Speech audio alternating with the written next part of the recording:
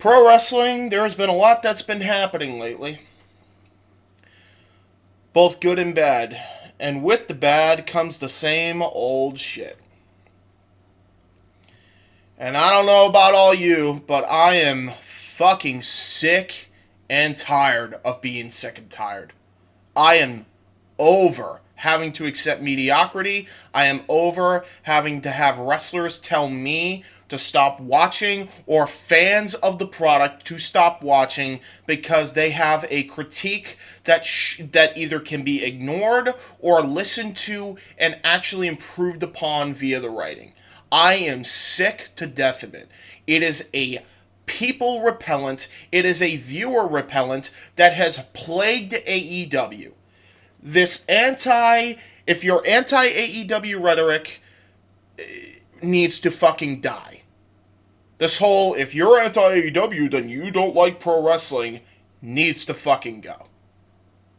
Because just like when WWE was doing it back in 2019, just like when TNA was doing it with Don Tony back in 2013, that rhetoric didn't help then. It damn sure isn't helping now. AEW just happens to be the most flagrant fucking offenders of it. Whether it's the fans, or the wrestlers, or now the owner of the company going after fans on social media for daring to criticize the product, which has been happening the entire 5 years of the company's existence, by the way. Can't confirm that right out of the fucking gate. Yeah, we're starting off hot. You want to shoot? Let's shoot, cowboy. All of that to be discussed and to be condemned on the JHebert side of things. The disclaimer that happens on the intro is rather fucking fitting in this case. The following views are strictly the views of James Hebert and do not represent anybody that works with the JHebert Studios or is a part of the JHebert Studios.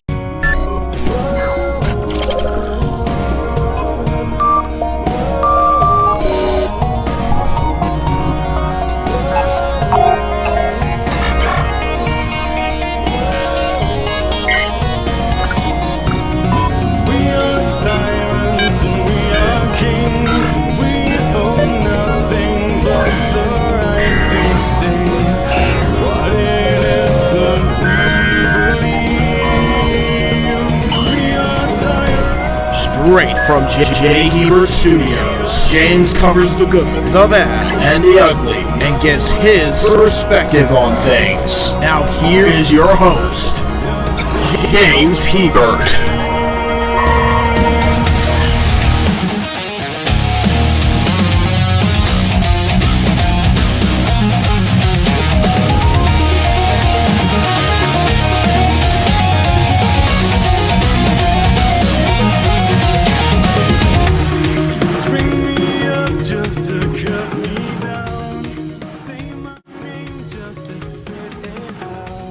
Boy, oh boy, folks. Get prepared for a long one, because this is going to be a long-ass fucking podcast. We got a lot to cover, and I'm not going to be cutting time for any of this, because all of it needs to be discussed. And we will be discussing everything that I said right at the top of the program. Just to start things, I want to make this very clear that this podcast is very much therapy to me, because when I need to vent, this is a very good place where I can vent and ask for apologies later, pretty much. I don't have to fucking mind my P's and Q's, pretty much. If there's other people in the room and they just don't want to hear the fucking drama, you know, I don't want to make them uncomfortable. So in this scenario, in this scenery, I can just be who I need to be in this moment and just call out anybody I need to call out if I think that wrong is being done.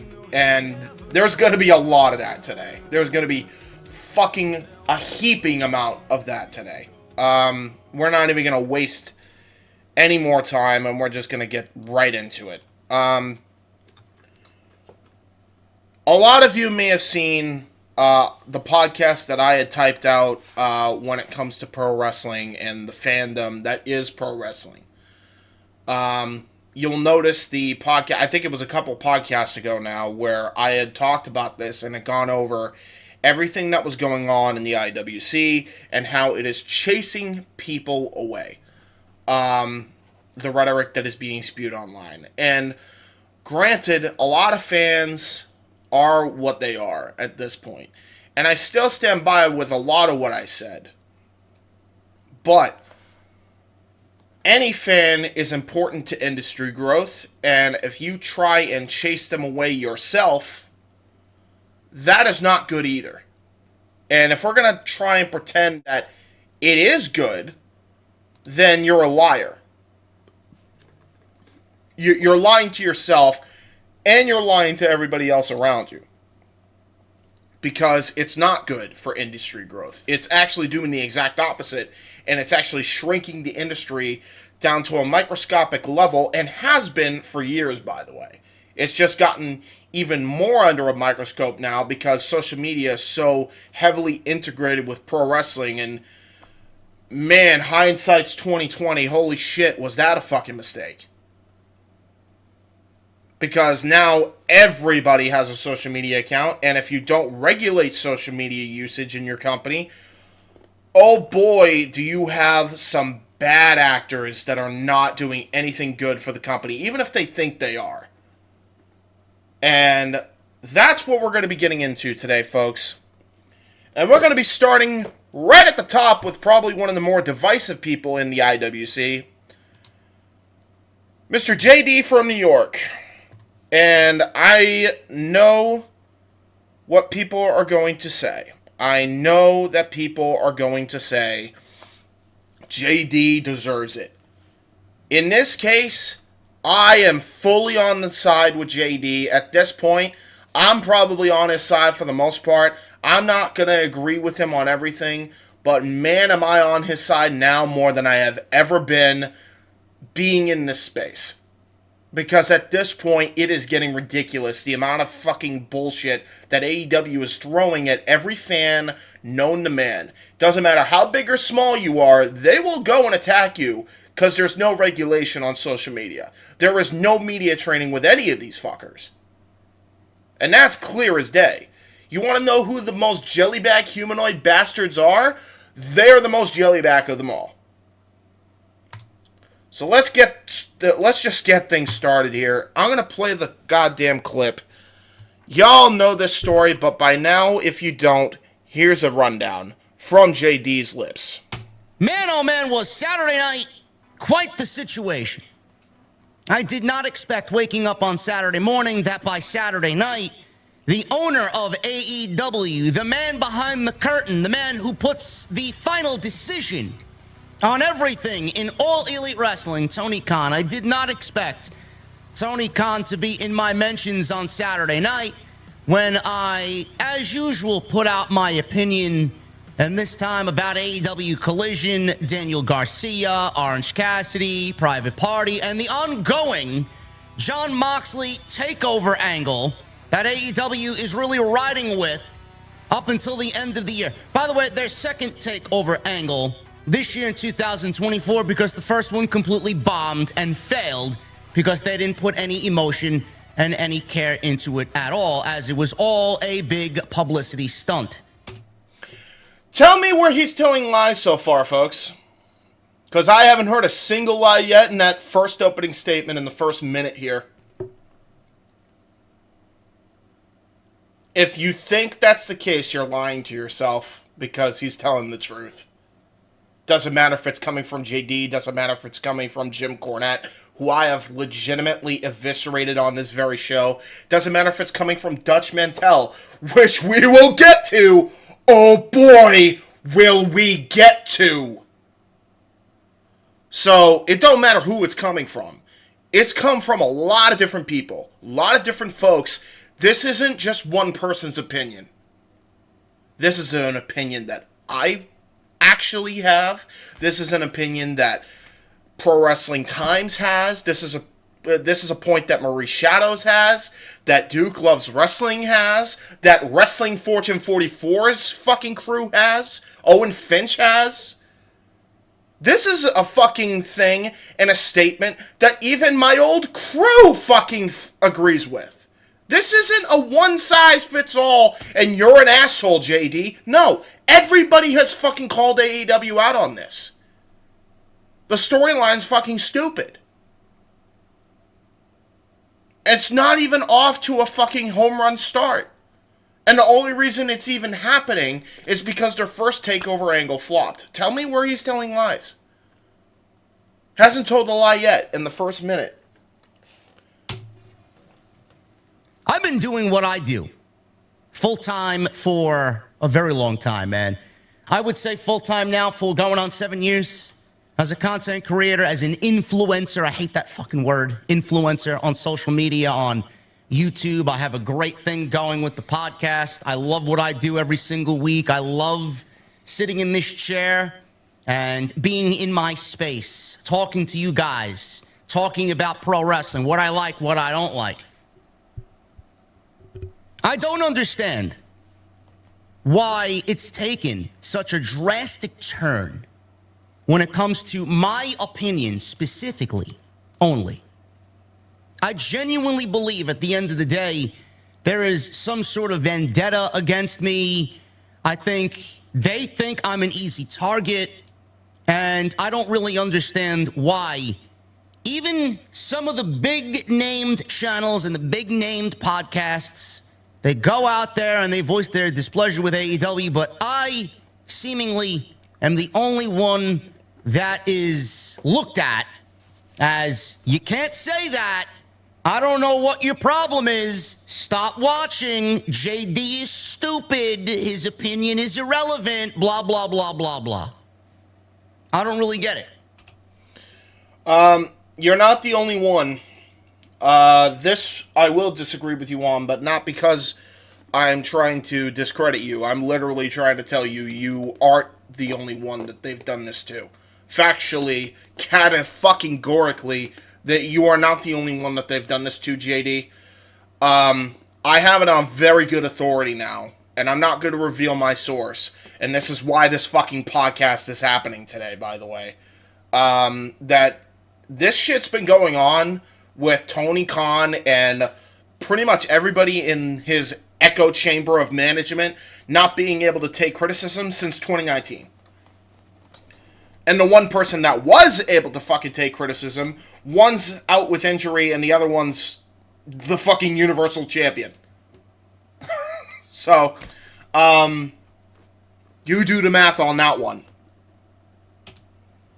I don't understand the entire mentality behind, let's attack JD, let's put him down for his opinion, and let's get him out of here. I don't really understand it. Same here. Tony Khan was in my mentions crying that I said something or someone, in this case, we'll show it, was stupid for liking something that AEW put on their television show. Might as well cut right to the chase. This is what happened on social media, as it just caused a complete shitstorm where everybody in the community wanted to dig their claws into this because it was juicy drama. Oh, look, Tony Khan cooked JD from New York in the mentions, man, on Twitter. He didn't cook shit, man. Tony Khan went into the kitchen like he usually does and burned the motherfucker to the ground. Nothing came out of that kitchen was edible whatsoever, man. Tony Khan was on social media, and he put out a tweet because I said something along the lines of this. LOL. Orange Cassidy, he's been overexposed. Daniel Garcia, nobody believes in him. Private Party, Tony Khan has booked them into obscurity for 4 years. It all reeks of desperation instead of planned long-term investment. Gee, man, what did I say? That was so wrong, man. Oh, my goodness, man. That is not out of the ordinary. That is not anywhere different than what I would usually say on this channel, on a video like this, or when I'm live with Jesse on Wednesdays. So we got this AEW fan here. We do believe in Daniel Garcia. That's That's great. That's great. You could believe in whatever you want. You could believe in the fucking Tooth Fairy. You could believe in Santa Claus being real. You could believe in the Easter Bunny. You could believe in anything you want, man. You could believe in anything you want, man. I'm not here to say what you can and cannot believe in. I go on and reply, no, you don't. LOL.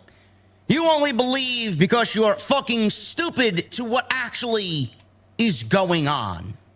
So that was my reply to that AEW fan.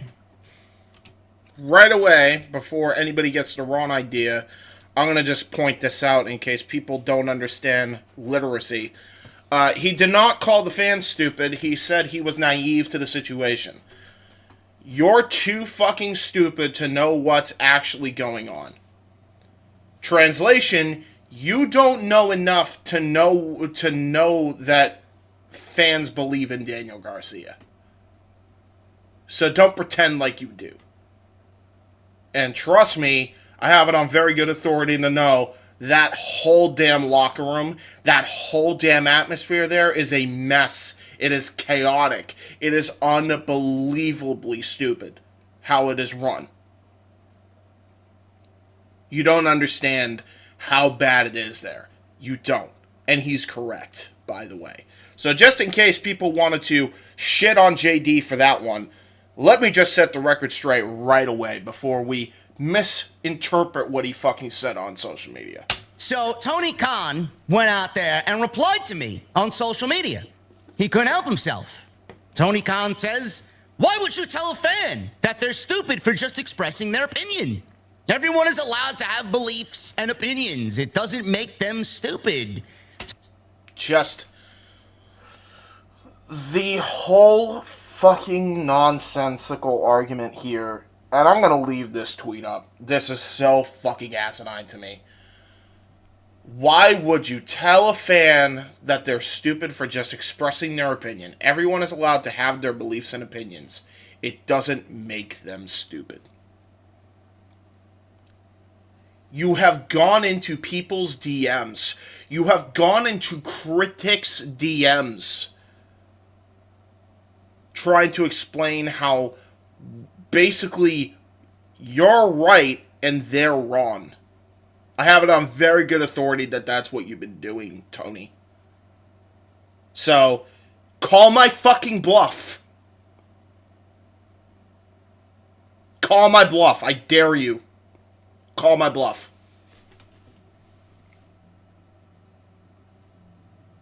The fuck type of hypocrisy is this, bud?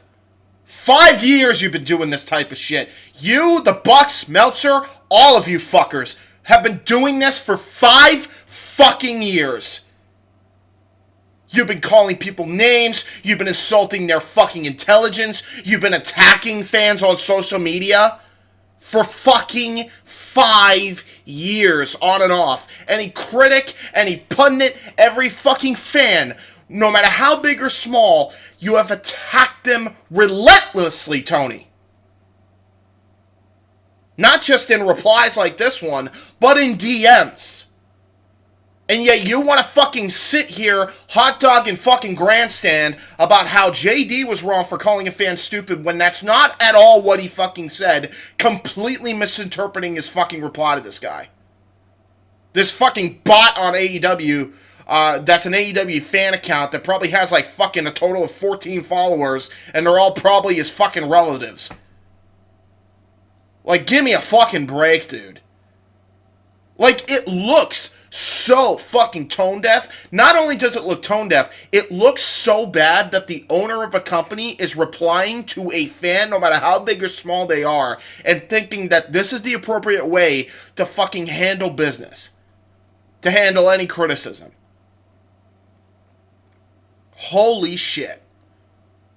This is the guy. No wonder AEW, no wonder Ricochet and Samantha Irvin and Dax Harwood of FTR are just going on a fucking warpath on social media. Because this motherfucker's doing it himself. And before some AEW fucking fan comes in here and is like, well, you know, you got your priorities wrong. you should be more mad about what Vince McMahon is fucking going on, and that whole thing where Vince McMahon's a fucking rapist and a fucking pedo defender. Yeah, he fucking is. You ever heard of this fucking expression called both and, idiot? I'll fucking call you stupid. I don't give a fuck. Go ahead and block me. Go ahead and fucking report me. I don't give a shit. I'll tell it like it is. You can't fucking tell me that this is okay. Just because the other situation, while indeed is fucking worse, don't fucking come at me and tell me that one thing is bad and I should be more upset. Don't fucking tell me how to fucking live my life. Don't tell me how I'm supposed to feel. If I want to be mad at both, I'll be mad at both fucking equally, and you'll sit there and like it, or you can fuck right off. It's stupid. You're telling somebody how to fucking express themselves. Fuck you. I'm not gonna kowtow to your fucking bullshit. Especially when it's coming from Tony Khan. I don't care how much of a fucking billionaire he is. I don't care. You can keep saying what you want to say until the fucking cows come home, idiot. I'm not fucking biting your bait. So, fuck out of here with that one. Tony is correct. Just like it's my belief that Daniel Garcia is not a star. It's my belief that Private Party has been booked into obscurity the last 4 years. It's my belief that Orange Cassidy's been overexposed. Say it louder for the fucking people in the back that want to go la la la la la la la la la la la la la la la. Say it louder for them. I'm expressing my opinion. Need a fucking megaphone. How many people have called me shit. Stupid? How many people within AEW have called me stupid? I mean, you got Dax Harwood every fucking week chiming in on my DMs saying that I'm this, I'm that. I should stop watching the product. He clearly doesn't believe in my opinion either. Because I can, Tony. It's all subjective. Mm-hmm. Tony says, yes, exactly. It's all subjective. That's why I never called you stupid once in 5 years. Despite the fact that I often disagree with your opinions. Did Tony Khan just admit to the entire world? Did Tony Khan just admit to all the sickos that he's been watching me? He's been watching what Jesse and I cook up every Wednesday. He's been watching JD from New York for the last 5 years. Did Tony Khan just admit to that? Yes. Yes, he did, JD. And not only has he been watching your show, but he's been watching, for the last 5 years, every podcast that will ever say anything positive or negative about his product. Yes, he has, JD. Yes, he has. And man, does he not take the negative criticism well at all. Not even a smidged fucking well. Not even once. So yes, you are correct, JD. You are correct. Because by the looks of it, folks, it sounds like he just admitted he's a fan of JD from New York, and he listens just like everybody else does. So I replied to Tony, well, you couldn't call me stupid for the first 3 years because I was on your payroll, supposedly. And the last 2 years as a fan, I disagree with you creatively. That's coming from someone who desperately stood for what you served us. Now, I feel no emotion. Fix it. Before we get on to the rest of JD's video here, and trust me, we're going to get onto it. I wanna dissect this tweet that he replied with.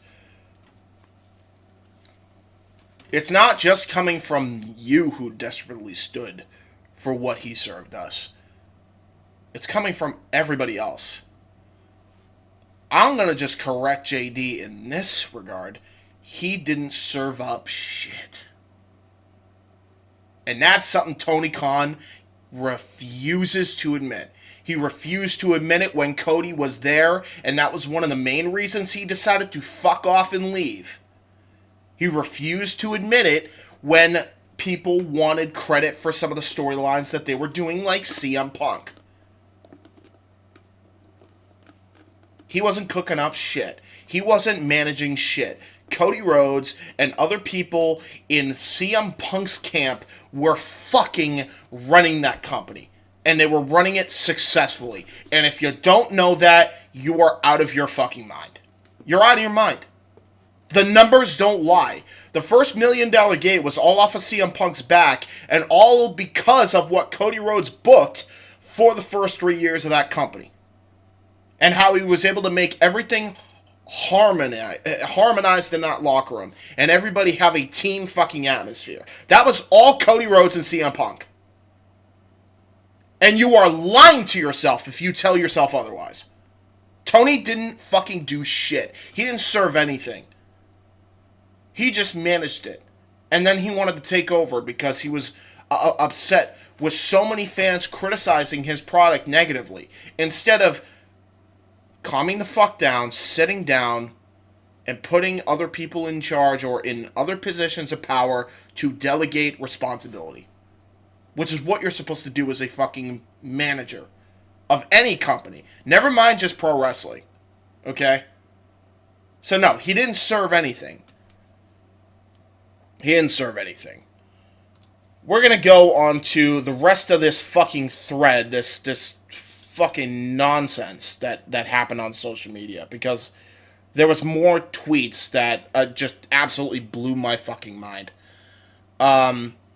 We have a WWE Stan account, or I don't even know, just a wrestling Stan account, I guess.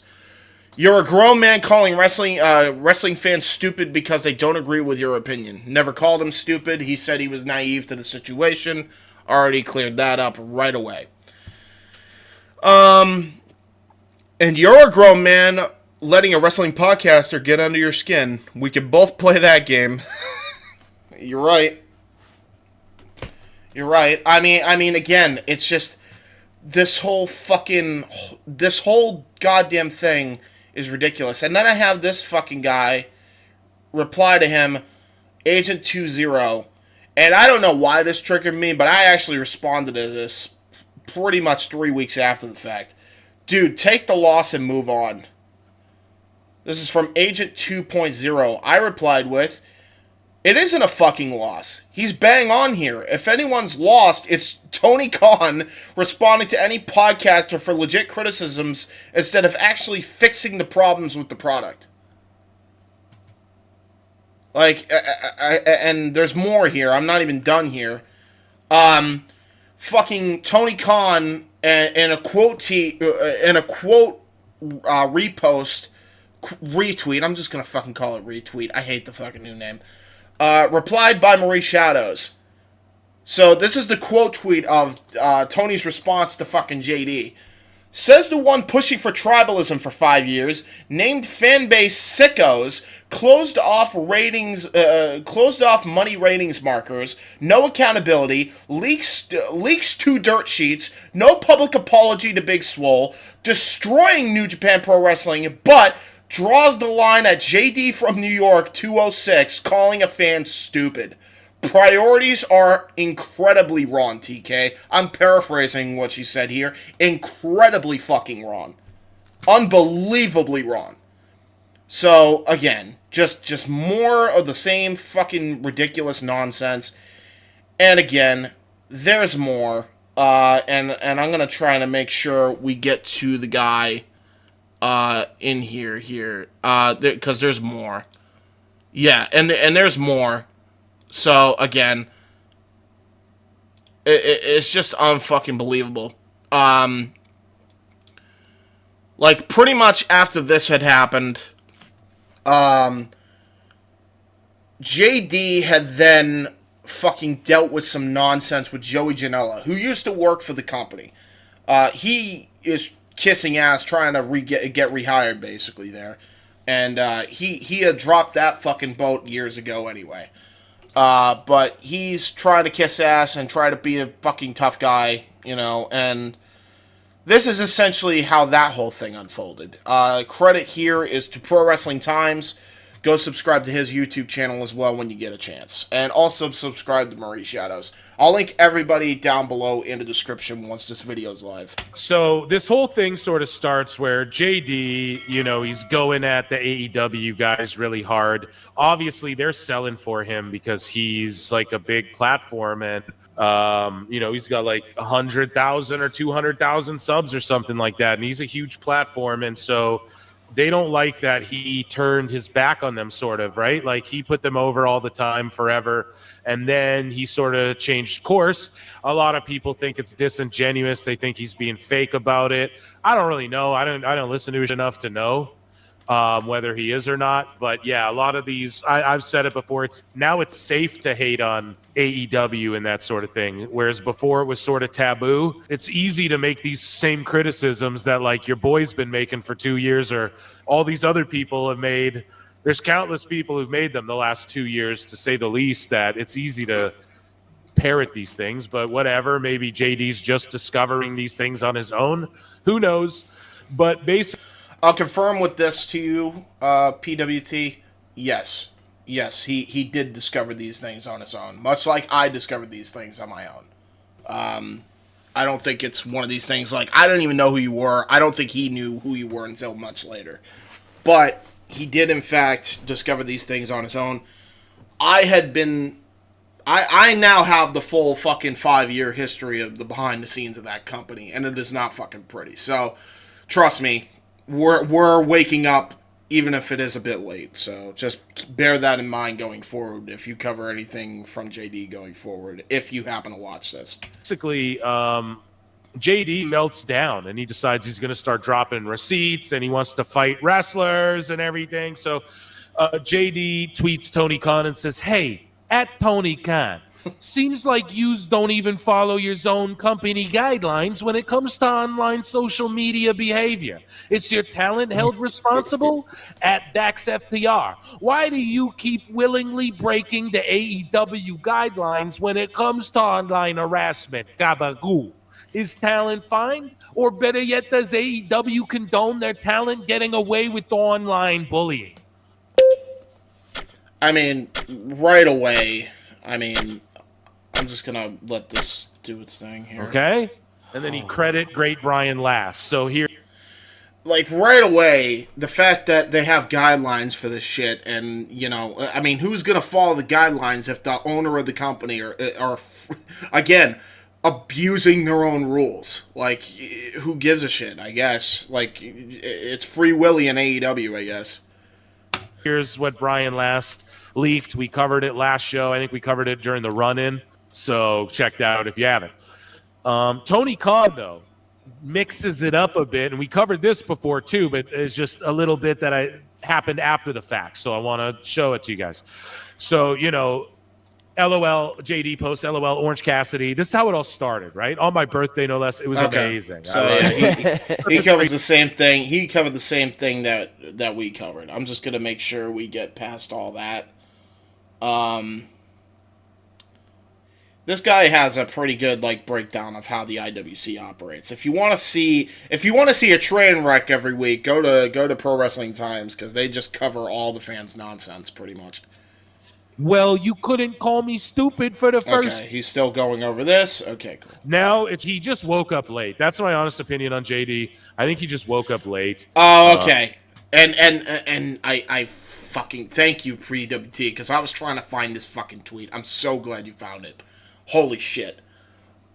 This fucking chick named Chrissy Ann replies to JD's fucking last reply to TK with the whole, "You couldn't call me stupid for the first 3 years," with this. "Now I feel no emotion. Fix it." She then replies with, "I don't know if that's his problem to fix. Just turn off the TV. Go outside. Go outside. Turn the TV off." Not for nothing, but when Paul Heyman said the same thing on a WWE podcast, what did a lot of people do after the Royal Rumble 2015? Exactly what you recommended. Here's another remote. Double time. Tap the freaking remotes to turn that TV off. So if you don't like it, go away. Don't get me wrong. I know you can't please everybody. I'm well aware of that. You're never gonna, especially in this fucking fandom, you're never going to please every wrestling fan known to man. It's just impossible. But this dystopianism in pro wrestling, especially in the IWC, and especially with freaking company heads like Tony Khan and wrestlers that are defending him blindly, like Dax Harwood and Ricochet, all like fucking just being like, yeah, it's not his problem. You need to touch grass. You live in your mother's basement. Your opinion's irrelevant. Go outside. Like, it is actually amazing how there's no accountability in that locker room whatsoever. There's none.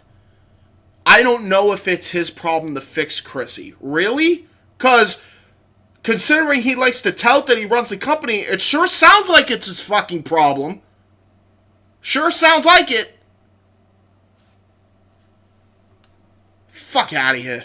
Unbelievable. Just unbelievable again. Like, I'm glad that PWT actually had this. I didn't even know he fucking had this. So there you go. A lot of us were on this wave before, and like that's why I was pissed, because AEW like slapped me in the face, dude. It was so good at the start, and it lost all its momentum slowly but surely, and it just happened in front of our eyes. And when we pointed the little things out early, it just gets thrown in your face, and then you realize, okay, we're just not allowed to critique this thing at all, and pretty much all of the gatekeepy dirt sheets are in their back pockets. You know? So Tony, in this exchange, said, we covered it here, like, why would you tell a fan they're stupid, blah, blah, blah. So the reason I brought this all back to the show is to say Glenn Gilberti goes, this guy called, I can't do it. My throat's too up to do the frog. I can't do it right Herbert, now. My throat's stiff. This guy called me irrelevant parasite. I can't do it right now, damn it. This guy called me an irrelevant parasite when I gave my opinion on one of his shows. Yeah. I'll do it for PWT, because God knows we need to have some lighthearted humor on this. I got you, PWT. Heidi ho, Glenn Gilberti, Real Disco Inferno here. This guy called me an irrelevant parasite when I gave my opinion on one of his shows. Yeah! There you go. I did it for you. Anyway. So, yeah. All jokes aside, what in the fuck? Right there. Boom. And by the way, it doesn't have to be a wrestler. It could be a fan. I've seen fans' DMs where he has literally gone back and forth with people in the DMs, no matter how big or small they are. He listens, folks. He listens to all your podcasts. Your podcast with 2 views, I guarantee he probably has listened to it at some point. Guarantee it. I bet money on it if I had any money to fucking bet. Yeah, it's exactly that. Good for me, not for thee. Tony Khan will call people bald assholes. Why would you call someone stupid? He'll call people bald assholes. He'll call people irrelevant parasites, all of that sort of thing. He doesn't like when other people call other people stupid. Yeah, so it's always good for me, not for the mentality. I've pointed it out ad nauseum, but I just wanted to bring Disco's with a very bad impression of him to the show there, his rebuttal. So then he gets into it. JD starts getting into it with Joey Janela out of nowhere, who, if you guys aren't familiar with Joey Janela, he wrestled in AEW. He's the guy who lit his foot on fire and then lit his leg on fire by accident. He most recently got slammed through a burning table and lit himself on fire again with Matt Cardona. He's dating Megan Bain. He also dated Penelope Ford, which is crazy. Like, what a track record. Yeah, he's a funny dude. I like following him on X, and I know people hate, like, I'm not gonna sit here and go, he's the best wrestler, man. But like, I like Joey Janela just as a character and as a dude, okay? That's all I'll throw out there, right? Whatever. His wrestling aside, like, I think he's just like a funny dude, you know? And he's a great follow on X, because this blows up and I get such a kick out of it. But either way, where do I go? This might be out of order, guys. Just bear with me. It's so much here, but JD I mean, it's goes, definitely out of order, but you could put it out of order. yeah, we just got to play it. We just got to play it how it is. So JD goes, "Hey, Joseph, I thought you were seeing me soon. You were in the same." Oh, sorry, I should preface this. So JD was doing commentary on a wrestling show that Joey Janela was wrestling on. Yep. And this is why this erupted, okay?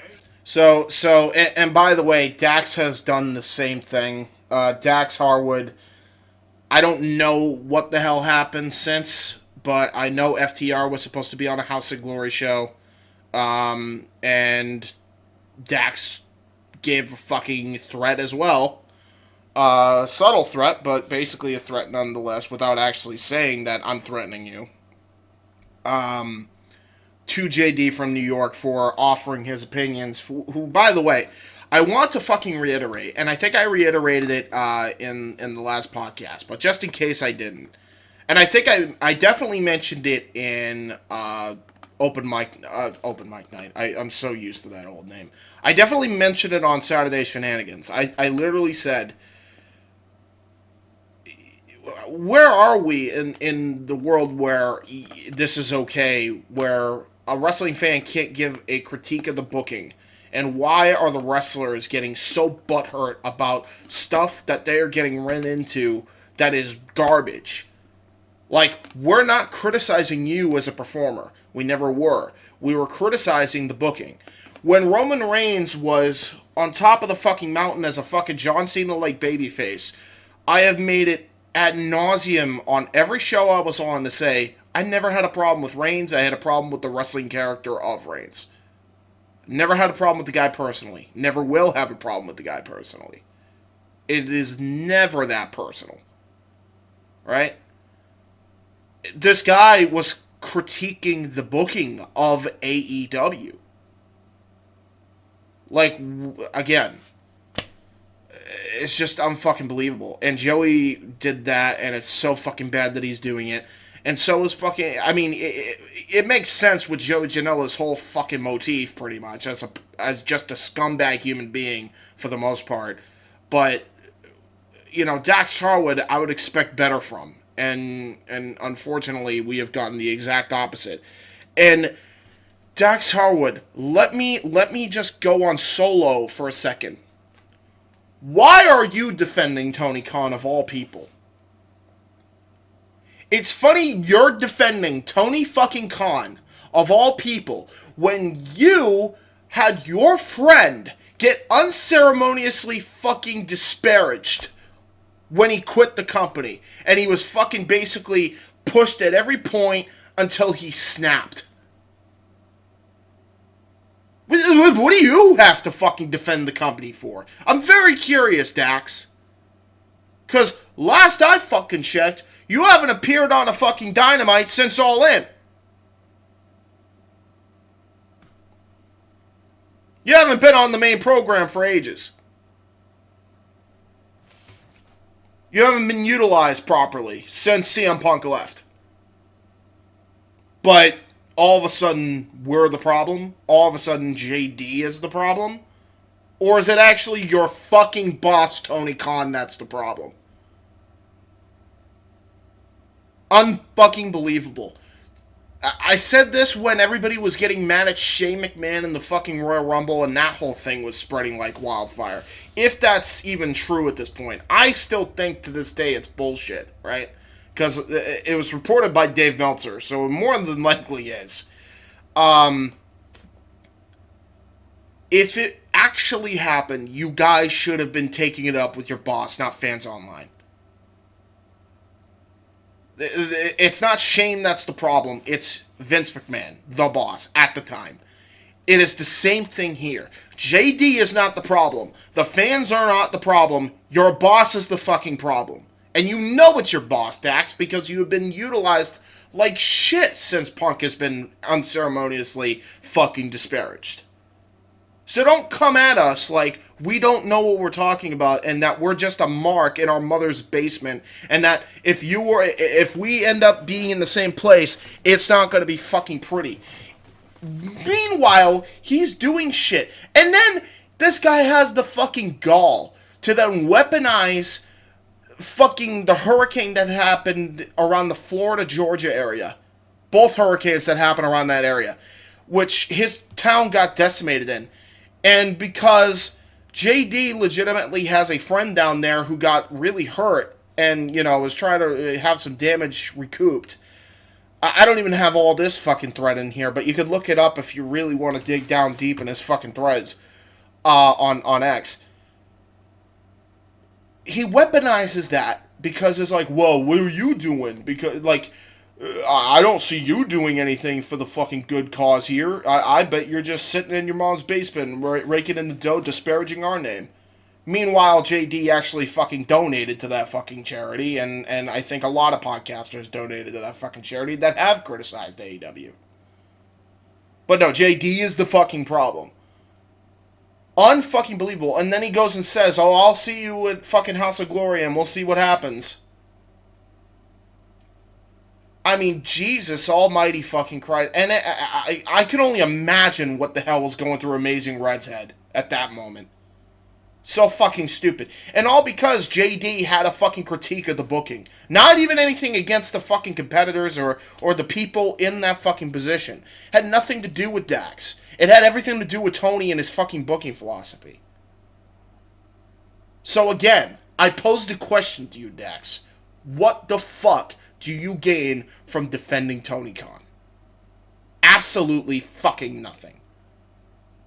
And unless you can prove to me otherwise, besides a fat fucking wallet, I'll be fucking shocked. I'll be shocked. And then they tried to go to an after party, like JD was trying to get into an after party, and he wasn't allowed in or something. We're going to cover it all. It's hilarious. Here we go. So he goes, hey, Joseph, I thought you were seeing me soon. You were in the same building as me a few weeks ago and knew exactly where I was. You were as quiet as a church mouse. Should rebrand yourself a bitch boy. And then he drops DMs, right? And Janela messaged JD and goes, I'll be seeing you soon, man. You talk too much, man. And then before that, though, he was responding. So Joey tweeted this out. They don't make fans take off the famous Jim Cornette face t-shirts. They certainly aren't making a fan take off a JD from NY shirt, LMFAO. So this was someone was wearing a JD shirt in the crowd. So that is what the quote tweet was. By the way, I can confirm that whoever gave him that fucking story was bullshit. Thank God. Because that would have been fucking ridiculous. Although fucking going after fans for having an opinion is just as fucking bad as having them remove their shirt. So it's one evil over the other, really, on that front. And they're saying, like, they don't make people take off the Jim Cornette shirts. They're not going to make someone take off the JD from NY shirt. That's what this was a response to. Him just saying, like, they're not going to make someone take off a JD shirt, LMAO, which is pretty funny, like, you know. But then, yeah, so this was JD's response. Like, hey, Joseph, blah, blah, blah. So then Joey quote tweets that and responds to it and goes, this guy is absolutely pathetic. I was rolling in after a double shot after being stuck in traffic for 2 hours with my girlfriend. We got there, the show started. Had to go over my match immediately with Joe Hendry because he had a 9:30 p.m. flight. Didn't see this guy once. Didn't even know he was there. I'm more professional to beat the piss out of someone in a locker room anyways. I swear on my father's grave 100% that if I ever see this guy in person, I will beat the absolute out of him. Yeah, because you did that so well with fucking Enzo Amore, right? Saw the video. Listen to this. I saw the video of him standing in the street waiting for someone to let him into the after party while telling security, tell Max I'm out here. Well, everyone looked down to the street and laughed at him. So, like, I don't even know what's up, but we got more, guys. This is just the start, okay? This is just the beginnings. So apparently, like, JD's outside this after party, whatever. And so he goes, curious, let me ask you a question. If I have DMs from said pro wrestler who basically told me he would drag me outside by the throat as long as it gets done. Do I screen cap it for everyone to see? And do I alter the promotion that he is actively a part of so that he suffers the repercussions? Yes. I agree. I agree with this statement. Yes. So now he's like threatening people's jobs or what? Like, I'm going to get you in trouble with your boss? You know, that it's like, as come you on, fucking man. should. Yes. I don't know, man. Like they're both talking. It's like, you gonna fight or get him fired, bro. Feast or fired. Yeah, feast or fired. And then Janela underneath it cops to it. He goes, "It was me, cop callers." And then Vince, he quote tweets it with the Vince, "It was me all along." Nice. So he just owns it, like doesn't give a shit. That's hilarious from Joey. That's what I mean. He's funny as shit. So then JD goes, "You got it, NJSP." So he tags New Jersey State Police. Right? He tags them. So they're literally tagging cops, and I didn't even see that till today. I mean, honestly, it is unhinged. It is unhinged, and I get where this point is. Like, if you're gonna fight the dude. I agree, most times, but it's over a fucking opinion, over pro wrestling, or multiple opinions of pro wrestling in this case. It's actually kind of fucking pathetic that you're going to threaten fans that are paying money or working for said company. If fucking CM Punk can get fired, then yeah, I think we set a precedent, Joey. I don't know. It's weird to even do that, to tag cops. Tarantino. I mean, we're at the point now where it's like, okay, just end it. This thing is stupid. As AJ Francis said, some of you all need to be slapped, because if you said this in real time. So I jumped ahead here also. I jumped ahead here by accident because, like, this is in response. So he actually tagged cops in this, dude? I'm just seeing this for the first time. You what? He tagged police, bro. What the fuck? This makes me embarrassed. I mean, this is so embarrassing, man. It is. So anyways, though, JD, goddamn. Okay, so I skipped ahead there, but he tags the popos. But JD goes, "Hey, at Lauderdale, at GCW Wrestling," tags them. Trying to get this dude fired or what, man? "Nice to know you employ someone who blatantly wants to drag me outside by the throat as long as it gets done." Bro, I hate this too. Drag you outside by the throat. I had this debate too with someone where they're like, CM Punk said he would kill Jack Perry. Bro, he said, what? He said, Jack Perry said, "What are you going to do?" And I responded, "Jack, I'd kill you." He doesn't mean literally, guys. It's like yeah, he's going to do the cane and grab you, JD, by your throat and just rip it out like a zombie movie and drag you to the outside.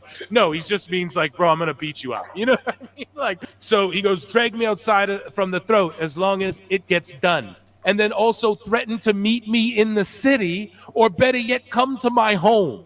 And I should tell the cops all over pro wrestling. I know, and he's going like, I should tell the cops all over pro wrestling. Bro, it's not literal, like Jesus Christ. And because, according to him, I don't deserve the platform I have, that really pissed JD off, that he said he doesn't deserve his platform. So here's the DMs. So we crack the DMs wide open. He drops a bunch of them. Oh, this gets so juicy. I love it. Chat, I know you guys are loving this. So Janela goes, "No, I'll buy you a beer and we can talk like men." So instantly, No, that's is that JD saying that? Yeah, JD's in the blue. Good. Yep. Okay, good. So JD saying, "No, we can talk like men." Okay, good for him. Points for you, because that's like good. Okay, so let's go. Yeah. JD says, "No, I'll buy you a beer and we can talk like men." I got to get my accents right too, chat. You know what's up? Thank you all, Jake, with the assist there. Anytime. That's what I'm here for, boss. He goes, "I got no problem with you, man. I have a problem with you because you have a problem with me. And I don't know why." And about AJ Francis, I apologize to him if what he heard from me about him being fired from WWE was him thinking I took a personal shot at him. I didn't. Not my fault. I predicted his fate before it actually happened. If that makes me a pussy, so be it. Yep.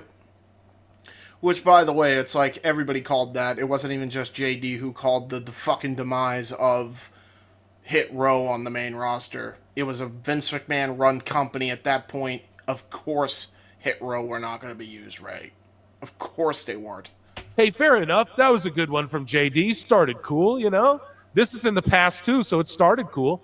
But then Janela just goes, that video of you in London is embarrassing, LMFAO. You look so sad. You're such a pussy mark loser you are. Oh, come on now, Joe. Janela, that's not very fair. He was trying to be cordial, and then now you're going off, firing off, shooting from the hip, as good old JR would say. Anyways, though, I don't know if this is... Yeah, this is in order here. Joey goes, I can give two what you say about AEW. I just think you're a clown who doesn't deserve his platform, and I'll make sure to really embarrass you for the boys and girls. Oh, JD goes, that's a cool story, bro. Where were you September 29th? Oh, and he goes, I got there extremely late as the show was starting, had to call my match, didn't see you once. I swear on my father's grave, I would have dragged you outside by your throat. You thinking I'm kidding, man? Like I don't care about the repercussions as long as it gets done. Damn, that is pretty intense. He goes, nah, I don't think so, man. That totally would have not happened. That's such a chill response, too. Nah, I don't think so. I love that, dude. JD now. JD's rallying back in this one, folks. You know? Because it was the only way to fucking have a response. Like, it's so stupid. Like, why are you guys in DMs criticizing fans for having critiques of the booking? Fucking take it up with your boss. Christ almighty on a cracker. I was leaning more Joey, but now JD's rallying back. He's landing that jab, hitting that right cross, man. He's making it happen. Duck Bob and then Janela goes, 100% would have happened. I don't think you know my reputation. It would have been ugly for you. Yeah. I know. Hold on, Joey. I know your reputation, pal. I know your reputation. This is the same guy who claimed he was going to get into a fight with Enzo Amore, and all he did was shit talk from a distance while Enzo was trying to go on with his day. I remember your fucking reputation vividly, my guy. All right, bud. Cool. Wasn't there a video of him trying to fight Enzo or some shit? Yes. Jesus. Oh, yeah, like a Blink-182 concert or something, yeah, did they even throw down? Like, what was Yeah, I forgot about that. That was years ago. Yeah, that's the only... I forgot about that. It did happen, though. You're absolutely right. That did happen. So Janela goes, I'm not trying to embarrass my girlfriend either. Fair enough. You don't want to do that. Bro, in front of my colleagues and staff? Probably unlikely. Brother, I'm Joey Janela. You think I care about your colleagues, LOL? That's amazing. Brother, I'm Joey Janela, brother. Andrew Baydana is on sicko mode. Yeah, hit him with the sicko mode. I didn't listen to their whole thing with him and Baydana. I just can't. We'll get to him. Oh, we'll get to him on this show. Oh, I got so much to say about this fucking twerp. I got so much to fucking say about this douchebag. And listen to that. So anyways, though, so he goes, that would have so he goes, you have zero reason for the anger. I don't talk about you to anyone. You think I don't deserve a platform? Fantastic. No reason given. It's my platform. LOL. Exactly. He can do what he wants. Joey goes, they would have broke it up and laughed at you. Yeah, fair enough. Most fights get broken up. So then there's even more, though. They keep going. Like, JD drops a bunch, and he goes, it's time to take out the trash. Maybe I'll stop by your place soon. Have a good night. Now, this is where Joey, like, hey, you're crossing the line, but he's probably trolling, just trying to scare JD and, like, with him. Now you are crossing a line, but if JD was really worried, shouldn't he have gone to the cops immediately or something? But like, it also, they're just talking. I don't really think Joey's going to show up to your house, but it's like, I don't know, to tag police in this. Like, it's either you got to take this all the way seriously, or you got to take it in jest and know that you guys are just talking and are going to have to throw down in mutual combat when you see each other, or you have to be like, oh, I'm scared and need the cops. You can't like play it one way and then all of a sudden decide, oh, I need now. Unless they keep talking shit and they keep damaging your credibility and calling you a liar and telling you don't deserve the platform you have, then all bets are fucking off when you do it one too many times. So no, I actually am fully on JD's side with this. Tag the police, tag fucking Brett Lauderdale who runs GCW, tag them all. I need the police, or now it's a joke or whatever, right? For both guys, I'm saying, yeah, you right? can't go half-assed on this. Yeah, you got to either be all in or you got to, you know. So Joey Janela, Yeah, all or none mentality has worked so fucking great with situations like this, because that's totally fucking great. Like, yeah, have a good night. And then JD goes, what place is that? My home? And then Janela goes, yes, your home. Tell the cops. I just think that's trolling. I'm reading it as trolling, but it is going kind of far. And then JD's like, you don't know where I live, laugh face. And then he goes, I could find out in about 10 minutes. And then JD goes, please do humor me. Yeah, I don't know. He welcomed him, bro. So there you go. I don't know. And then he goes, or just meet in NYC tomorrow. Do these guys both live in Jersey? In Jersey? I think JD lives like in like Queens or Yonkers or something, like outside the city in New York, and then Janela lives in Jersey. Okay, Jersey. Yeah, they're like, the outskirts of New York City, I think. So the bad boy goes, or just meet in NYC tomorrow. Take the beating like a man. I'll slap you around a few times. I just want to point out who's sending more DMs and who's sending less. I want to make that very clear, that one person's sending more DMs as opposed to the other. You do the math on that one, because it sure as hell ain't JD. Film it. You can press charges if you want. Sue me. I'm off tomorrow. Yeah, so this is what this is. Joey just really wants to fight JD, and he's saying anything he can. Like, he's actually mad. That you can tell. No one's saying, like, sue me, and it's a joke. So JD goes, your issues with me are fabricated. They don't exist. You can't even tell me why you have a problem. I never said a thing to you or about you. Meet me tomorrow, brother. Don't be a little pussy. He's just not hearing anything JD has to say. He's just like, nah, come and fight, man, right now. It's not even reading, just responding back with this. Yeah. Meet me tomorrow, brother. Don't be a pussy. I'm off. Takes me an hour to get to the city. It'll be just me and the cameraman. I'll beat you up like they do in the pedo videos. Oh, Jesus Christ. He goes, yeah, and then you can sue me. So he keeps saying, like, go ahead and sue me, bro. Get a payday out of it. And then JD's like, LOL, you're actually hilarious, bro. I got no issue with you. Keep spreading falsified stories about on here, though. Okay? What a pussy. You're a pussy. That's all he can say. So then Janela goes, meet me, LOL. Come on, big, loud mouth NY tough guy. I got bitched out by Enzo, remember? And I have second-degree burns all over me. Luck is on your side. Have a good night, Joe. So that's a good, like, little response. But yeah, like, what happened in the fight with Enzo? I thought they just fought each other. Did Joey bitch out or what? Yes, he did bitch out. So yeah, you can check out more of this podcast. I think he covers a lot of the same things that I'm about to cover here, plus more on PWT Live Show 63. Go check that out on YouTube when you get a chance. That will be under his live tab. So yeah, I mean, just unfucking believable fucking nonsense from that one whole fucking exchange of a critique that he had with the product. If you can't see the goddamn problem here, you're a lost cause.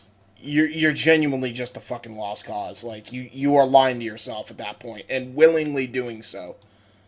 So yeah, there you go. I guess we continue with JD's fucking response in longer form from all that nonsense that happened. And yeah.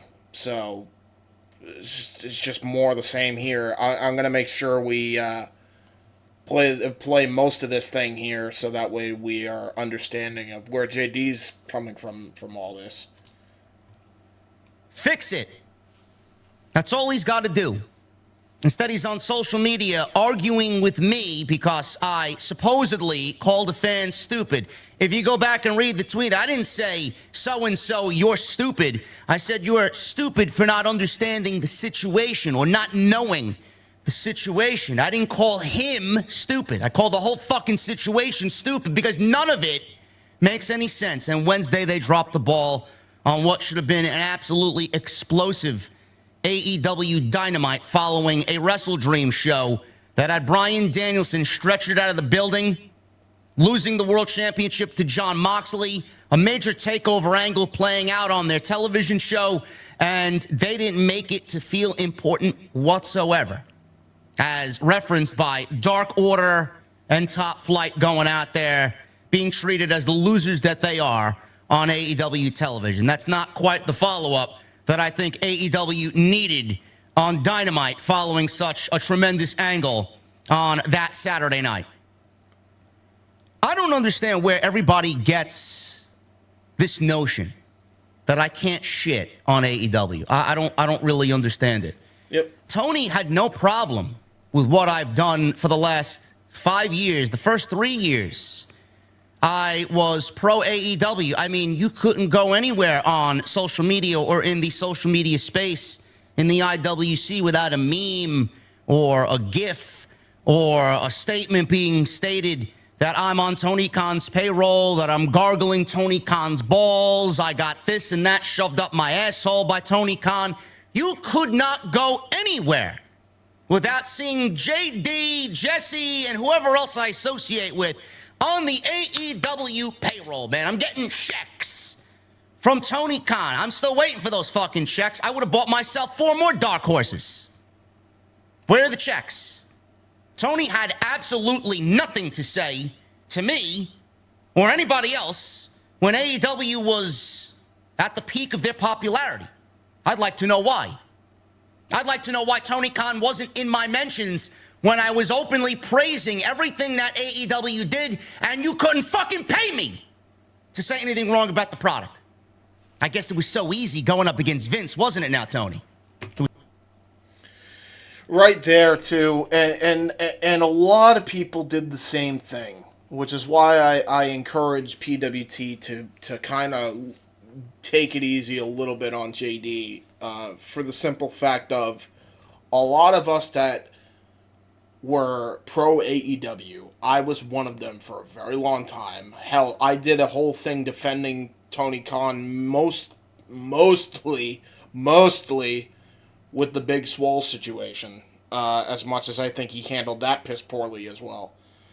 And I showed receipts of why I thought that. So we all were hoping for this vision. And sometimes you just don't know what the hell you're caught up in until it's too late. And this is essentially one of those things. Sure, we all woke up late. I don't think that's a bad thing, because at this point, at least a lot of people are waking up and smelling the coffee, because man, oh man, is this fucking company run like shit. And if you don't think it is, I'm sorry to tell you, you're really just trying to pretend that everything is fine. You are literally the dog meme with the house on fire. And you don't even realize it. You have convinced yourself things are okay, when they're anything but. It was so easy going up against Vince McMahon, who was losing his fucking mind week by week and giving us the absolute dirt worst television that WWE could have ever produced. It's easy to go up against Vince McMahon and look at yourself and have all the sickos look at you as a savior. I did as well. You were giving us something that we desperately needed. You were giving us a different product. You were giving us a revitalization of what we all loved about pro wrestling. Matches were rich. Stories were substantial and played out over television. You gave us a weekly reason to watch everything you did. You had us hanging on to every single Dynamite, and that feeling came back. When one Dynamite ended, I couldn't wait for next week's Dynamite already. What happened? Yep. Where did it go? Yep. You wanted to coin yourself the alternative. Nowadays, you're coining yourself as we're the best wrestle. We're the best wrestle. I could go anywhere and watch great pro wrestling. I don't need to watch AEW to watch great pro wrestling. Is that what you think is going to get people to remain with your show and watch your show on a weekly basis, on a consistent basis like we did back during the glory era of AEW? No. And that's another thing, too. Like, this whole idea, we're the best wrestle. So, more of this elitist hashtag. Maybe we should get rid of the all elite entirely and just completely rebrand the product. Because at this point, I don't know what else you do, but this ain't it. Maybe elitism isn't the fucking way forward when it comes to wrestling. That might be the problem. To be fully honest with you, that might be the problem. Because I'll tell you right now, up front, honest, it's not. Pro wrestling, great pro wrestling, comes in a dime a dozen fashion. I mean, we just got great pro wrestling with Maple Leaf Pro Wrestling, with Scott D'Amour's new promotion. I could go anywhere and watch great pro wrestling. Tremendous 2 nights of pro wrestling with Mauro Ranallo at the helm. Yeah, amen to that. And I'll do you one better, JD. House of Glory has better wrestling and better booking than fucking AEW does. Deadlock Pro Wrestling has better booking and better utilization of their own fucking talent than AEW does on their weekly television program. Stop me when I'm telling lies. I do commentary for House of Glory. I see great pro wrestling every fucking month in House of Glory. I could watch TNA Impact. I could get great pro wrestling. I get great pro wrestling from the Harvey Weinstein of pro wrestling in WWE. Remember when you said that? WWE is delivering great pro wrestling as well, whether you sickos want to believe it or not. They're also doing something that AEW used to do and no longer does. They give you long-term investment. They give you characters and stories on television that play out over many weeks and many months that actually have a payoff. For AEW examples of this, Hangman Adam Page and Kenny Omega, the Young Bucks and FTR, CM Punk and MJF, CM Punk and Eddie Kingston, even though that was way too short of a fucking run with those two. Darby Allin, Cody Rhodes, Brody Lee.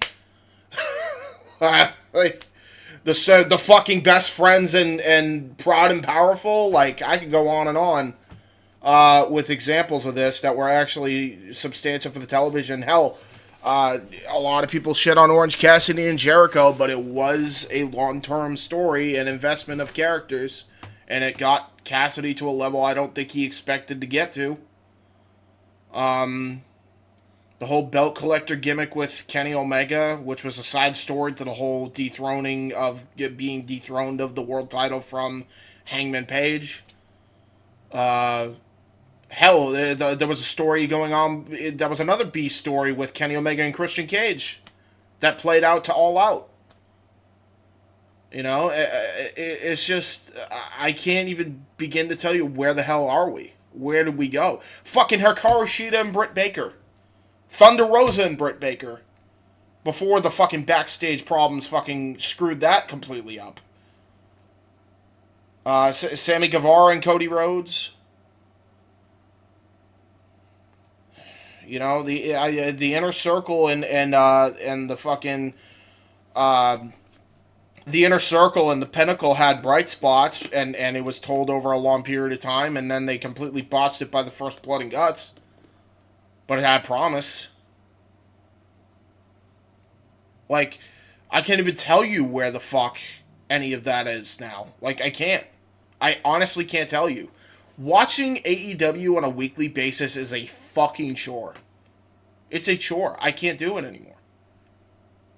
I refuse. Unless I have a watch-along call to do with the fucking Simply Reliable Studios, I ain't doing it. You can fucking pay me to do it. I won't even accept money for it. Seriously. The money I get, the only reason I'm doing it is because I'm actually, I don't want to let a friend down. That's pretty much the only reason I even watch. And it's not like I don't like doing calls, and it's a good thing I'm good at acting and masking it, because goddamn. And plus, I enjoy calling shit with Noah and Walter and whoever I have with me.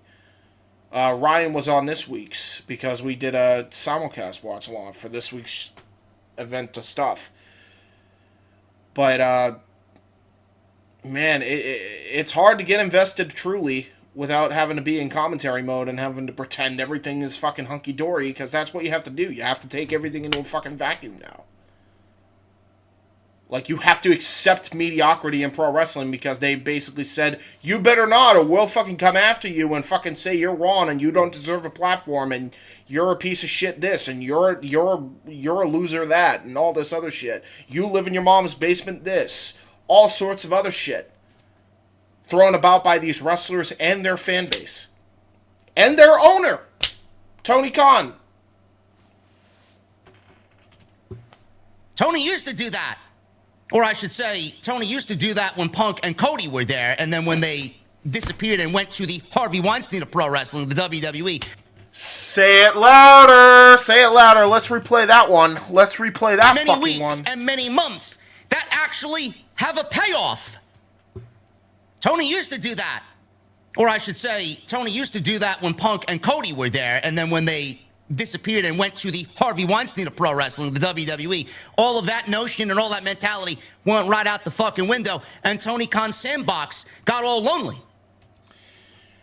Not just, by the way, I completely forgot to, and I think a lot of people forget to include Kenny Omega in this as well. And while, yes, he's still with AEW, he is no longer an EVP. He is an EVP in kayfabe only. He is not even an EVP by his own admission. After the brawlout shit happened, he said, I'm done. I'm done dealing with this. You can have it. So Kenny Omega's not even on the fucking management anymore. So Kenny Omega, Cody Rhodes, and CM Punk, three of the best fucking long-term storytellers in the fucking business right there. Like, you couldn't have asked for a fucking better continuity writers in the palm of your hand if you're talking about people and EVPs in the company. And you let one go because the fucking Bucks were spreading lies about him and Cody. You let the other one go because they were spreading even more lies about him and pushed him to a breaking point where he almost choked out one of your younger stars. And Kenny Omega said, I'm fucking done. I'll wrestle on your show, but I want no part of this fucking management.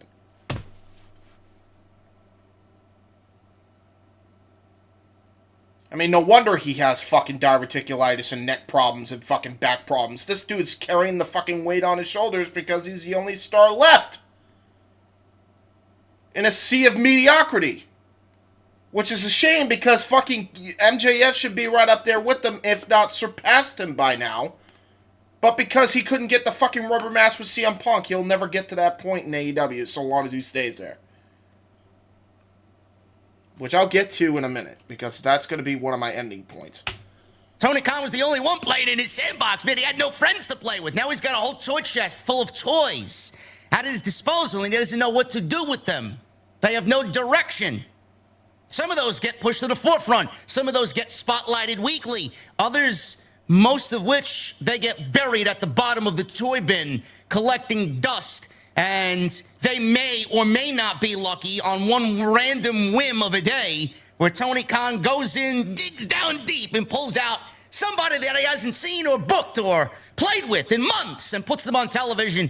And then the whole fucking cycle of what's going on just completely gets skewed, because at that point it turns into not a show that we need, not a show that we want. It turns into a show that Tony Khan wants, and a show with Tony Khan's toys that he wants to see on that specific day. Examples of this being the current things on AEW. I mean, I'll raise you Sammy Guevara, I'll raise you Dustin Rhodes, I'll raise you the Von Erichs, I'll raise you the Dark Order, who they've been booking into obscurity since Brawl Out 2021. 2022. I raise you fucking Proud and Powerful. There were last months where they were there, and they did not even get to fucking have their blow-off match on a pay-per-view. They had their blow-off match on a Rampage before Santana fucked off and said, I'm going to Impact. I mean, there was problems with this even going back then, but at least he was featuring everybody on TV every week, and there was a lot more TV time, and there was a lot more justification for 3 hours. Now he can't even book 5. He barely can book 2. He might not even be able to book 2. Some weeks he can only book 1 hour of substantial fucking television. That means a fucking thing. Literally, JD is so on point here. Tell me when he's telling a fucking lie yet. I haven't heard one. I haven't heard one. He like, this is literally how Tony is running his fucking product, and if you don't see that, I don't know what you're fucking seeing when we're seeing the same exact thing. You cannot tell me that that's not what's happening. He's literally throwing his name, throwing names in a fucking hat, picking one out at random, and he's like, alright, well, book them in a match. Like, it makes me not invested. Like, I'm one of the few people who like Hologram because of the guy behind the character and the fucking whole getup and the whole motif of him. I think if you book him right, he could be a great fucking luchador star that is homegrown as a gimmick in AEW if you book it right. But, like, I'm gonna fucking ever give a shit about how Tony Khan books his shit? Considering how he's booked his shit for the last 2 years and how he's managed his company even the last 5 years? Like, I'm supposed to put my fucking faith into Tony Khan when he's already let me down. Yeah, fuck off. No way. Man, sounds very eerily similar to what Vince McMahon used to do. You know, Vince booked for Vince. Yep. Vince surrounded himself with glorified yes men that booked for Vince. They didn't book for us. Vince McMahon had Bruce Pritchard and John Laurinaitis, who also were snakes in the grass and leaked everything to the dirt sheets. Tony Khan has the Young Bucks and Dave Meltzer. Vince didn't book for us. Vince couldn't give a shit about what we wanted, what we felt, what we wanted to see. Vince booked for Vince. Preach. Those people that work for Vince booked for Vince. Now Tony seemingly in the driver's seat without any outside influence. He says he's got this guy and that guy, this guy and that guy. Yep.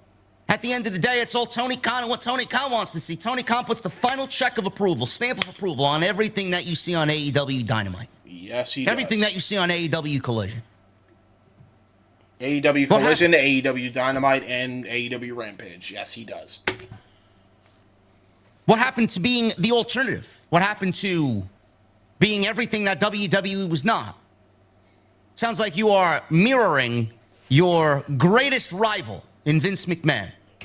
Literally, the difference between Tony Khan and Vince McMahon, and this is the biggest one. Tony Khan is a passive-aggressive piece of shit who doesn't have any sexual assault allegations. Vince McMahon is a full-on aggressive piece of shit who has sexual allegations. Both can be true. They're both not great and fit to run a promotion in the United States or any business anymore.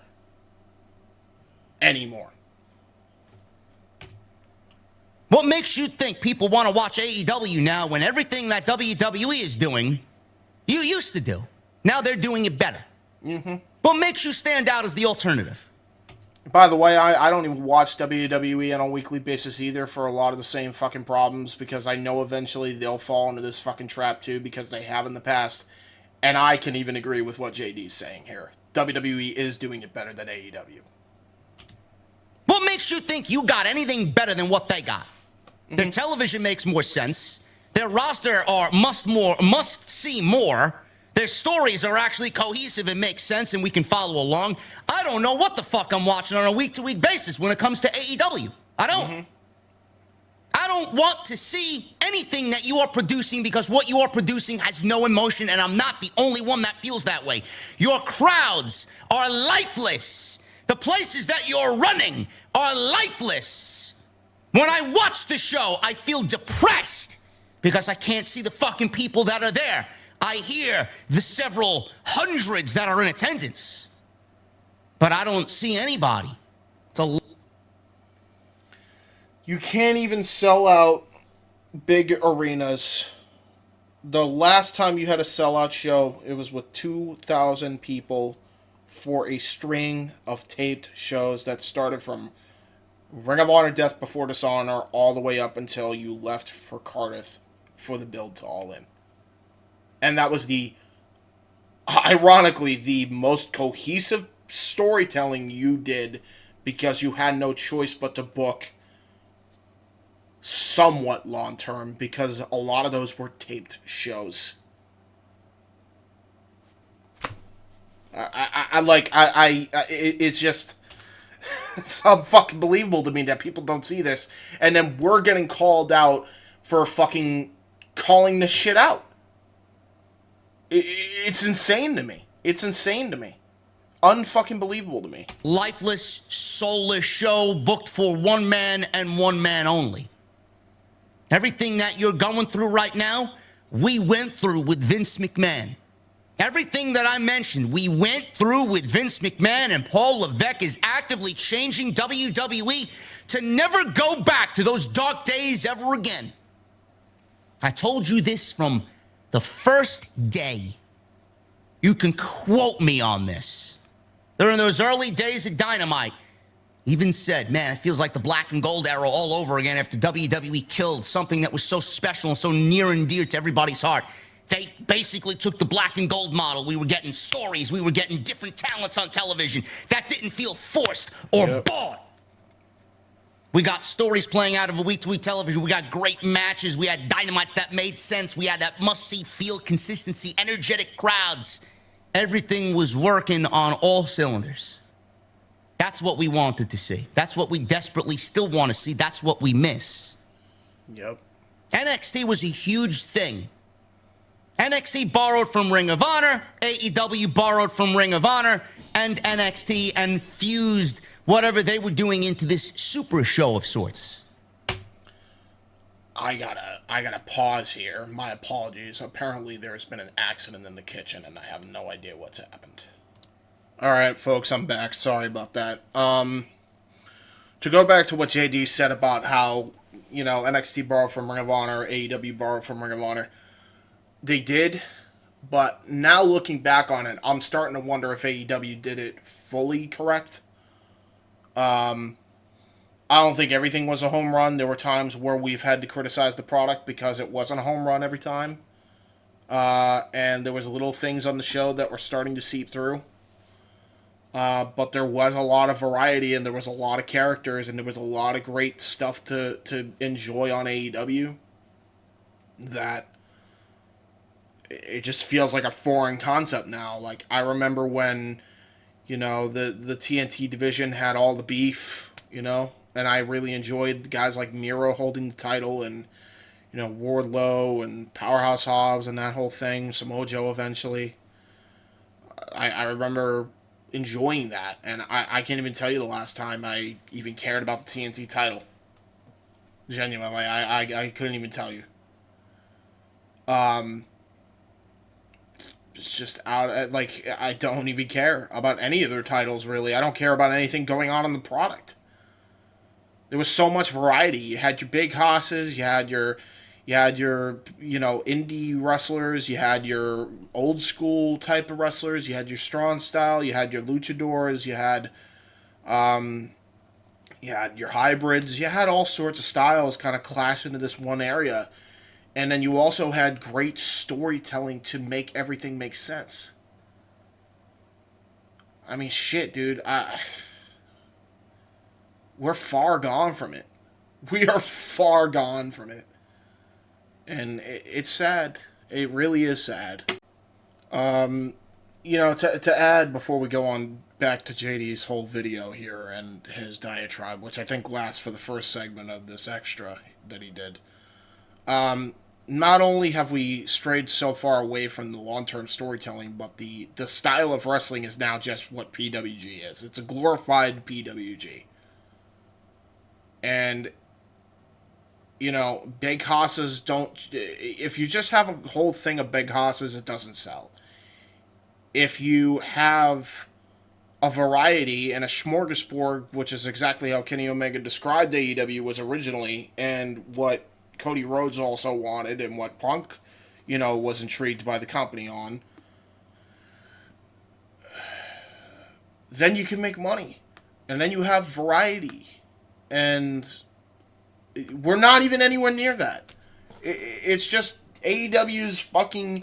AEW is just PWG. It's the Bucks is fed, and it's Dave Meltzer's fucking dream fed, and somebody's finally booking for him. And that's what it's turned into. It's just fucking unbelievable. On national television, on TNT, I got my baby back. And that baby grew up. And the father of that baby became a selfish billionaire, just like the rest of them. What happened? Yeah. How could you be the alternative when basically what I said 5 years ago, Tony?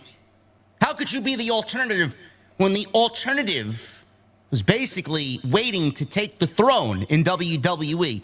You're no longer the alternative. How are you going to make yourself stand out from being the alternative to what Triple H is doing now? You can't go out there and say, yeah, great pro wrestling. That's not going to cut it anymore. It's not. I don't know how many times people have to tell you this. You got $600 million coming over 4 years for a TV deal. If you ain't calling up Scott D'Amore or anybody of that status and putting them in charge of Dynamite or something along the lines of AEW, I don't know what the fuck you're doing with the money. Yep. Clearly, no talent you bring in is going to help your cause. They've all bombed. Mercedes is a fail. Will Ospreay's the greatest pro wrestler on the face of the planet right now. He ain't drawing a fucking dime. Okada? Don't get me started on Okada. I could sit here and laugh about him accentuating the word bitch. Great. He learned one fucking word in the English language that everybody associates with. Fantastic. What are we doing with Okada? What do you think the New Japan elitists are thinking about how you're using Okada, how the elite has portrayed Okada? Do you think they're happy? Nope. Or does it get Tony Khan to laugh, just like it got Vince McMahon to laugh when he saw something fucking stupid on television happen that really got him going? Yep. Again, the similarities to Vince McMahon are very, very apparent. What do you think those people think about Okada? Now you're bringing in Shelton Benjamin. Great, another ex-WWE guy. Not going to make a lick of a difference. Is there going to be substantial story to be told? I'll wait and see. It's not the most offensive thing that we've seen so far. Bobby Lashley, he didn't draw a fucking dime in WWE. Nobody was watching Monday Night Raw to watch Big Bob wrestle on Monday night against the fucking Miz. Give me a break. It's great. Everybody that you want to bring on in doesn't make a lick of a difference. Adam Copeland didn't make a lick of a difference. Punk made a difference until he didn't anymore because nobody wanted him there. Yep. Adam Cole didn't make a lick of a difference. The only person that matters in your company, honestly, on a week-to-week basis is MJF. That's it. And I give him a short expiration time before he jumps ship to WWE because he'll eventually know that it's a sinking fucking ship. Tony, thanks for the opportunity. I'm going to go main event WrestleMania with Cody Rhodes. Yep. You don't think fans want to see that? You don't think he wants to see that? Guarantee you, folks, it's going to happen. Mark my words and mark JD's words. It's going to happen. Whenever this deal runs out, or maybe sooner than that because he's sick of being there, and he's going to pull a CM Punk and walk out, it will happen. Mark my fucking words, it will happen. Some point or another, he will not resign or he will quit. I guarantee it. Watch it happen. Unless things drastically change, I don't think you are going to retain MJF after the next 4 years. And I don't think it's just MJF either.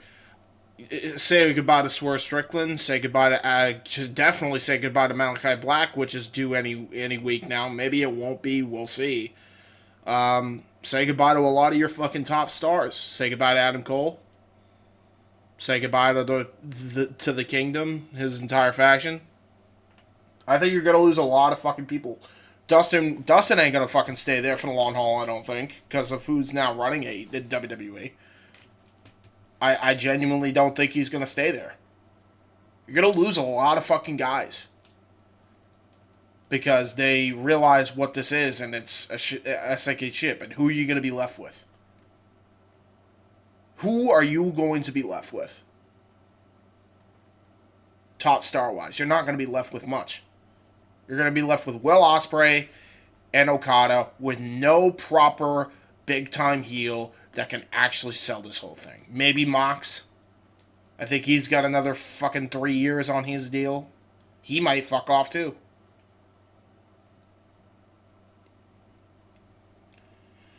There's such a thing, folks, as long-term earnings as opposed to short-term big earnings, and this is prime fucking example as to what has happened with MJF. This is fucking exhibit A to what happened to that motherfucker. What are you doing to keep someone like that around? Jimmy Jacobs got fired. Jimmy Jacobs got fired, quote unquote. I use that term loosely. He was let go amicably. They split amicably. Why was that? Because he didn't want to answer to Tony Khan's bullshit anymore. He didn't want his creative ideas to fall on deaf ears like, all the 60 writers or so in WWE that had all these great ideas that Vince either used or didn't, and if he did use them, he ripped them up. Yep. Jimmy Jacobs then apparently, as far as I know, signed an NDA. Why are there NDAs going out with everybody that works there? What don't you want us to know, Tony? Yep. What type of work environment is the creative process in AEW? Fucking shit, and I can confirm that with you, folks. And let me just get my full face cam on there. To answer JD's question, it is garbage. It is a terrible atmosphere with Tony Khan at the creative helm and with the fucking pencil. It sucks! It flat out sucks! And I have DM receipts that I will not be fucking showing on here, by the way. Because I made a promise to the person who gave me those sources. But I can guarantee you, hand on heart on all my fucking dead relatives and all my dead homies that I've ever had in my fucking life, I swear to God, and I mean that wholeheartedly, that it is garbage in there. Not just from a creative standpoint, but from a fucking management standpoint. There's the answer to your question, JD. Fucking run with that one. You got NDAs going out for everybody that's not a contracted AEW talent. And by the way, you don't need a fucking paywall from Dave fucking Meltzer or fucking Sean Ross Sapp to get that fucking info. NDAs.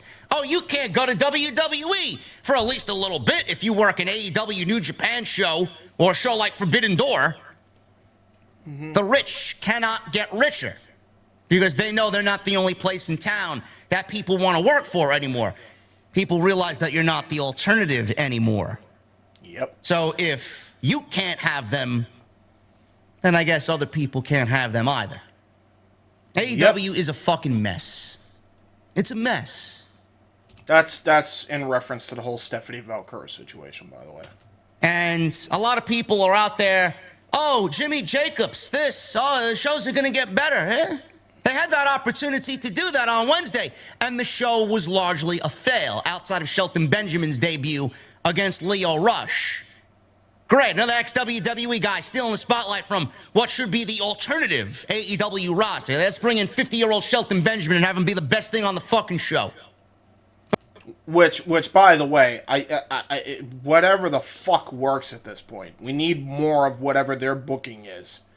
Because their booking has been phenomenal so far. But I thought the show was going to get better now that Jimmy Jacobs is not there. Jimmy Jacobs didn't fucking matter at the end of everything.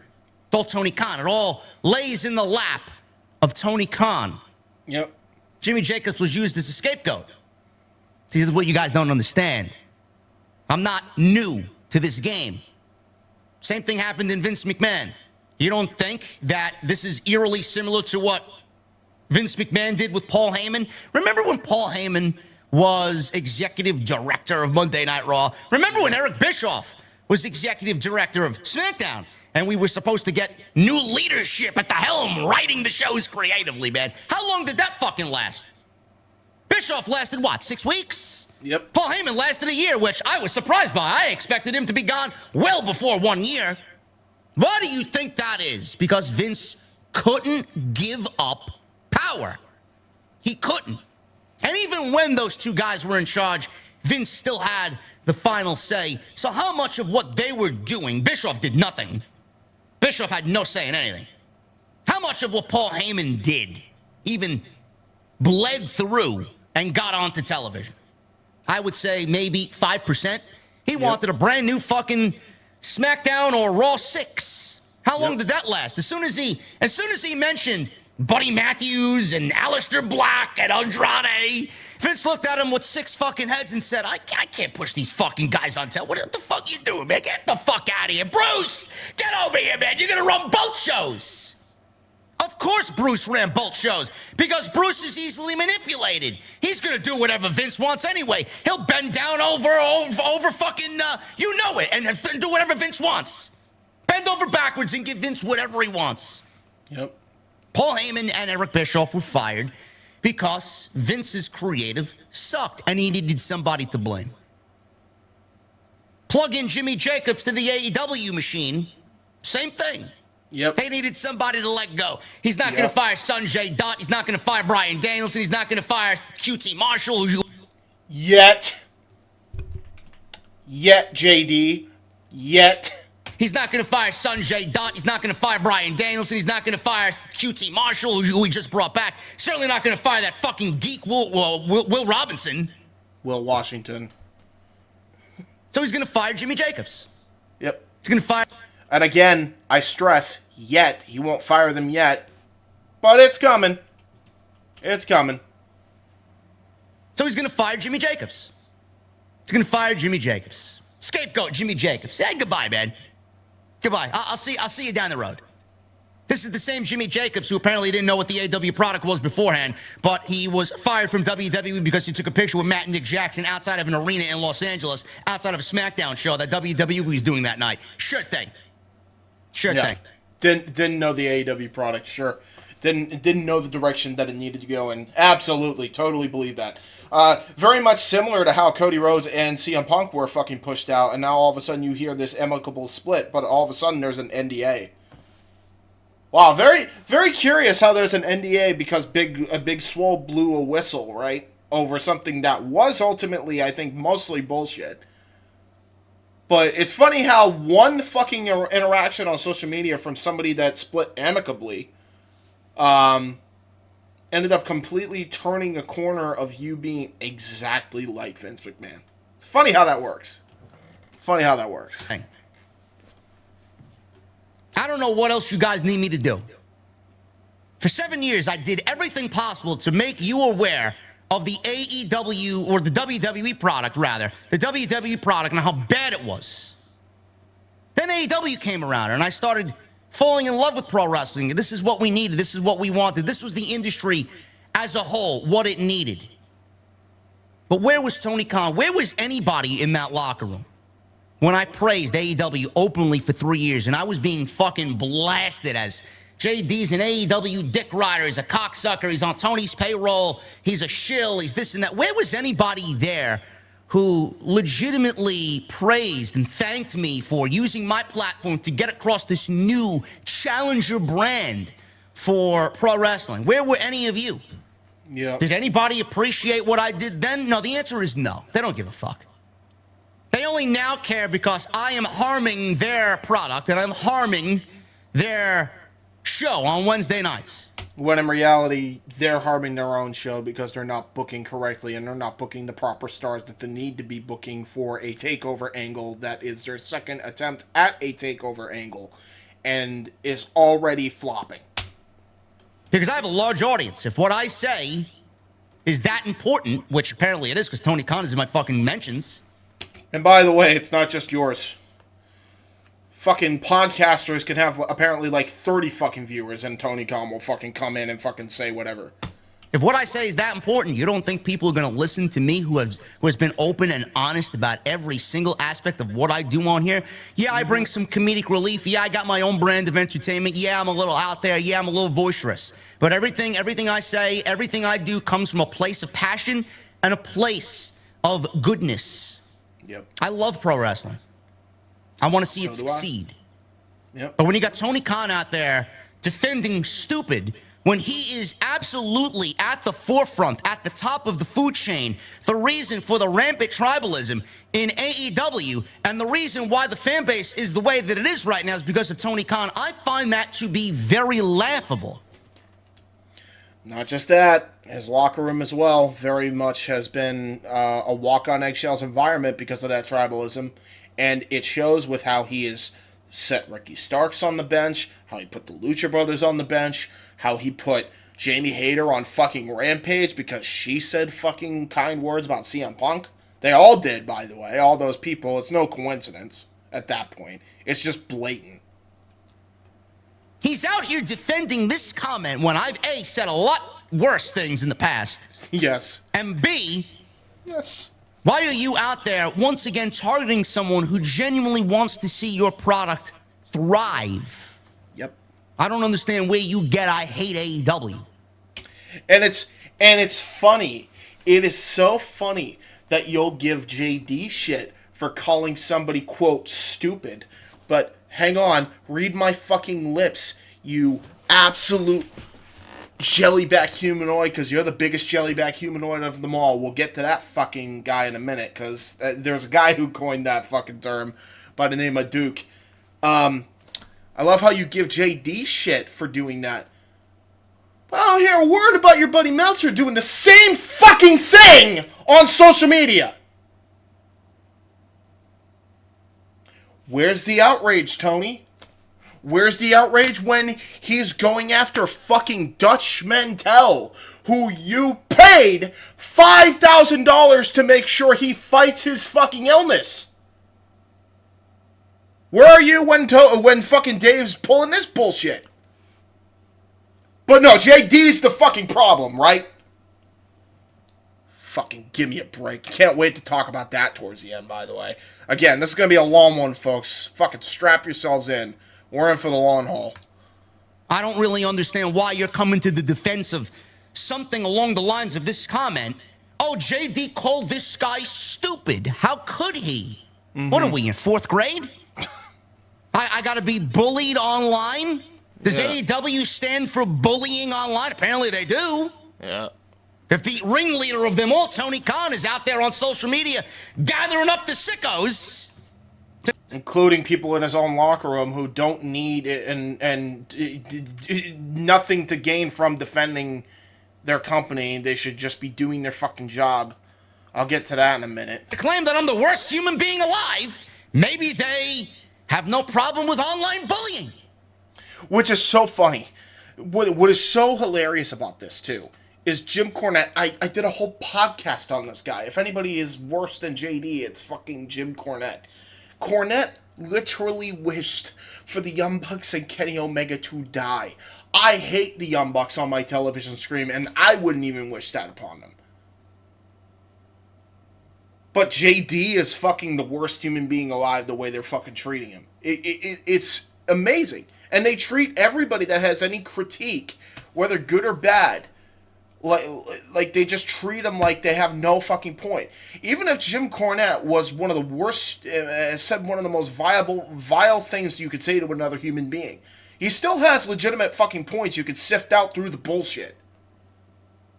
Every fucking critic does. Every fucking fan does.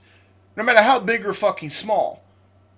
You don't need to respond to every Tom, Dick, and fucking Harry on social media. You don't need to do it. Tom Brady didn't become the greatest fucking quarterback of all time because he responded to everybody on social media about his controversies.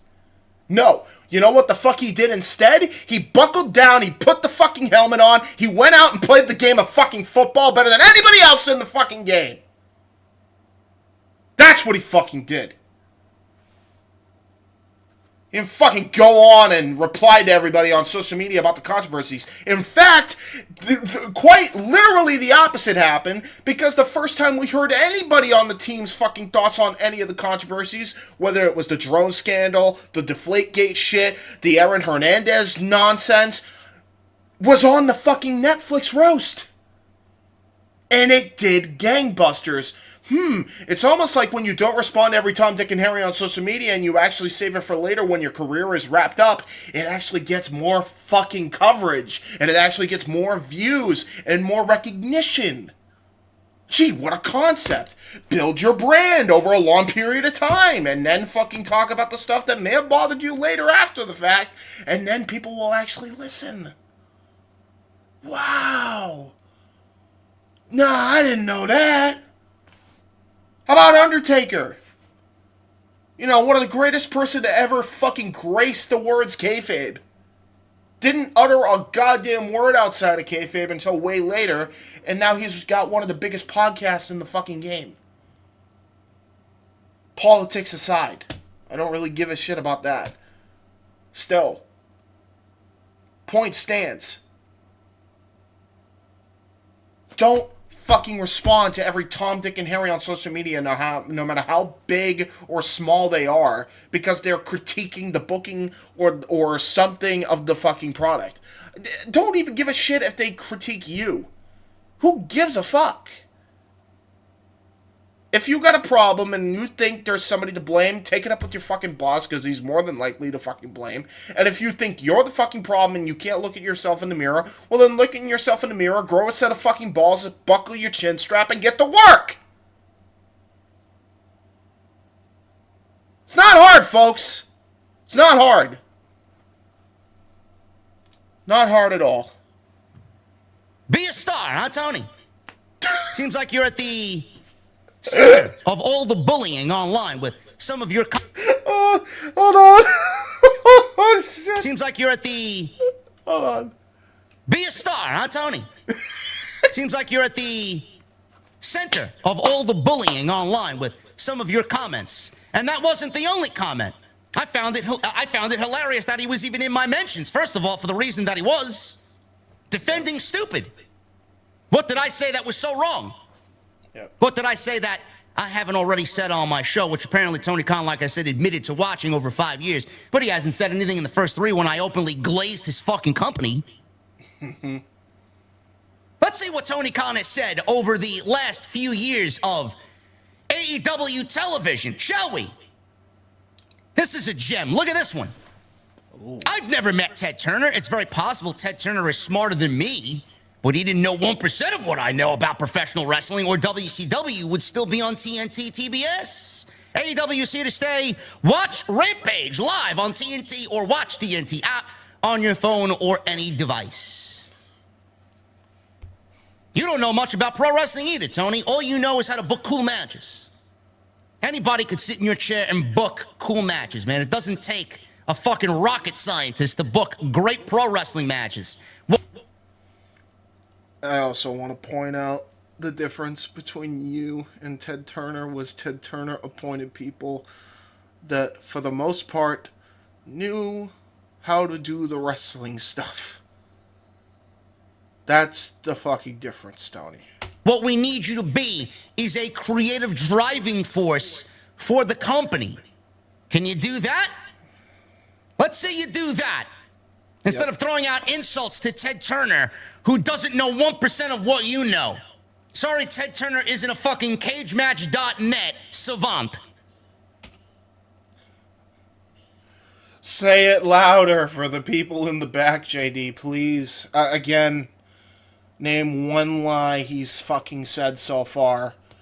The Alexa Bliss bullshit be damned from years ago. People change. Name one thing he said wrong so far. Look at this gem. This week, 2 active decade-long rating streaks from 2 great legends were ended. With all due respect, until this week's head-to-head with AEW on TBS versus WWE on USA Network, neither John Cena or The Undertaker have ever been on a WWE show with under 1 million total viewers. Under a 400K in the demo. This was the same week, by the way, in which he called Triple H and Shawn Michaels bald assholes before last year's Title Tuesday, where AEW went head-to-head with NXT. Yep. I remember that one. Hey, remember when NXT, just to add to fucking JD's point, do y'all remember when NXT used to defeat and slaughter NXT in the ratings every week on a weekly basis in the key demo and in total viewership? Pepperidge Farm remembers. Tony Khan doesn't, because it doesn't fit the narrative now. Now the narrative that he's running with and all his sickos are running with is, oh, well, ratings don't matter. Oh, who cares? You know, the same fucking thing that we were actually using to defend the company back then, they're now utilizing on people that are actually concerned with the company, going from fucking 1 million viewers or over, or a little under 100 million viewers every week to, in the Nielsen rating only, by the way. There could be more people that are watching. But, you know, 1 million in the Nielsen ratings every week to now they're not even pulling in 650,000 every week. Yeah, but that's not a problem, though, right? No, that's not well, the ratings don't matter. Nothing about that matters. Fucking Big Dalla, who was on his fucking show, said that one. Yeah, if the ratings don't fucking matter, then tell me how every other fucking metric is down. Business, down. Across the board. You got attendance figures, down. You got pay-per-view down, which will go up by the fucking HBO Max deal, but that's fucking faint praise. You might as well still call it a down. Fucking, you got that down, you got attendance down, you got toy sales down. Every metric is down. The only thing that you could consider a fucking write-off on all the metrics that are fucking down is the video game. Which also is down because nobody's fucking playing that. And the retention rate is garbage on that game. But still, I'll give them a pass there. The first of hopefully many, but the way this is going, it looks like we're getting a TNA situation all over again. I'll get to that at the end as well. There's a lot of shit that I'm saving towards the end, apparently. But anyway, we move. I don't know why this needed to be stated. We all know that WWE loaded up their show purposely so that they could stick it to AEW. You don't need to go out there and make it seem blatantly obvious that you're worried about what they do, what they're doing, and make fun of what they're doing as far as a numbers perspective. Mm-hmm. Yeah, they didn't generate 1 million viewers. NXT is largely an awful show, Tony. We all know that. But the fact that you are even giving them any attention is ridiculous. I thought you were better than that. Why don't you worry about your own show and booking your show to be creatively consistent instead of worrying about what John Cena and The Undertaker are doing, which, by the way, they didn't really play into anything long-term on that show. It was all a desperation ploy for ratings. Why don't you worry about doing what you need to do for Dynamite instead of worrying about what Shawn Michaels is doing on NXT? Yep. How about this one? Take the This phone weekend away. marks 1 year since Mayo Clinic saved my mom's life. During her ordeal, many AEW talent came to me alleging WWE tampering, inducing them to break their contracts. I'll never forget these phone calls at her side at the hospital. It's when business became personal to me.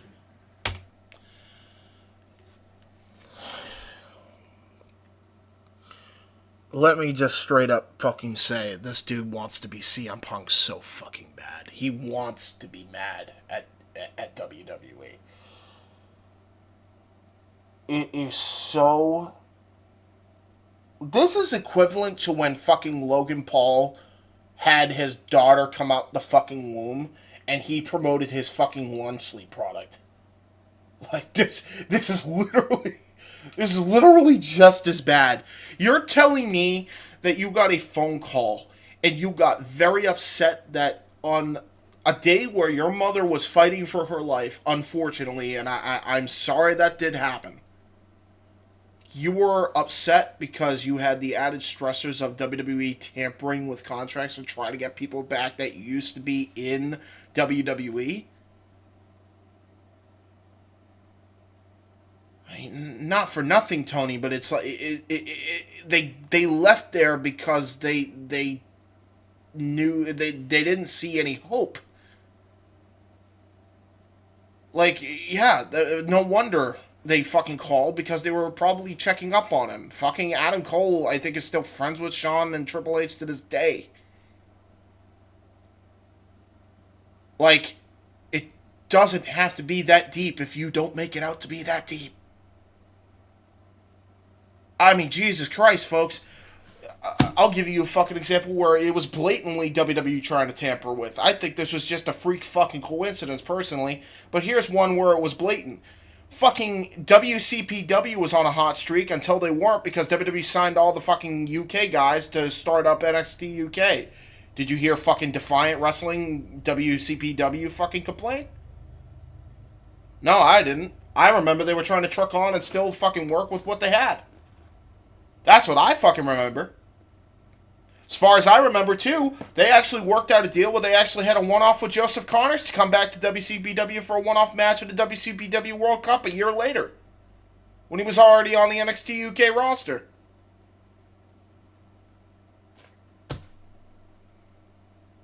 So, doesn't have to be a big deal if you don't let it be, Tony, but you really want to make it fucking personal when it doesn't need to be. Granted, has Triple H fucking done that as well? Abso-fucking-lutely. I remember that fucking... I was in New York when fucking Triple H called it a pissant t-shirt company. I was there when that happened. They're both guilty of it. But you're more of a fucking guilty party in this, Tony. And there's evidence upon evidence. This is just his public replies, folks. He does this in DMs too. And so do the fucking Bucks, and so do fucking Meltzer, who's their biggest fucking cheerleader. They all fucking do it, folks. They all do it. So, I don't want to fucking hear, people defending AEW and that, oh, they did it first. Fuck out of here with that bullshit. Tony has way overstated. And it's fucking old. Grow up, you gimp. Why are we mixing AEW contracts with WWE, rampant tribalism? Why are we mixing that with his mother's life being in danger? Yep. Do you know how ridiculous that reads from me reading it? I mean, it makes me cringy from even reading it. Yep. I'll never forget these phone calls at her bedside in the hospital. So you're worried about fucking AEW and WWE contract tampering while your mother is potentially losing her life right before your very eyes. Yeah. Is that what we're doing? Yeah, priorities. Man, does this guy have his priorities completely fucked up. Yep. An independent study has confirmed that much of the staunch anti-AEW online community aren't real individuals. Tony, I'm as real as a motherfucker, bro. I'm as real as they come. I ain't no fucking bot. You want honest? Do you appreciate honesty? Then you come to where I'm producing content. It's a staff running thousands of accounts, an army of bots to signal boost them. Look closely. These aren't real people who would pay for such a wildly expensive thing. Yeah, that really worked out well for you, calling everybody bots, huh, Tony? I am a robot that doesn't like AEW all of a sudden. I run 50 bot accounts that actually say that you suck and you are awful and your fucking show is the pits and that your wrestler should die. Yeah, I'm doing that, right, buddy? I'm doing that, right, Tony? Yeah, totally. Fucking, what you're seeing right now is AI. I'm not real. My background ain't real. This ain't real. I wasn't born in 95. I was actually man in a lab. Yeah, I wasn't real, bud. I'm a bot, apparently. I'm a fucking bot. You heard it here, folks, first. JHebert is a bot. He goes with where the hate goes. That's JHebert bot way, apparently. I'm a bot, folks. Remember that. According to Tony Khan, any criticism of All Elite Wrestling is coming from, not real individuals and that are bot accounts. Got it. This one really got him good. Got him in the feels. This obviously AI-generated image of Shawn Michaels holding a Booker of the Year award for what he did with NXT. This was last year, by the way. Tony Khan replied to this because he can't help himself. Actually, I'm pretty sure that last night's show blew whatever chance he had at winning that award. Oh, man! Did you fucking lose that one, dude? Oh, man, did you lose that one? Wow. And that's Shawn Michaels, too, by the way. As JD said, that product has not that great. That is embarrassing. Especially around that time. Award. And Tony Khan won't win Booker of the Year. Last year, he didn't win it, I don't think. And he won't win it this year either. Nope. That's going to Paul Levesque and Triple H. How is it going to send him mentally when Dave Meltzer announces that Triple H has won Booker of the Year from the fabled Wrestling Observer Newsletter Awards in 2024? Guys, I'm not the only one that feels this way. I'm not the only one that feels this way. Thanks, Tony, for boosting my influence. Thank you, Tony, for allowing everybody to realize that you do genuinely watch what I do over the last 5 years. Thank you for also not saying a fucking word about what I've done, the good that I've done in the first 3 years while AEW was in existence, glazing the product on every aspect, in every way I can. Join the fucking club, brother. I'm right there with you. Thanks, Tony, for fucking nothing, you piece of shit. Absolutely zero Zero silence. Yep. From the AEW locker room. Now, the last 2 years, when it's obviously a lot worse than it was, you expect me not to say anything? Yep. Thank you, Tony. And what's funny is more wrestlers are actually in his DMs and other people's DMs, which I have proof of, and I actually have DMs from other people that I've already been in contact with. A lot of different sources that prove, oh man, it's bad. It's bad. And what we're saying is right on the fucking money. Silence from the AEW locker room. Now, the last 2 years, when it's obviously a lot worse than it was, you expect me not to say anything? Nope. Thank you, Tony. Thank you for allowing your locker room to look at me as public enemy number one. I really appreciate that. Why don't you wrangle in Dax and make sure that he's on a fucking leash so he doesn't get on social media again? Or for that matter, any of your talents go on social media because they obviously can't handle fucking criticism. None of them. Ricochet just got released from WWE prison and he's already on social media blasting fans who don't want anything to do with him. Yep. It's not my problem that people see right through the veil. Yep. Ricochet clearly isn't the same guy that he was in WWE. He almost wrestles as if he's sad. Why don't you take a little step back from social media? Why don't you actually be a leader and hire some creative writers for your show? I can't really project this any more clearer. What you're doing is not working.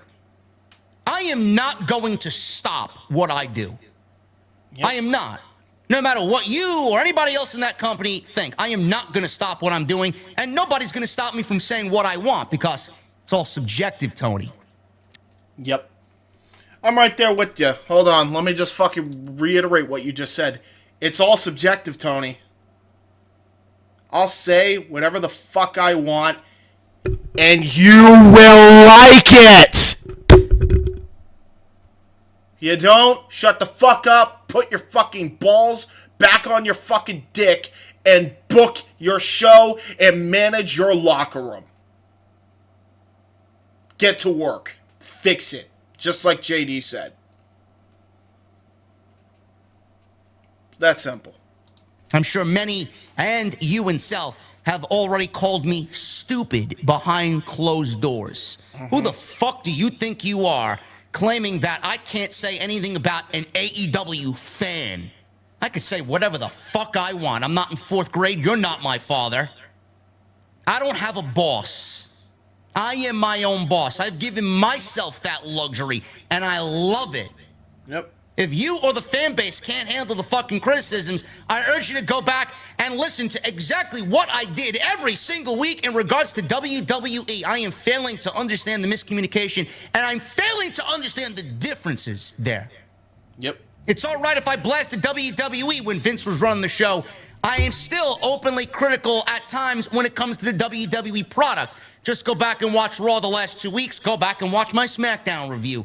Are they less than it used to be? Sure, because Triple H is not Vince McMahon. I don't understand what the fucking issue is there or what the disconnect is there. The show is obviously better, leagues better, than what Vince McMahon was giving us. Yup. Now, AEW has made a turn for the worse, and you guys are not doing what you need to do. Yep. I'm sorry. I don't know what you want me to do. Do you want me to be dishonest? Would you rather me be dishonest? As long as it's influencing the product in the positive spin that you want, that's what you want, right? Yep. Don't you got people for that? Yep. Don't you have influencers like that? I'm sure you do. Yep. Russell Talk, Fightful, Steven Larson. You got guys like that. Why can't I be in my lane and openly be honest with my audience when the shit obviously sucks? Just like they're all honest when they're a fan of what they're doing. Exactly right, JD. Exactly right. I dare any of you to come out and say what I said has been wrong about the current AEW product. This is what makes wrestling fun, right? The discourse, the opinions, everything is so heated and subjective, man. I love anybody to fucking watch anything I do on Wednesday nights and claim, hey, man, you're wrong. You're wrong. I think that's outlandish. Yeah. I think that's wrong of you to say. Nothing I've said is wrong. Everything I've said creatively has been spot on. Spot on! Yep. So spot on that I'm not the only one that feels that way, Tony. Yep. If you go look at my tweet, we have over 500 comments as I look at it now. 800 now. 500 comments. And I'm going to read them to you, some of them right now, in regards to why people aren't watching the AEW product. This is from fans of AEW that no longer watch or have watched significantly less. This is coming from my guy, Carmine. Carmine has been out to many meet and greets. Carmine lives on Long Island. Carmine has been to many meet and greets, and him and I have traveled to shows. Him and I have had dinner together at some of these shows. Carmine was an AEW diehard. I would watch the old shows. I'd see him front row every single fucking pay-per-view because he genuinely loved the product. Carmine says, I was a huge fan since day one. I was so excited to see a true alternative to WWE.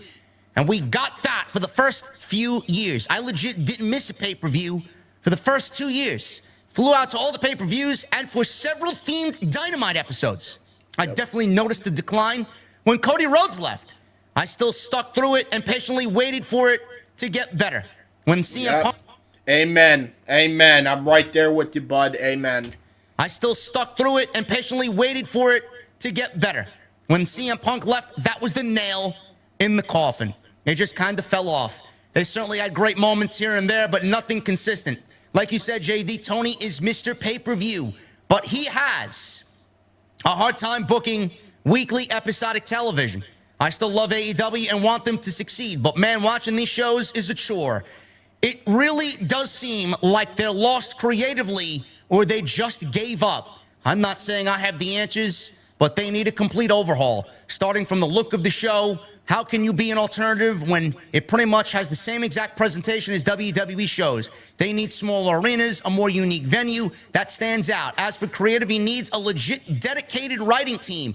Not every mid-card feud needs a major story, just something to engage the audience. But for sure, their top stars should have major angles that want us to tune in every week. I want Tony Khan to read this and see how a fan like me just completely fell off. I must have went over 40 AEW shows, bought a ton of merchandise, and supported the company in a major way. And now I wouldn't go to a show that's right around the corner from me. I feel like they lost that edge that made them unique in the beginning. I know no company can be perfect, but a change is certainly needed. I really want AEW to succeed and get back on the right track. Anybody that loves wrestling wants AEW to get back on the right track and in the up and up, because eventually if you keep going in the negative downturn and it keeps getting worse and worse, that money that he has, which isn't fully his own, I can confirm that as well, it's owned by Beatnik Enterprises, which I think is a joint-owned thing by him and his dad, eventually that money might run out. If fucking Beatnik Enterprises isn't going to run out of that money, fucking Warner might fucking pull the plug before their deal's even up. And there's a very real possibility of that.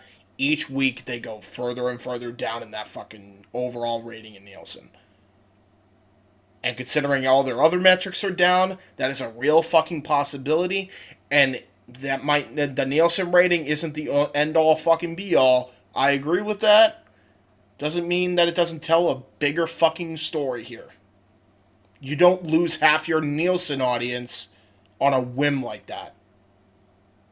You don't lose half your audience faster than people drop cable.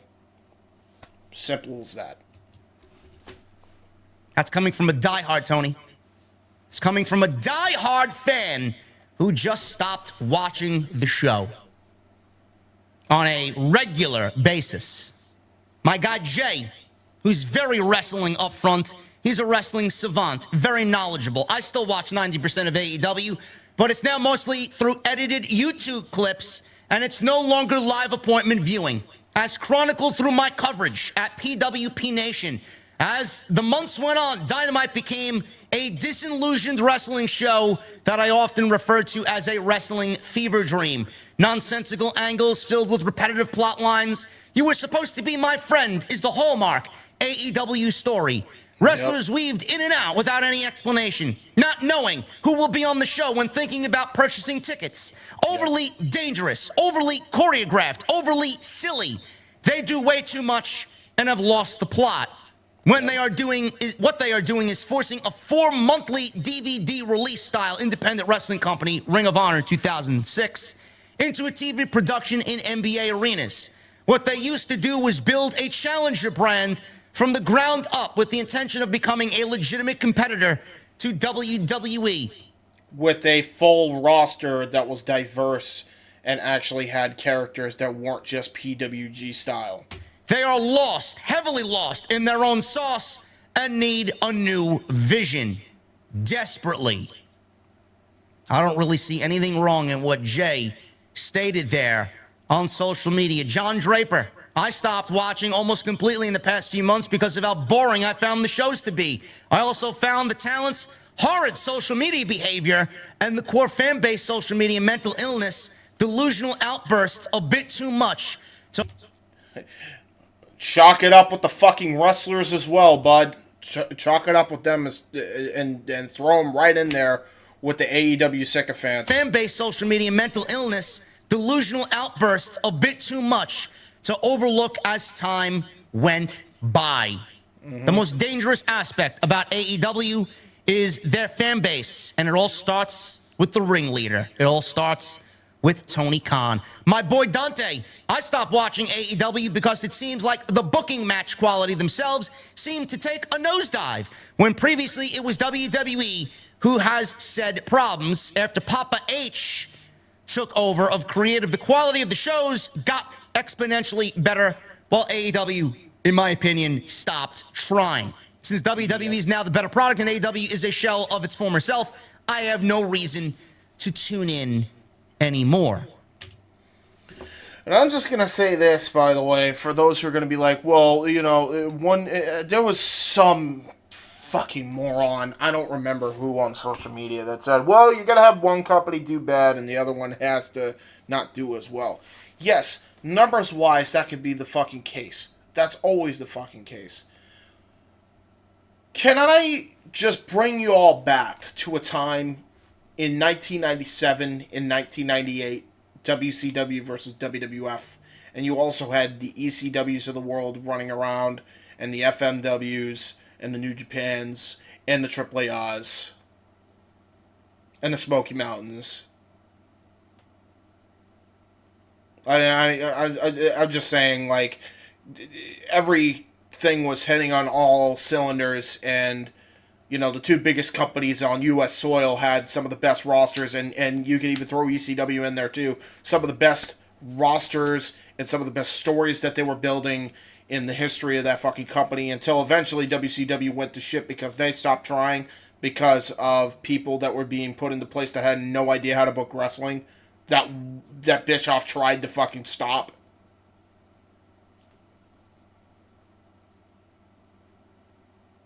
And then what happened in 2001? Company went out of business. When TNA came in, TNA was the alternative that needed to be because WWE was god-awful viewing. So people tuned into TNA until it was also god-awful viewing. And by the way, WWE and TNA in 2010 were both awful and a chore to fucking sit through. Both and, like I said before on the previous point, when it came to Vince McMahon and Tony Khan, both and can be bad. One may be worse than the other. It doesn't make the other one, it doesn't make the points any less valid. Right? So, it's just, both and can be true. Both products can be bad. Both products can be good if they actually step up their fucking game and be good. And AEW is not doing that right now, and WWE has a lot more consistency. I don't think it's a home run yet, but they're doing a lot better than they were doing on a weekly basis, and that's more than I can say about AEW right now. And I don't even watch the fucking product that much. I watch it less than I do AEW. And I can fucking say that confidently, that WWE is doing better weekly television than fucking AEW is. They are. It's that simple. I don't want to fucking hear people say, well, one company has to do better than the other. The one company has to do better shit. Fuck out of here. If you are not expecting some level of performance, I'm not expecting perfection. I don't think anybody is expecting perfection. But what we're expecting is fucking results where the audience of pro wrestling is growing, not being driven the fuck away. That's what we're asking for. It's not a hard concept to fucking understand. Fucking ridiculous. Fucking one company has to do worse than the other. My ass. It seems like the removal of Vince McMahon was the death blow for AEW. My guy Juice, he says the lack of overall storytelling week to week on TV makes it very difficult to have the urge to watch weekly, especially when we fans know that the AEW pay-per-views always deliver. It makes it seem like the TV is irrelevant, and that's coming from a guy who loves AEW and watches weekly television. Dude, which is so ass backwards because it should be the weekly television is good and then the pay-per-view is great. Not the weekly shit is so awful, but the pay-per-view is great regardless. Like, it's such ass backwards logic. I can't even.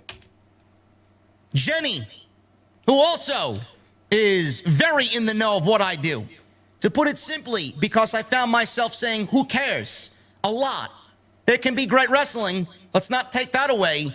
But it's like, who cares? There's no emotion behind it, Tony. It's exactly what I said. Yet people in the thread were telling me, sounds like a JD problem. No, it's an AEW problem. Nothing. Dude. He actually responded passive-aggressively. I didn't even expect him to fucking respond to that tweet where he was told it doesn't sound like his problem to fix. Oh my fucking god. That they do emits any emotion to make you watch on a week-to-week basis whatsoever. Everybody's just programmed because Tony Khan has you programmed the same way Vince McMahon had everybody programmed for WWE television. Who cares? There's no emotion behind it, no interesting or believable story. I just watch the highlights later. Short version, says Red Hair Shanks, of why I fell off from AEW. AEW came to be in 2019. I watched from 2019 into 2022. I have attended every New York City show from the beginning until last year. I didn't attend. Nothing has kept me watching weekly, mainly because of the booking and storyline investment. I wish I cared more. No, be careful, because if you say that and you don't fucking like what AEW's doing, then the fan base and the wrestlers will come after you and beat you into submission to the point where some of their AEW sickos that are actually mentally unstable will threaten your life and well-being and also say a bunch of random, awful bullying shit about you. Hey, remember that Kelsey chick? Yeah, she's back to going to every AEW event, and she's trying to defend that fucking product in a very blind fashion because I don't think she wants that fucking smoke again from those people. And I can't really blame her. But I just wish she wouldn't go to the events. Wish she wouldn't go. Maybe she's genuinely enjoying the product, and I hope she is. And I hope she's enjoying her live experiences again, because nobody fucking deserves to fucking be berated for fucking liking a specific pro wrestling. I don't have to agree with her current takes on and assessment on social media lately to hope for the fucking best and hope that she's having a fun time. As long as they're having a good time, I don't care. I have plenty of friends who still like AEW that I may not fucking agree with them. Still friends with them because it's not that fucking deep. But I'm not going to fucking sit here and pretend that my opinion isn't valid, and I wish she didn't either. I wish she just stood on her business and not fucking back down from the people that were threatening her on social media like they did. That Adam Page then had to come to the defense of to fucking go and defend when people were doing this dumb shit. Who, by the way, the whole reason that happened, in case you forgot, was because she flipped off Adam Page at All Out 2023. You could go back into the archives and watch that one.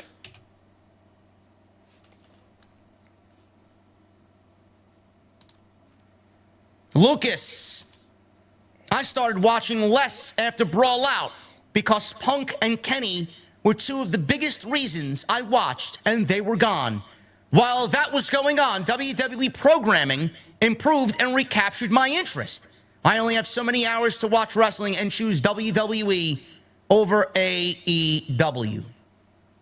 Black anime boxer. Story is king. It's what drew me in as a pro wrestling fan since I was 3, watching Bret the Hitman Hart and Stone Cold Steve Austin.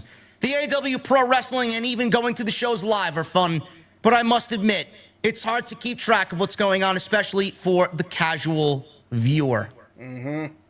This is up and down. Up and down this thread. Yep. The same type of comment Yep. about AEW. Den Yep. Scorpio. I'll be the first to admit that I'm way less passionate about the product since 2022. I still watch Dynamite, but more from habit than actually looking forward to the weekly television anymore. Which saddens me, since 2 of my favorite wrestlers on earth, Ospreay and Okada, signed after 2022. From one random person's perspective, says Michael, in the same thread. From one random person's perspective, AEW lost a ton of allure during the period where the champ kept getting injured and they had to keep doing interim tournaments. It all felt very inconsequential. And that kind of style, that's kind of their style. It's more exhibition-based and showing of athleticism without engaging stories that keep you coming back weekly. So with a few exceptions, you are okay not tuning in each week. You're seeing house show attendance because they exhibit house show booking as opposed to engaging episodic television. Again, there are exceptions. Toni Storm is great with her character and what she had going on with Mariah May. MJF is usually great on the mic, but when you have exceptions like that to the rule, you can follow people through clips or YouTube without the commitment of consuming the product as a whole. This is why Vince Russo was so successful.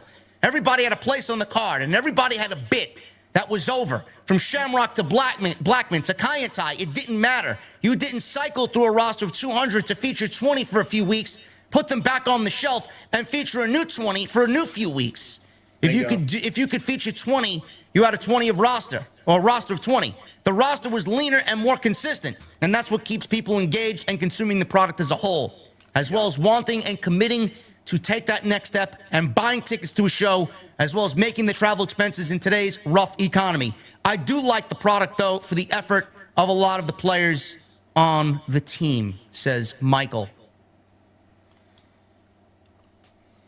A random person. That was the most random person he could have picked from that thread. And he listed everything wrong and what they need to fix and how to fix it. In that one fucking comment in that fucking thread. But no, JD's the problem. I'm the problem. Maurice Shadows is the problem. Dead on Dave's the problem. Duke Loves Wrestling's the problem. Fucking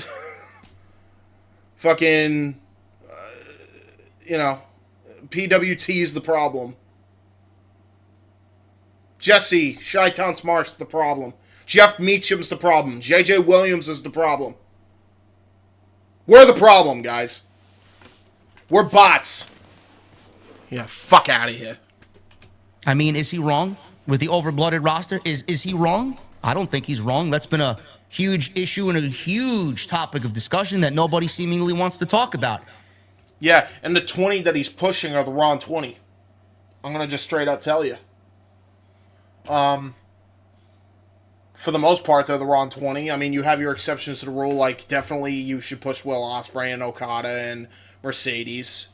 A Jamie Hayter should definitely be pushed better than she is. A Camille should definitely be better pushed than she is.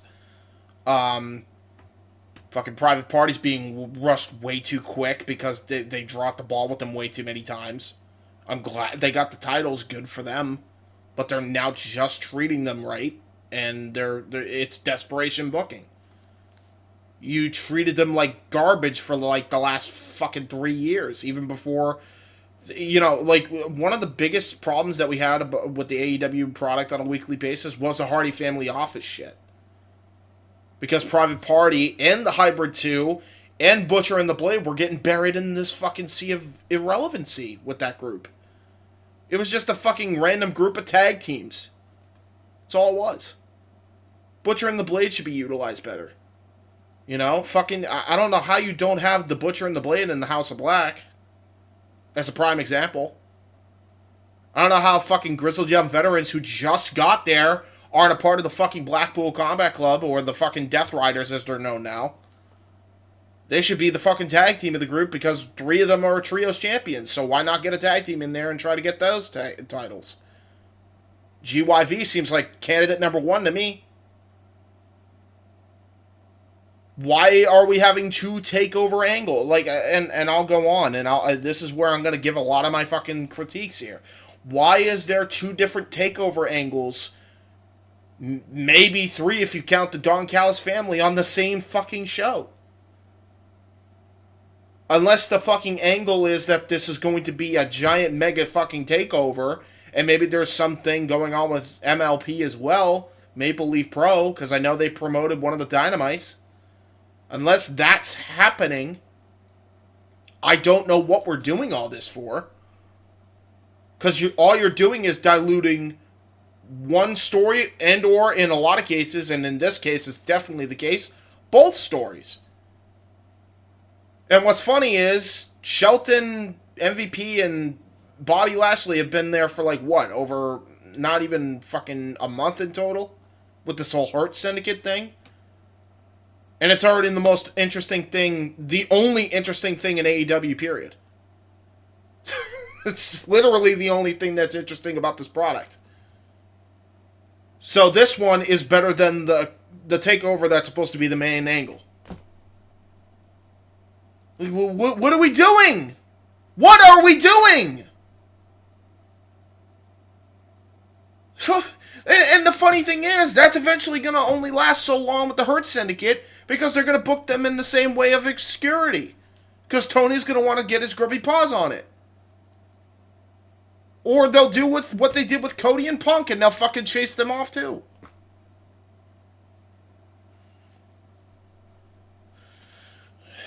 They want to make it seem like this is where the best wrestle, and Tony wants to hoard all of his toys and not allow anybody else to play with them. Yep. Meanwhile, 90% of those toys are not being played with. Yep. And I can't imagine that locker room feels very happy about that.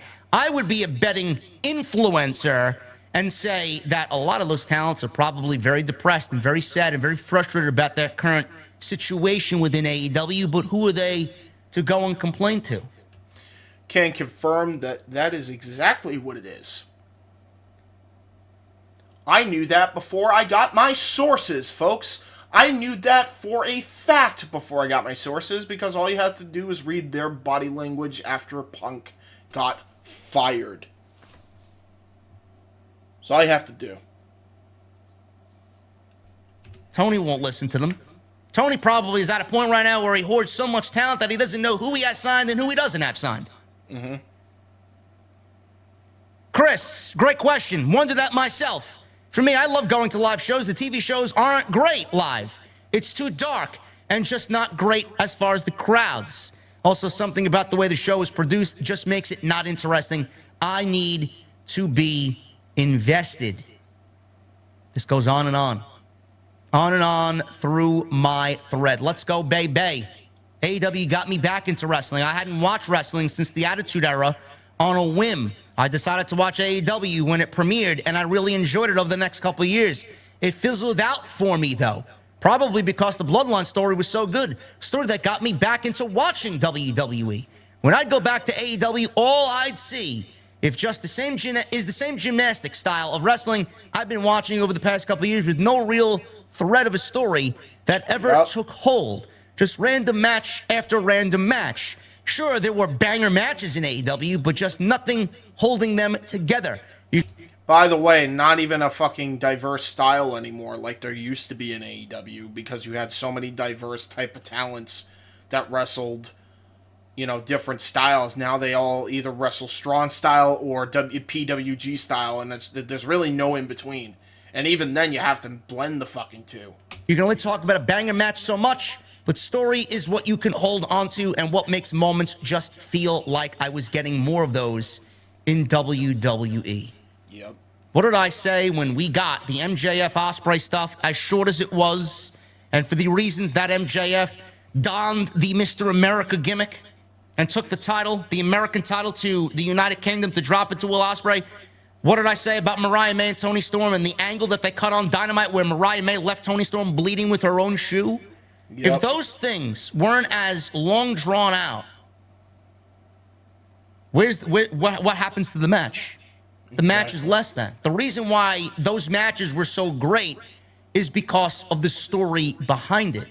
Yep. You can't throw random matches out there and expect people to care that there's no story. You can't throw random matches out there and expect your sicko fan base who understands the history between Will Ospreay and Ricochet to enjoy that. You can't expect a casual fan to enjoy that like the sickos are going to enjoy that, because not many people who are watching this show understand that Will Ospreay and Ricochet had their first match back in 2012 in some fucking armory somewhere. Nobody knows that. You can't go on YouTube and throw up 4 hours of Bryan Danielson and Nigel McGuinness matches and expect people to fucking go out there and watch that and fully grasp about why this is so important and why this is happening. We didn't get one single face-to-face with Bryan and Nigel McGuinness on your television show, and the match suffered for it. People saw right through it. It meant a lot to Nigel, it meant a lot to Bryan, but that's all it meant. That's all it meant. It didn't mean anything to anybody else because you didn't give us a fucking reason to care. I urge you to go read this thread. Up and down, there are 500 comments plus, nearing 600 comments at the recording of this video about why people are just now desensitized and disfranchised from AEW television. Yep. You got to go and read this. This is my own personal State of the Union.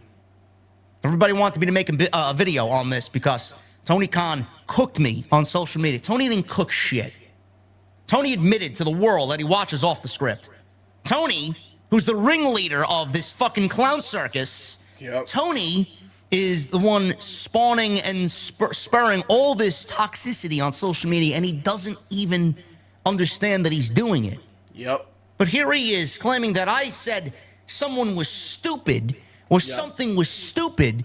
Meanwhile, you see the damage that this man has caused on social media through years of social media tweeting over 5 years. Yep. And I'm the problem. Yep. And I can't have my own opinion. Yep, we're the problem. Again, I ask Tony, where were you or anybody on that roster for the first 3 years when I openly glazed your product? They're still doing things and they got a TV deal, so what does it matter?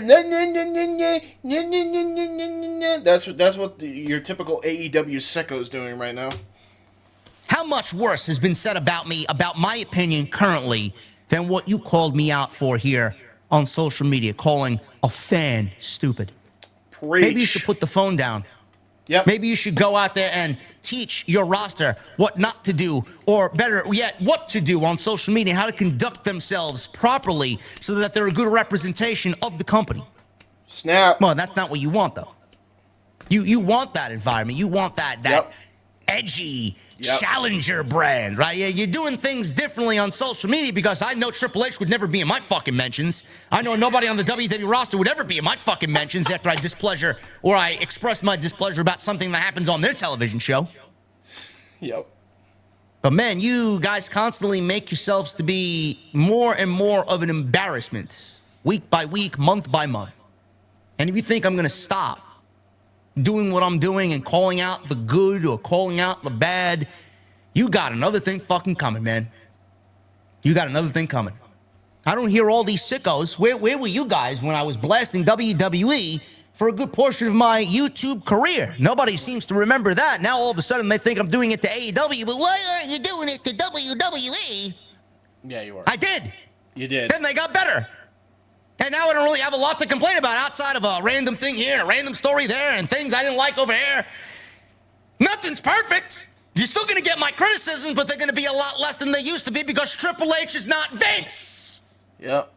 Tony is more like Vince than Paul Levesque is like Vince. And Triple H learned under Vince McMahon. Apparently, so did Tony Khan. Yep. I did that for a very long time. If you don't think that AEW isn't going to feel my fucking wrath as a pro wrestling fan, you certainly don't know who the fuck you're dealing with. I'm going to say and do whatever I want. If you don't like it, tough shit. And like I told you online, nobody feels the emotion coming out of your product. I am not the only one. It's not just a me problem. A lot of fans feel the same way. And if you want to fix your product, my fan base and the people that reach out to me are the fucking people that you should really be looking at as far as what to do, as far as how to fix the show. And more than just your fan base. Marie Shadows, Duke Loves Wrestling, plenty of others. I've named them ad nauseum. And we know you listen, Tony. I have that on fucking record. You've been listening for the last 5 years to all of us. Listen to the criticism. Buckle down. Listen to what might work, what won't work. Hire a continuity writer that isn't Will Washington. Whatever the fuck you gotta do. Whatever you gotta do. Fix it. Fix it. Thank you guys for spending time with me here on... Pretty much there. That ends that whole video, and this is part of the reason why it was long. If you want to check out the original video, I'm gonna link that in the description. I encourage you to do so, and I encourage you to go onto his thread, which I will also link in the description, especially after everything. I have more comments since that has happened, from this nonsense.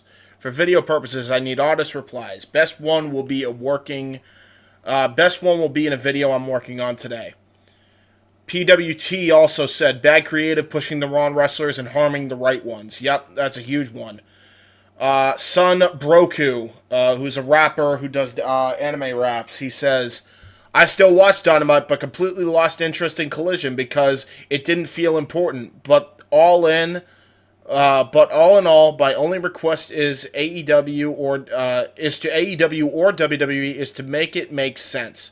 The story doesn't have to be great; it just needs to make sense. If I'm left confused as to why something is, and I think he said more, or isn't happening. So, if I'm left confused as to why something is or isn't happening, then it's not special to me. I just don't care. In the end, it's a TV show. If I don't care about what the TV show is about, I wouldn't watch. Wrestling can't be enjoyed for the sport like regular sports can, because it's scripted. It has to make sense. Some Broku fucking hit the nail on the head, man. Big time. Marie Shadows, day one AEW fan. I am at a -1 with the product. Believed in their vision of change the world, but they've lost that vision. Boy, you're telling me. And Cody Rhodes took that vision and won a Universal title out of it. Watched for about 2.5 years until I saw the writing on the wall and the product went downhill. Wrestlers still bringing the indie style to network TV. There's probably more that she also said, so I'm gonna go on to here. Oh man, she wrote a bunch of stuff here. Fans being high and mighty and dragging my name through the mud during the first Forbidden Door, which we don't even talk about anymore. All the fans wanting what they want selfishly rather than for the good of pro wrestling. So the big picture: TK tweeting against the logical fans. Dirt sheets being in the pocket of AEW members to smear names, talk shit, and run wild without consequences. Young Bucks to Dave fucking Meltzer or anybody. TK poking the bear in obvious ways to start the invisible head-to-head war, and fans continue with it. All the drama pushed and covered with the Band-Aid with no accountability. Where there is so much baggage AEW pulls with them, it makes it difficult to stay hopeful that we'll get some type of change. The fan base and mentality across the board are the major issues. Aside from that, destroying New Japan Pro Wrestling, a promotion I dearly love. One-sided partnership, she links her fucking video. And the more I'm starting to see that, the more I'm starting to realize that that might be the case, by the way. Don't know if you made it this far, but I'm a former WWE employee that also, that was always on board to support the Elite plus Kota Ibushi with the AEW stuff. I look at things from a business perspective, and TK has the power to fix things, but wants to remain a child in a glass house. And she recapped all these things. To recap, fans' mentality, TK being a child, no accountability, wrestlers run AEW plus their booking, wrestlers plus TK argue with fans, plus wrestlers argue with fans. I'll paraphrase what she already said. No true stories, no logical consistency, keep kayfabe plus no kayfabe. Ticket sales plus ratings, fans think they know everything, dirt sheets ruined AEW. And then tag JD in that one. I should mention that now I watch the clips on Twitter and still talk about it because nothing changes to have me watch a full episode. During my live streams, I'll play the audio to certain promos and break it down and react to the product, but I'm not watching. Also this. Sorry if this is considered spam. I just have a lot to say, even if I already put it on my podcast show. And it's when she links her tweet calling Tony Khan out for his fucking bullshit reply to JD from New York. Best one, Donnie from We Are Wrestling. I personally still enjoy watching AEW, but I will say what would help them to grow is stop having specials and pay-per-views so close together. It does take away from telling good storylines because you need time to build them. And back then, they used to be able to do that very, very well done.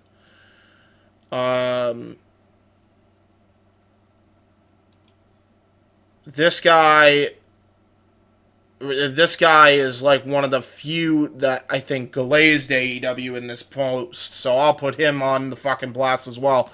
Phil Oumette, I think is how you pronounce that. Ouimmette. Phil, that name, replied with, I watch AEW on a weekly basis because I'm a true fan of all professional wrestling. Has there been a bit of a downfall in some degree, to some degree of some creative side of things? Yes, but I still continue to watch. The online toxicity from fans is the true people why people just don't want to take the time to watch the product, and I completely get where people are coming from in that regard. Their pay-per-views are still top of the line, but the weekly shows need to improve. Simple as that. Okay, so he didn't actually glaze the product. He actually called out the fan base and the toxicity of it, and the fact that the weekly product is fucking ridiculous. All Elite Sicko said, for me, I have a full-time job plus a daughter in terrible twos, so yeah. So, whoever he is, I guess. I stopped watching, this is from a random guy. I'm going to do what JD did and actually just get random fucking guys here. I stopped watching, JMBeer434 says, I stopped watching because the stories are garbage. No long-term booking, no interest stories except Swerve and Hangman, and that appeals to me the most. I only watch you and Chi-Town Smart to save my sanity on a Wednesday night, which is his co-host on AEW Dynamite Reviews. The Wrestling Bro, Wrestling Bro 91 on Twitter says, the arena atmosphere has gotten depressing. This is honestly a big part of it for me. And again, man, like up and down this thread about wrestling, after what they did to CM Punk, I stopped watching. Bunch of fools running the business. I mean, up and down the fucking list, man. It is now going on. It's actually fucking 43 away from 1,000 replies. Damn near 1,000 replies on this one thread. Unfucking believable. Unbelievable. Some fan calling fans sickos is a bad thing, says Mark Red Believer. Marie says yes. Marie Shadow says yes. Here's the definition of a sicko, folks, and I'm gonna just show this on screen. I didn't show the others on screen because whatever, but they are there. Sicko, a mentally ill or perverted person, especially one who's sadistic. So yeah, that sounds pretty bad to me, folks. I don't know about you. These fucking people embrace that like that's a fucking good thing. We got more shit that happened because even JD from New York's own friend stabbed him in the fucking back and people fucking praised him for it. And I'm just not fucking okay with it. JD replied with... He was going to do a video called The State of the Union for AEW. He asked, what do you guys say? Andrew Baydala and myself back together for a special stream live on Thursday, State of the Union for AEW?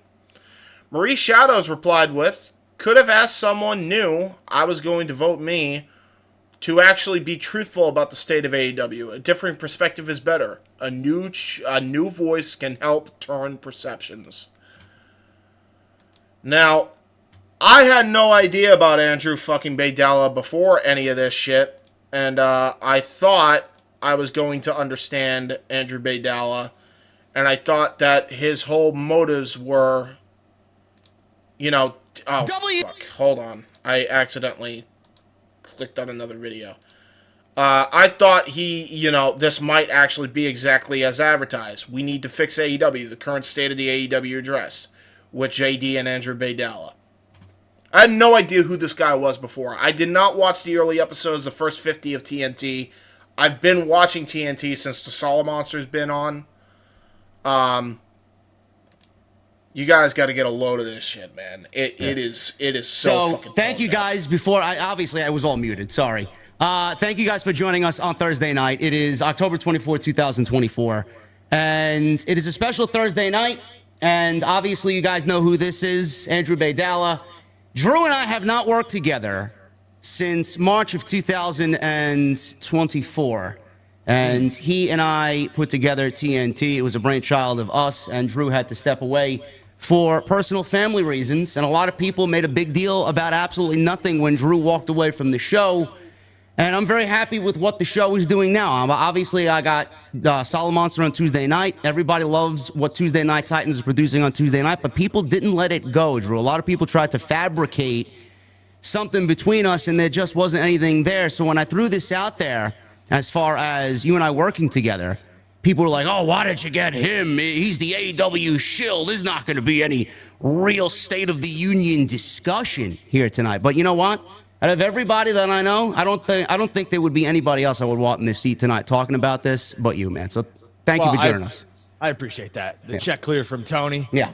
So here I go shilling. I'm only kidding. Boys and girls, I have been paid by nobody. I probably will never be paid by anybody, and that's fine, besides what I do for a living, which will remain undisclosed.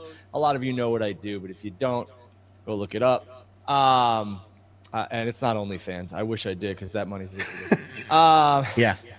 I'm not kidding. Well, people have seen you with your shirt off already because of that's right. a lame bet. So that's right. Thank you to one Phil Brooks. Yeah, listen. You know what? I really haven't checked out the new incarnation of TNT besides a couple things here or there. I have the utmost respect for Jason. Good dude. You guys are very similar, so I'm hoping the show continues its rich history for the 50 episodes that we did together. I thought they were well done. I thought they were well produced, well shot, well everything, and that's your MO. I don't know what's coming at me tonight. JD has prepared questions. This is how things were on TNT. I never knew what this man was going to ask me or where he was going to go, and that's why I like the organic flow. So by JD the way, I'm might not going to have play this whole his thing, prepared answers so and stuff to his understands. questions. I have nothing. This is going to be honest, open, and organic, and I expect the same from JD. So we'll see what happens. Yeah, a lot of what I do, guys, is just very out there. I take bullet points on a bunch of different topics, whether I do Monday Night Raw, SmackDown, special episode, and we're going to talk all AEW over the course of the last 6 months. 2024, in my honest opinion, has been their worst year creatively. I know the company is undergoing a lot of changes. They're undergoing a lot of, rebranding.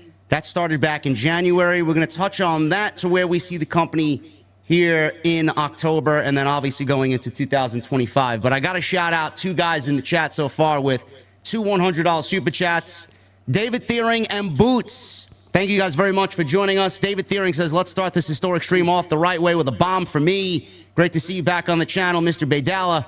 Hope you are well. Message to all the AEW tribalists and sickos out there, take notes, and that includes you, Tony Khan, hashtag OTS for life. David, thank you so very much, man. And Boots, but seriously, what the fuck are we drinking? I'm drinking espresso. Yeah, I have an energy drink that's green tea. Trying to wean myself off of espresso late at night. Shout out to all those men and women who like to drink late night coffee. I know Tony's a big late night coffee drinker, so shout out to that. I'm a huge fan of drinking coffee late at night. So I'm never gonna make things personal. So if you're expecting that here to, you will not catch me making things personal, because at the end of the day, the men and women you see on your screen are characters. That's not the real life people. Don't get that confused. So you'll never see me take a personal dig at anybody. So I see the chat. Never going to happen. Who do they want you to take a personal dig at? Me? Who knows? Who cares? Let's go. Where do you want to start, man? Like usual on Tuesday nights, I let Jason start us off. He sounds us off. I'm going to let you start off. Where do you want to start with? Right away, just that opening fucking statement made me not like this guy, because I knew the direction he was going to fucking take this in was not the direction that this fucking podcast was supposed to go. And I already was fucking sick of hearing him. With this discussion, do you want to start last night on Dynamite, last week's Dynamite? Because I think a lot of people, and what we've discussed, I feel like a lot of the bare bones problems that exist at AEW, you could really pinpoint a lot of that coming out of the last 2 weeks of television. So I'll leave it up to you, man. Where do you want this discussion to go first? I think we could talk about last night. I put out a video, so I will let you kind of open it. It's your show. Like I said, I don't know what's coming here, but we can open with last night's Dynamite and what you thought of the ending. The ending, well, I guess it involves a little bit more than the ending. I guess for the ending, we'd have to go back to Wrestle Dream, because Wrestle Dream, we saw Bryan Danielson stretchered out, and Bryan Danielson was suffocated by Wheeler Yuta as he turned on Bryan Danielson. And against his will, he did not want to do it, but he was forced by Jon Moxley to do it, suffocated Bryan Danielson with the plastic bag again, and they stretchered him out. And that visual of Danny Garcia, Dynamite that week, I was very excited. Absolutely. Okay. What do you think it means? I think it means that AEW is trying to position all of that talent as the talent that they are going to brand as the future of the company. The new generation. The new pillars, per se, yes. Okay. Yeah. So we saw that. I was very excited to see where that led into the Dynamite Fallout show after Wrestle Dream. And then when we got to Dynamite, Drew, we got a very well-done video package. AEW has no problems doing a Jon Moxley with little or a statement. All of you guys and girls bitch. Here we go. Statement from any of those men on that Wednesday's Dynamite. We didn't get anything as far as Tony Khan coming out and giving a written statement or a statement in general about what had happened and the terrible acts that just happened to Bryan Danielson. Hold on. Here's the problem I have with the whole Tony Khan stuff. And everyone's going to say, oh, you're just defending TK because you love him or you're on his payroll. This is why you're here. Go ahead. No, all of you guys and girls bitch. Tony, why is he on television? He's terrible. He's this, he's that. The owner of the company should never be on TV. Look, let the stars shine. And now all of a sudden, you guys want an explanation for him, a written statement, or you want him to make I want him on TV, I want him on camera. Make up your goddamn minds. You have to, because this is one of the problems. Just because something doesn't go your way or doesn't go the way you thought it should, because you booked this imaginary storyline in your head, or you thought this is the way it should go, and then it doesn't, and all of a sudden you guys and girls are mad. That's not how this works. Do you know how hard it is to write television? You have no idea. Neither does any of the people watching. I shouldn't say that. I don't know who's watching. It is so hard to write television, let alone 9 weeks. Normally they write 9 weeks out. Maybe it's a different creative process in AEW. I don't know. When you're writing television, you are writing for a specific talent or talents. You write, you execute, and then they have to go out and execute what you wrote and the stories you want to tell. And once they leave that curtain, it's on them. And if they don't execute it the way you wanted to, we're in trouble. We got to fix it, or we got to pivot, or we got to go here, we got to go there. So for people to sit back and demand or want this or want that because it doesn't go a certain way, let things play out. That's all I'm saying with that. Everybody wanted. All I said was we needed some emotion. We got zero emotion. We didn't get nothing from Darby. Darby hasn't been on the show in 2 weeks. We got nothing from Hook. We got nothing from Private Party. Nothing from Danny Garcia. Nothing about what happened to Bryan Danielson. This is the most important figure in the entire company, losing the championship at their pay-per-view the previous weekend. Tony Khan had no problem coming out on television and reinstating Jack Perry back in April for absolutely fucking ridiculous reasons. I mean, so he couldn't find himself as a character on TV, at least to give a fucking brief statement about, man, Jon Moxley suffocating my fucking world champion. I mean, but is that outlandish to think of? Yeah, because Tony has nothing to do with this right now. We did the whole elite thing, and it just they quickly buried that. Now I know there's a lot of start and stop in AEW. I'm with you there. That is part of the problem. You don't work for me anymore. Has nothing to do with Tony Khan. No, I mean we don't know what that means. That's the big thing here. Like we haven't figured that one out. Everyone thought it was Shane, all this other shit. I think people worked themselves into a Shane McMahon shoot. Like Shane's coming in. I don't know where that got started, just because there were pictures. You know, I think everything happens for a reason. I have no idea who John's working for. If you want my honest opinion, I think John is, what he's trying to do is pull things out of these AEW stars that have laid dormant or they've been complacent for so many years. Look at this motherfucker. Like, this is what I mean. It's like fucking talking to somebody that's just refusing to fucking hear logic and refusing. Like, it was like, this was like this the whole fucking show, by the way. The whole 2 hours and 47 minutes of this almost was pretty much exactly like this. And as a result, this really put a rift, actually legitimately put a rift, I think, into, not even I think, I know, JD and Badella's friendship here. Because he fucking turned a show that was supposed to help AEW into a show that fucking was just, well, you fans are the problem. Make up your fucking mind. Oh, Tony Khan, you wanted him not there, and now you want him there. It didn't even just have to be Tony. You could have had just wrestlers.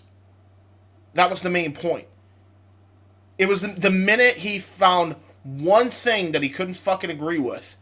Before JD could even finish his fucking statement, he had the fucking hot dog and grandstand about how he's right and how these fans don't know what the fuck they want.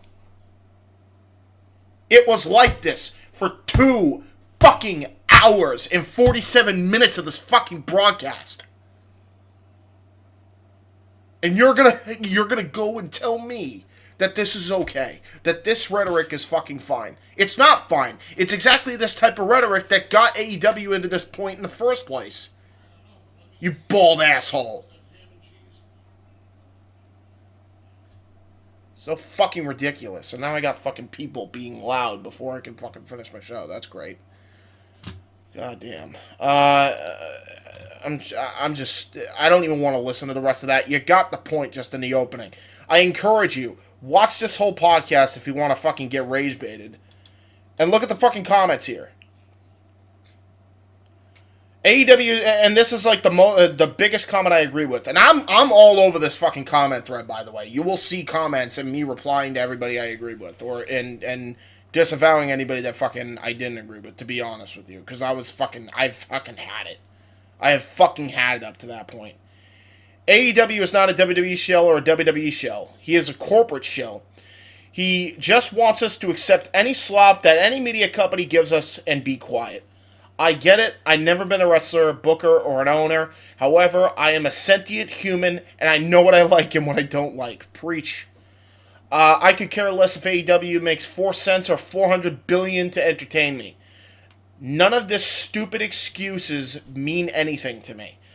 I can complain if I want to, and I don't have to own something to care about it.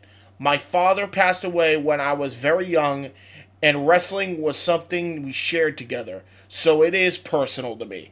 I love pro wrestling and have been watching it for over 40 years and proud of it. This is because he said pro wrestling isn't personal. It's not that deep, and you need to stop treating it as that deep. And I've gotten this same fucking thing, that wrestling isn't that deep. It is that deep if you want the wrestlers to be happy with their work. The very people that are entertaining you and putting the fucking asses in seats, however little or big that fucking arena or venue is and how full it is, they are the reason you go in and buy a ticket. They're the reason. Not the company, not the management, the fucking wrestler. And let me make this very fucking clear. If you want the wrestler to actually love their job and actually care about what they want to do, you want them to do better creatively. And you want to critique the product. And you want to say, this is not good, you should take it in a different fucking direction. Now, every podcast is not going to have all the answers. You can't listen to them all. You can't please everybody. But what you can do is find a way to appease the casual fan and also the hardcore fan and find a way to make both sing, which was happening when Cody Rhodes and CM Punk were in that company. It is not happening anymore because they're gone. It is not happening anymore because Kenny Omega is not there to oversee the bullshit. It is not happening anymore because Tony Khan doesn't want it to happen anymore. It's that simple. He goes on in this fucking podcast and he keeps going on this fucking tirade about how Tony Khan, he's not going to leave AEW. You guys want him fired. He's the boss. He's not going to fucking let go of power. Motherfucker, we're not asking him to leave the company. We're not. We're asking him to step down from the creative position and appoint somebody else to do so. That's what we're asking. Not a hard concept to understand. If Ted Turner can do it, it's pretty simple that Tony should do the same fucking thing. It's almost like he should learn from his fucking guy that he said knew nothing about pro wrestling like Tony does. And he's not a cage match savant like fucking Tony is, apparently. No, but you know what fucking Ted Turner was? He was a businessman and he knew how to run the biggest media conglomerate company that is still going to this day that AEW is currently fucking stationed on. And with the way fucking... I forget his fucking name, David Zaslav, the way he's running that fucking company into the ground, it might not be around for much longer.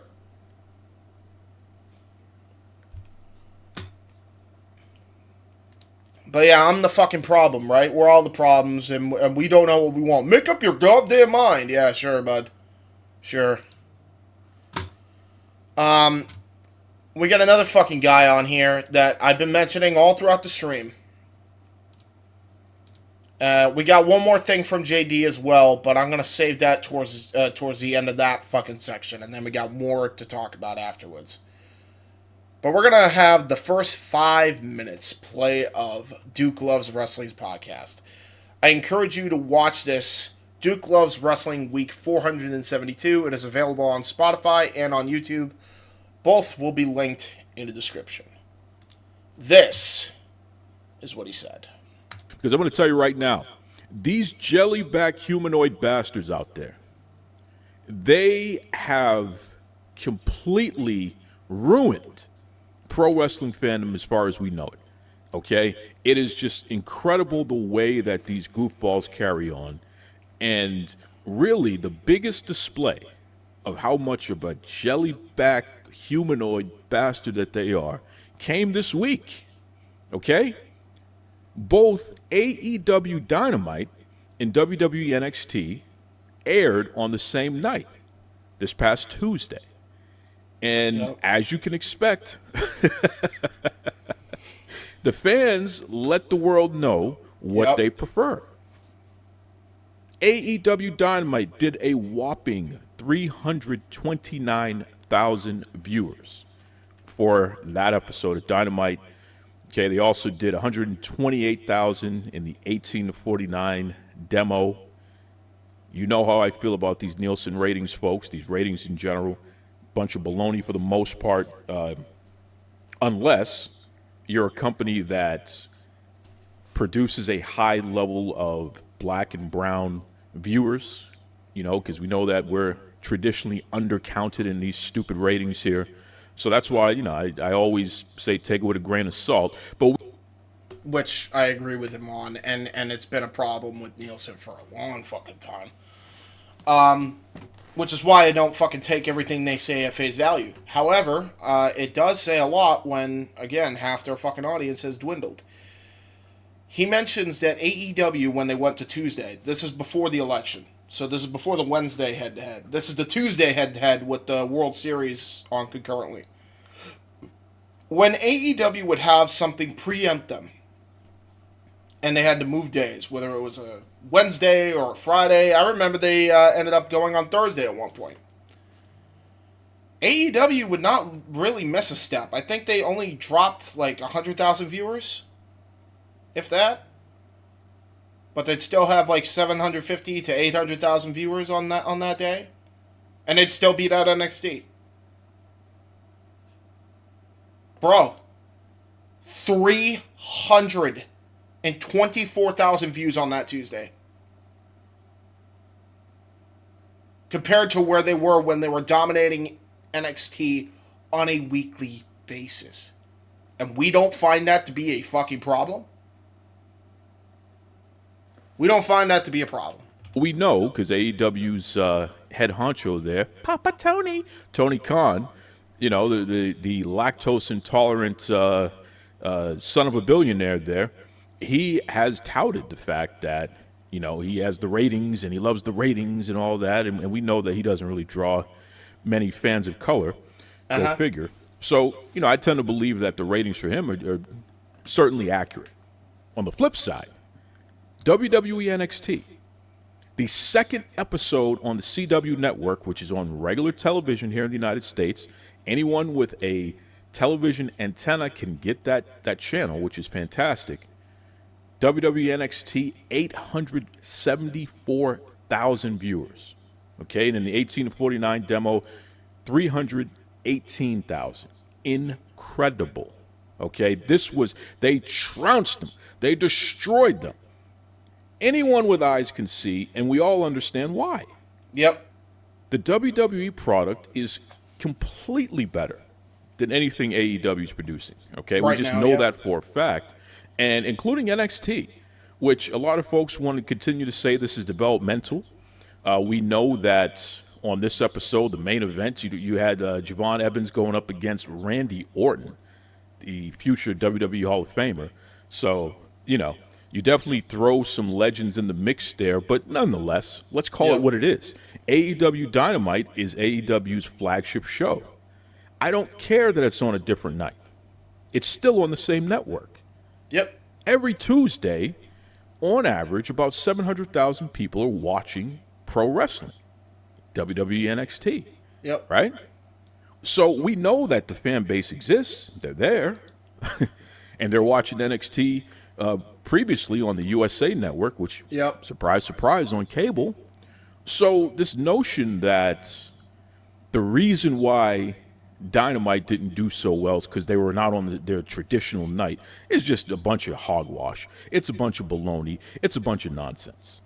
Okay? But there's a deeper story here because Collision, during the same week, 216,000 viewers. And Rampage, 269,000. All those shows put together still does not equal NXT's 874,000 viewers.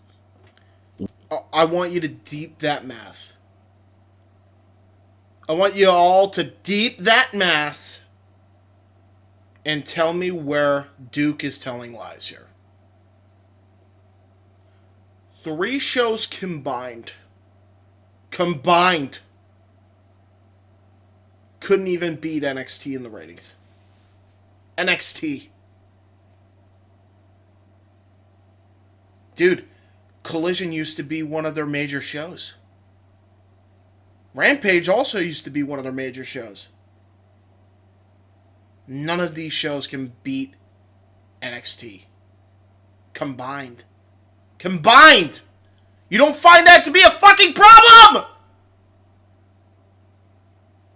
Hello? Fucking McFly over here. Are we just completely fucking oblivious to this? 3 shows couldn't beat WWE's third brand, lesser brand that is on cable that isn't even pulling over 1 million viewers every week. The same NXT that AEW was trouncing from 2019 to 2021 until they fucking moved to Tuesday nights permanently. AEW gets moved off their fucking night in 2024 once because of the World Series. 324,000 for Dynamite. And only a 200,000 plus for Collision and Rampage. And none of any of the fucking fans find that to be a fucking problem? Are you fucking kidding me?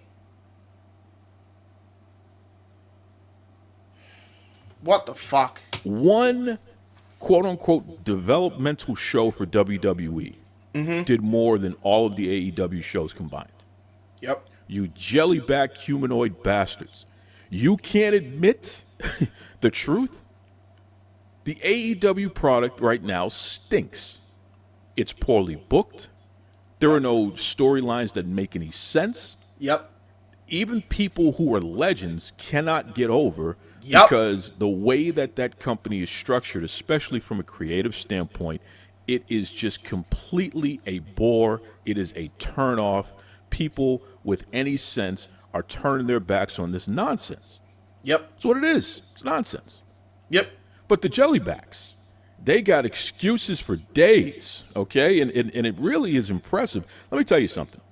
I have been going back and forth with some of these folks just to see how far they'll take this thing.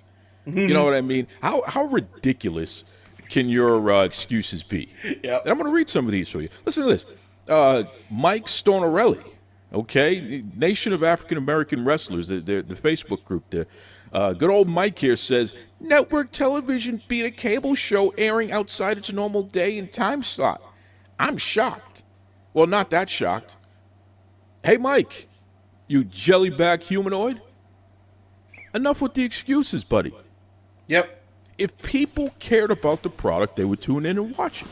Like they used to. So this little jellyback nonsense you got going on there, come on, bro. We see what it is. Okay? We see exactly what it is. Let's find another one here. Lamar Warsham, okay, who's a guy who you'd think have some sense. Listen to this one.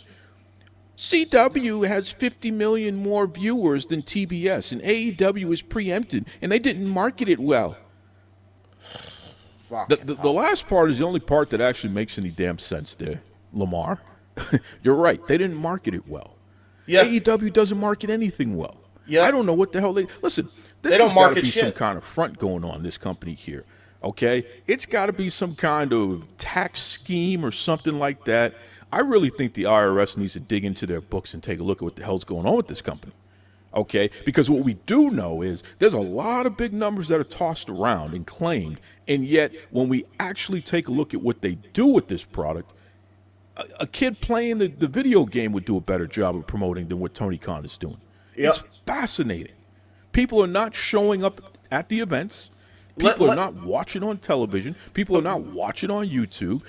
Let me just point this out too before Duke goes any further on the show, because again, and it turns out it turned into 10 minutes. I'm not gonna have everything. I'm gonna play the ending, because the ending is fucking great. But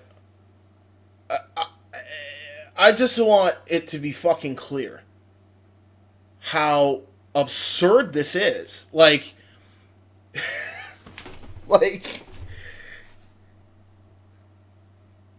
for everybody that wants to tell me that AEW got this big TV deal, even if they did, that's great. But exactly what Dave said, and I want to go back to that so I can actually get some of my kind of front going on, this company here, okay? It's got to be some kind of tax scheme or something like that. I really think the IRS needs to dig into their books and take a look at what the hell's going on with this company, okay? Because what we do know is there's a lot of big numbers that are tossed around and claimed, and yet when we actually take a look at what they do with this product, a kid playing the video game would do a better job of promoting than what Tony Khan is doing. It's fascinating. He has Jeff Jarrett. That was my point. He has Jeff Jarrett in the back. And he doesn't have him running the promotion of this company. Not once. He can easily he could call Scott D'Amore tomorrow. He doesn't have him on dial. He could easily call him tomorrow. Doesn't. You got fans that have better writing continuity skills than Will fucking Washington, clearly, because he's not doing his fucking job. Even close to fucking doing his job, and if you think he is, you are completely delusional. And I'm not going to fucking pretend you aren't, because you are. That's what you are. And you're choosing to be delusional. That's your choice. That ain't mine. Will Washington sucks as a continuity writer. Adam Blompier should have been the guy you hired. He's been proven innocent of everything, by the way, before people was like, hey, it's taboo to fucking mention Adam Blompier. No, fuck off. Go watch his fucking video. I don't want to fucking hear it from you. Alright, so Adam Blompier should be the guy they're fucking hiring. Because he's too talented to just be on fucking YouTube the rest of his life. Put that guy in the fucking hot seat with the fucking continuity writing. Have Jeff Jarrett and fucking Scott D'Amore promote your fucking events and pay for fucking promotion. That's what they should be doing. People are not showing up at the events. People are not watching on television. People are not watching on YouTube. You can get all their action figures down at Walmart on a discount. It's Yep. Keep talking. Keep we talking got the that holiday talk. season coming up, and you literally could go down to Walmart and you could get AEW action figures in the clearance section. Yep. Nobody wants them. Can you imagine that? Nobody wants them. There was a point in time in AEW's history where you couldn't even get an AEW figure fast enough. They were selling out that fucking quick. For 3 years, they were selling out that quick, with the exception of a select few figures. They were they were in that much commodity. It was crazy. They couldn't stay on the fucking shelves. Now they're fucking peg warmers. They were peg warmers. The very thing that fucking CM Punk claimed Adam Page was, and his action figures were, the entire AEW roster are fucking peg warmers. All of them. Listen, if I go down to Florida right now, Jacksonville, I guarantee you there will be far more WWE product out there, and it actually moves. And meanwhile, you'll see the AEW product in the clearance section. What does that tell you? In the toilet, while you jelly-back humanoid bastards make excuses. Let's find another one here. Let's find Levon Bing. I didn't even know AEW was on until it was just about over. Yeah, I bet you didn't. You know? Yep. Cord Hardy. So basically, 1 million people enjoyed wrestling last night. Cool. Good job, Booker T. Trying to take a shot at me, calling me Booker T, which, hey, Booker T, you know, the Hall of Famer, 2-time Hall of Famer, 5-time champion. Come on. The amount of fucking people, I swear, the amount of people that shit on Booker, and I was one of them blindly. I'm so glad he woke my ass up. Thank God for Booker, man. And I love Booker. I really do. I've heard, by the way, anybody that thinks, oh, he doesn't, he's given flack to every company, including the WWE. He has criticized the WWE. He has criticized every wrestling company. He has praised every wrestling company when they do something good. Like, I've heard it. I've listened to it. I've tuned in and saw his channel and catalog and listened to his podcasts. I didn't fucking take a dirt sheet fucking hit piece where they took his fucking clips out of context and then fucking immediately assumed he was a villain. I used to. I don't anymore, after he fucking showed me certain fucking videos where he praised the company and praised other fucking things that AEW was doing and praised other things that WWE was doing and NWA and all sorts of other wrestling companies were doing. Once I heard that, I didn't need to hear a fucking thing from a lot of these dirt sheets when it comes to anything they quote from fucking Booker T. Because you know it's in bad faith. Come on. I'll take that as a compliment, you humanoid. You know? It's fascinating to me that people can't just be honest. Yep. Just tell the truth. And I understand. Maybe it's the hurricane. Maybe the hurricane has mixed up some of these folks' brains because there was tornadoes. There was all kind of things going on there. Yep. Maybe your brains got mixed up. This is not a good product. It's not. And here's the best part. There is no sign whatsoever that any improvement is coming. It's just more of the same. And Tony Khan, I'm going to tell you right now, you can mix all the drinks you want. You can give out all the hugs you want. You can consume all the kratom that exists in the world. Because that's what I hear, Tony. You love that kratom. I wonder why. Look it up, folks, if you don't know what kratom is. It is incredible to learn what this stuff is and primarily who are the folks that use it. It's incredible. Anyway. I'm actually gonna fucking look this up. So give me a second because this is the fucking thing I wanted to look up and when I heard about this. So what the fuck is kratom? What is the kratom drug? According to dia.gov, what is kratom? Kratom is a tropical tree native to Southeast Asia. Consumption of its leaves produces both stimulant effects, in low doses, and sedative effects, in high doses, and can lead to psychotic symptoms and psychological and physiological dependence. Huh.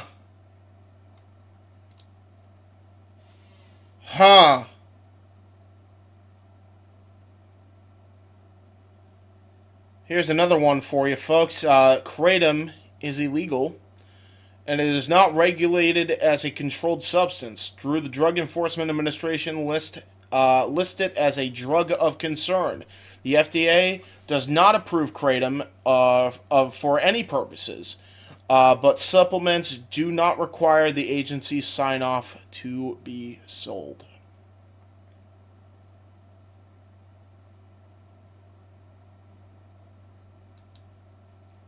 Fucking unbelievable. Wow. Okay, so he might be on that. Good to know. Tony, your company is in the toilet. And it's fascinating to see the way that you manage things. Case in point, Bryan Danielson, who is your champion, finally. You put the belt on the guy when it means the least, which is fascinating. You know, we've heard all this before. I'm going to go and skip to the end here, because I want to skip to the end. The face. Anytime the subject comes up, I want you to remind them that they're in the history of wrestling. Hangman Page had a chance to be a real star in the wrestling at the same time, a couple years back, right? AEW, with former WWE legends and all, was beating WWE's developmental television show. And these jellybacks were celebrating that. But now that it's clear AEW will never have a chance again, it's over. Now suddenly, just enjoy wrestling. Yep. Jellyback humanoid bastards is what they are. And I want everybody with any sense to call them out. Every time you see them online, every time you see them face to face, anytime the subject comes up, I want you to remind them that they're a bunch of jellybacks. And then tell them that their lactose intolerant leader, Tony Khan, has literally put AEW in the crapper. Yep. All you got to do is flush at this point. That's how bad it is. It's a terrible product. It's embarrassing that it's a terrible product because, again, it's not the fault of the performers. Nope. Although I will say, again, with a guy like Danielson, the fact that you would even allow him to ever set foot in a ring is just embarrassing. I'm telling you, folks, we have to, as we embark on a new year, 2025 on the horizon, we have to lead with truth. And we have to stop allowing the feelings of these jellybacks to get in the way of being honest. Yep. Right? Yep. They'll shout you down. They don't want to hear it. They get the shakes. Ooh. They sound like Paul Bearer. Ooh. You know, fucking, oh, no, I don't hear you. Yeah, that's fucking middle school shit. They do all this nonsense here because they can't emotionally accept the fact that something that they thought was going to be good is not. They can't emotionally accept that even in wrestling, they're still the losers. They're still the losers. They were the losers their entire life. They never learned how to be a winner. They're jellybacks. They smell bad. They're not like us. They don't use deodorants. They don't have scented soaps that they pay attention to. So crazy. They're jellybacks. Humanoids. They stink. They're awkward when they communicate. Hey, I'm awkward when I communicate. I take offense. Come on, let's talk about it. Right? They think looking good is a t-shirt and jeans. How many black t-shirts and jeans are you going to walk around with in this world? Get some merch on you, folk. I got my Super Mario t-shirt. At least I have a design. I got a goddamn Buccaneers hat. Look at that. Style and profile. Dude, my whole costume for merch for Halloween, I was going to go in a Deadpool jersey and claim I was from Deadpool University as Cool Mario. And I was going to have that Mario hat right there in my background. I was going to have fucking red shoes to go along with it and fucking black shirt or black jeans. Like, style. Just saying. Style is key for anything you do. Make a good impression. Dress sense. At some point, you got to care about yourself and look like somebody, right? Maybe not. Not for the Jellybacks.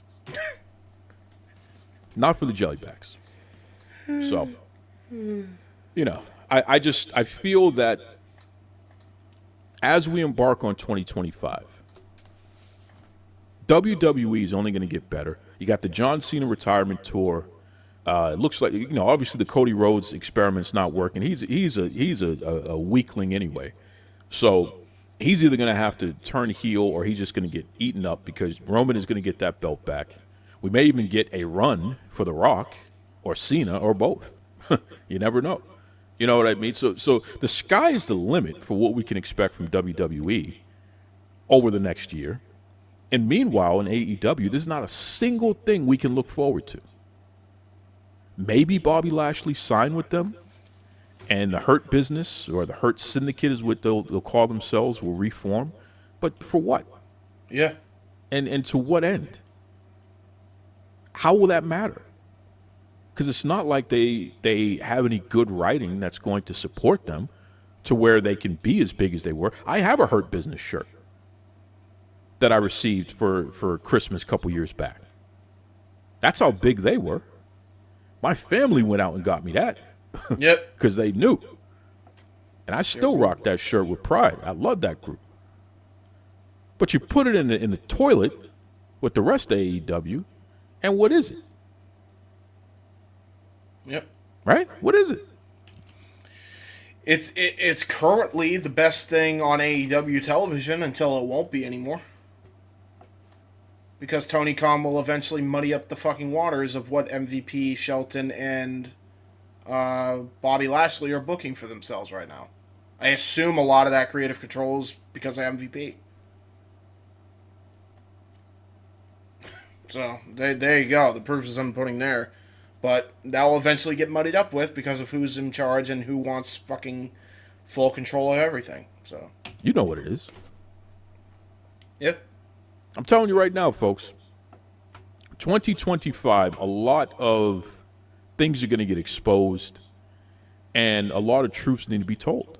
Yep. Resist the urge to succumb to the Jellybacks. Don't do Hey, it. man. Shame them. Laugh at them. Call them out. Point out that they don't make any damn sense. Because maybe they'll snap out of it. They'll actually put on some deodorant. They'll put on a collared shirt and walk straight and strong instead of being a jellyback. You never know. One can hope, right? They'll walk straight and strong. Oh, that's so good. Too Close Wrestling, everybody. I love this dude. I'm going to be going on his podcast relatively soon, folks. Week 472 was that podcast. I will link that in the description as well. Can't wait to be on his show. That's going to be a blast. I loved that whole diatribe. Collared shirt goes a long way, folks. Don't be a jellyback. Do not be a jellyback humanoid bastard. We got more of this NXT stuff. We talked about Tuesday and how the ratings were abysmal on that head-to-head. We got one more JD clip, and this is a today upload. This is from today. I'm recording this on the 10th of November, so this will be released tomorrow. You'll be seeing this on the 11th. This is the shit that happened for Wednesday's head-to-head and how abysmal that was for AEW. A little less abysmal. It was actually abysmal on both fronts this week, to be fucking honest. But here we go. Moving on. Let's talk about the ratings for AEW and NXT from this Wednesday. It was a bloodbath, to say the least. And I know a lot of people don't really cover the ratings. I don't really care to cover them myself, but this is something that needs to be stated. Yep. And the AEW ratings on Wednesday are nothing more than an embarrassment. It is their own night. It is in their own backyard. And they lost to WWE's developmental system. And yes, Again. NXT is a developmental system. They lost to NXT on their own night, and they got slaughtered. What does that say about the overall vibe and the overall interest in the AEW product? It's not there. And everything that I've stated, everything that Jesse has stated, everything that we've talked about collectively on Wednesday nights, we are being proven right more and more and more every single week. And Tony Khan is living in denial about how great his product is. But the power rests with Tony Khan. And the power will remain with Tony Khan. And Tony Khan will not relinquish any of that power because this is what he's wanted to do since he was born. And because he doesn't get his way, he's the biggest jellyback of them all. Duke said it at the end of that podcast I said. Go check it out. Wish any of that power because this is what he's wanted to do since he was born. This is what he's wanted to do since he exited the womb. He wanted to run a pro wrestling company. He wanted to be a pro wrestling promoter. He wanted to be in the pro wrestling space and have a bunch of toys to play with in real life. So did That's I. exactly what he's got. He doesn't give a shit if it's right, if it's wrong, if you like it, if you don't like it. He does not care. And it's showing more and more and more every single week. And the product is showing it more and more every single week because it's depressing, it's lifeless, it's soulless. And there's not really any substantial story to really sink your teeth into and get excited about on a week-to-week basis. Yep. For the second time in a month, NXT and AEW went head-to-head. Yep. This time on Wednesday night, with NXT preempted by the network, CW, for the 2024 United States presidential election coverage.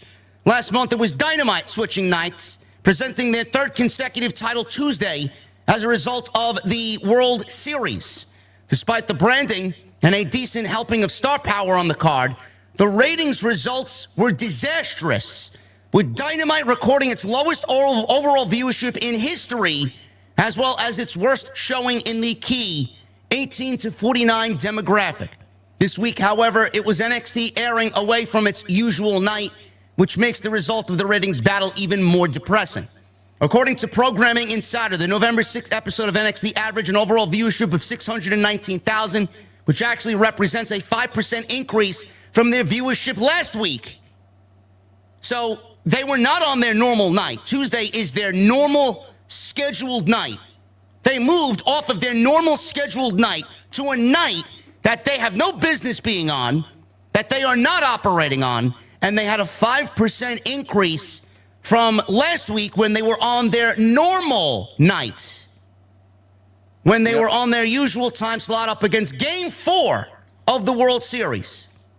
The show also earned a 0.17 in the key demo, a 2% increase from last week. More interesting is the fact that in both metrics, NXT came in higher than Dynamite, which averaged 523,000 total viewers and a 0.16 in the key demo, a 17 and 16% drop, respectively, from their previous week, and Dynamite's lowest numbers since June. Notably, NXT's show took place at the 2300 Arena, also known as the ECW Arena, and we had Rob Van Dam, Dawn Marie, Little Guido, Rhino, and the Dudley Boys all on the show. So by the numbers there, it looks like Little Guido, Nunzio, is a bigger draw than anybody on AEW's side. And AEW, by the way, which now has Bobby Lashley that they just signed. He opened the show. Nunzio beats Bobby Lashley and the newly recruited Hurt Syndicate on AEW Dynamite. How sad is AEW? Looking at the quarter-hour breakdowns published by WrestleNomics and Brandon Thurston, both NXT and Dynamite stayed strong, with the former peaking at 674,000 viewers in the second quarter of the show. For the end of the opening match between Lola Vice and Jada Parker, while the latter enjoyed its typical high performance in the first quarter due to its strong lead-in from The Big Bang Theory, which, if you guys want to figure out who the four pillars are of AEW, just look no further than The Big Bang Theory. Peaking at 666,000. In fact, Dynamite actually beat NXT in the first quarter by 1,000 average viewers, but things largely went downhill from there. The show bottomed out with 455,000 average viewers in the eighth quarter hour and only got a marginal amount back in the 9-minute overrun. In contrast, NXT in the quarter hour 6, 563,000 average viewers, more than all of the first 2 hours of Dynamite, but rebounded reasonably from there, finishing with 625,000 average viewers for the 10-woman tag team main event with Fatal Influence, Cora Jade, and Roxanne Perez against Kalani Jordan, Jordan Grace, Stephanie Vaquer, Julia, and Zarya. While NXT coming over to Wednesday night and beating Dynamite on its own turf raised some eyebrows. The impact that AEW is making right now on the wrestling scene is negative, and it's not interesting whatsoever, especially after signing a new $555 million TV deal with Warner Brothers Discovery.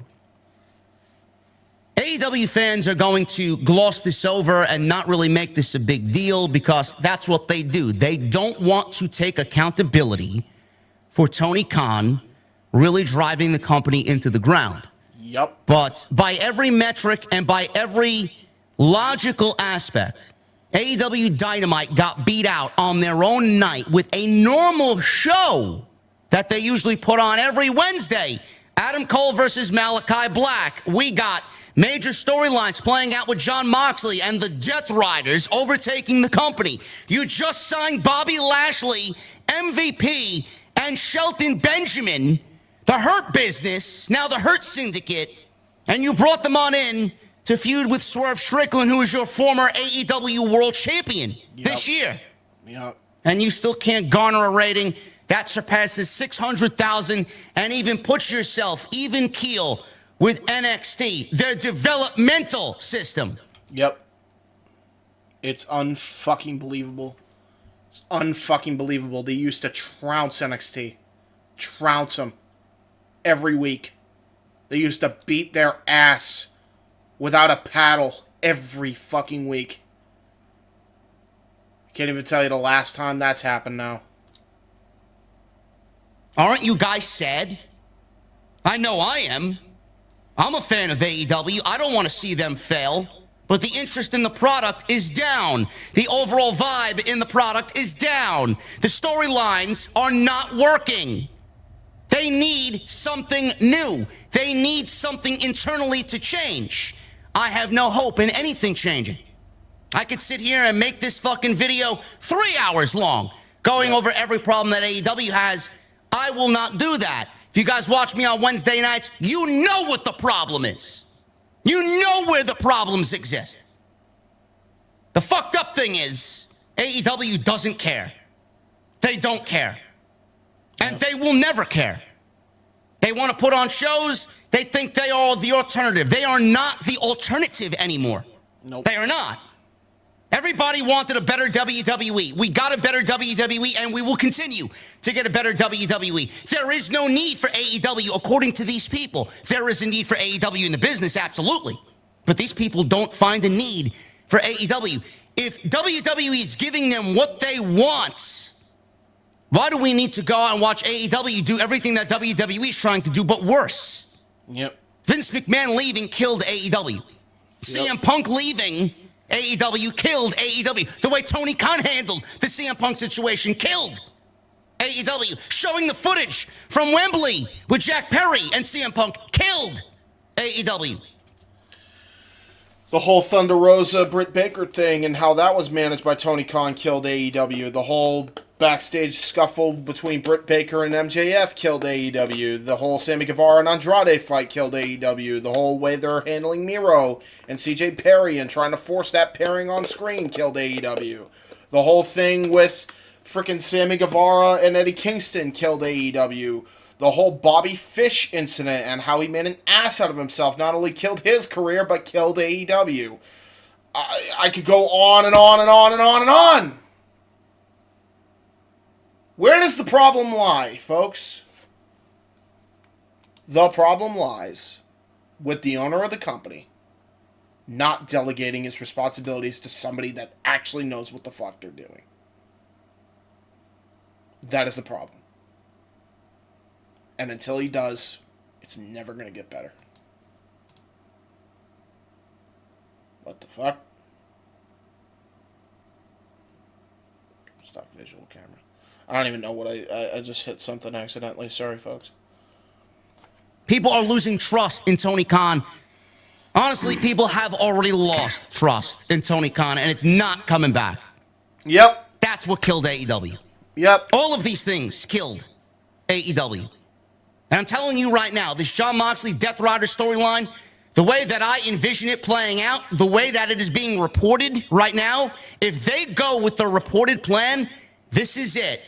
This is the last possible effort for AEW to garner any interest in their product. This is it. This is a tired storyline that we've seen in multiple promotions through the existence of pro wrestling. A group or an individual set to take over the company, and who are the valiant baby faces trying to save the company from the doomsday scenario of the heels. We've seen it done over and over again. But AEW thinks that throwing Jon Moxley, Claudio, Pac, Wheeler Yuta, and Marina Shafir out there against fucking Top Flight, The Dork Order, Chuck Taylor, Orange Cassidy, these are Daniel Garcia, Private Party. This is what's going on. Yep. This is what's going on. Yep. And then the rumors are the Elite are going to join forces with Kenny Omega and possibly Adam Page to overtake the company and give the company back to AEW. The same people that tried to take the company by attacking Tony Khan in Jacksonville while he had to wear a neck brace going into the NFL draft. I will not watch a single bit of AEW television ever again if that fucking happens. If they are the heroes, if they are the penultimate heroes in the story, and they are the fucking X Factor in this story, whether it's by interference or whether it's by them winning the match outright or them winning a segment outright, whatever it does where they somehow win this whole angle, and it doesn't put anybody else over, and it doesn't make somebody else the fucking face of the company, I'm done.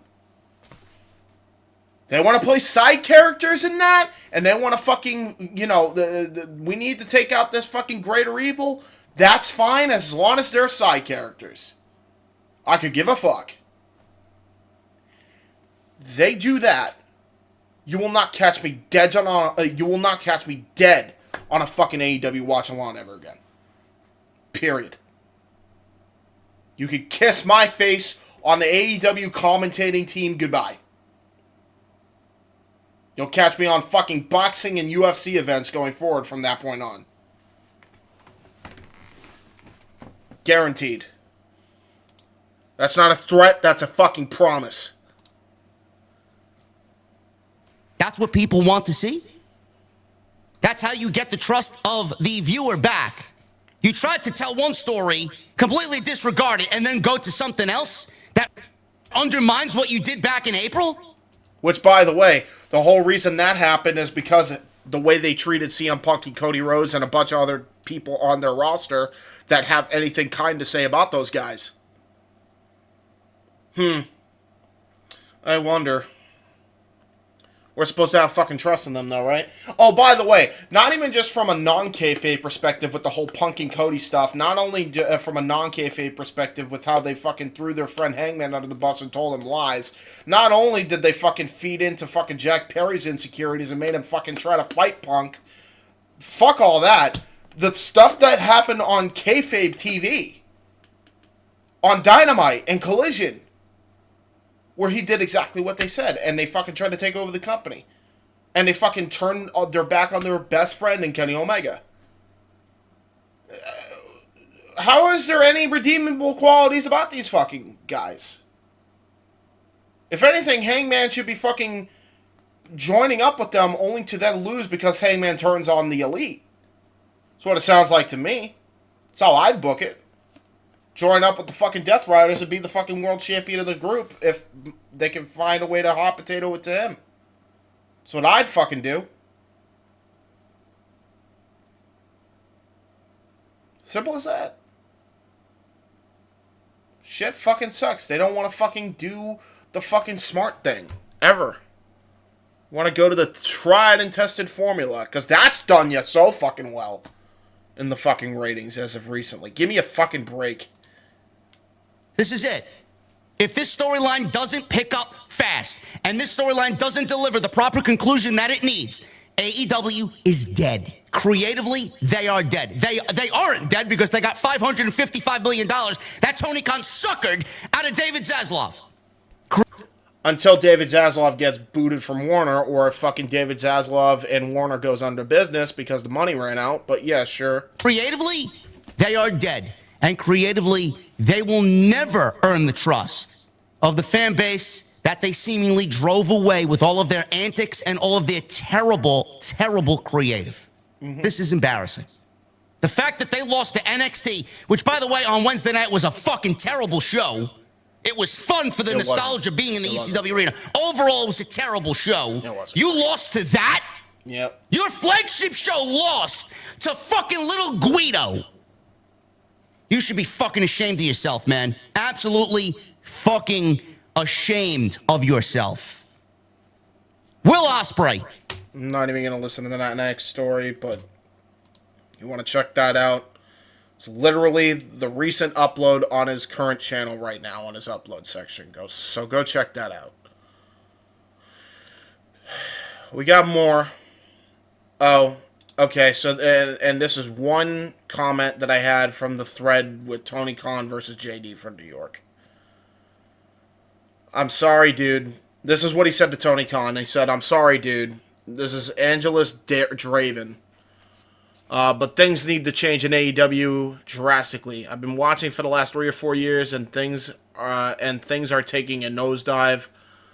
On a more positive side, I will say the Mox angle has been a breath of fresh air, as well as the Hurt Syndicate stuff. But you need to start sticking and landing on some of these things.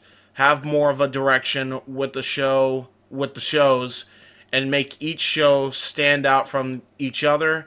I wanted AEW to succeed because it's good for the business as a whole.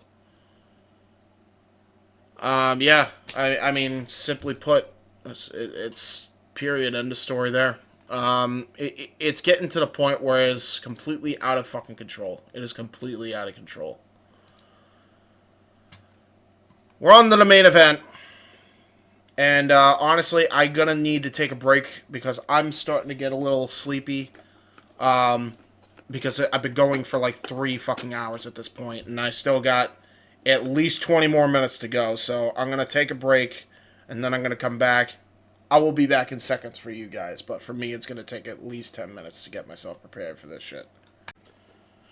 So I wanted to pause and then continue from where I left off because I had something that I wanted to save towards the end. And I'm going to say it here before I forget. And this is the one thing I wanted to talk about before we get into Dave Meltzer's recent fucking horrific nonsense.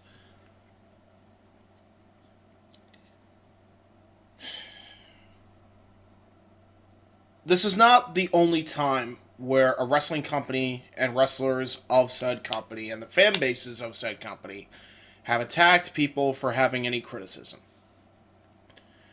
In fact, the Wrestling Observer and Figure 4 Online suffered a lot from this when they were criticizing TNA. And rightfully so at the time, because they needed to be criticized. They were a new company, and it could have been a possible WCW alternative if the cards were booked right and the booking was correct. And it wasn't. It wasn't. So, yeah, man, like this is horrific. You know, like the fact that this can happen at any time when a company is doing bad and they'll lash out. And it only happens in wrestling. It may happen in other places too, but in wrestling especially, it's fucking horrific. You got wrestlers and their fan bases and their management going after fucking fans online. It happened in 2013 with TNA. Don Tony criticized the company and where it was going, and it wasn't going to be pretty if they didn't change their shit now, and they needed to change their shit. And this was in 2012. And then in 2013, he kept saying the concerns because they kept ignoring it, and then Bully came to the defense of Dixie Carter at the time. And Don Tony was dead on with everything that happened with TNA. We didn't have all the facts at the time, and Bischoff kind of clued in on what his role actually was after he fucking left. So, what we thought was happening wasn't entirely what was happening, but he was mostly on the fucking money. And instead of them accepting that fact, they decided that it was okay to go after Don Tony and Kevin Castle for giving their concerns about where the direction was going with TNA. 2019, after the whole Hell in a Cell fiasco and beyond, even before that, when AEW first launched, and people were actually enjoying what AEW was doing once upon a time. Seth Rollins did the same thing and attacked every Tom, Dick, and Harry on social media because Stomping Grounds didn't sell out. Which, ironically, AEW went to the same arena and it's doing the same thing. Maybe a little bit more people than fucking Stomping Grounds did. By like 3,000 people. Oh, whoopee-doo. Whoop-diddy-doo-dah. You fucking did 3,000 more than fucking Stomping Grounds. The worst WWE event of all time.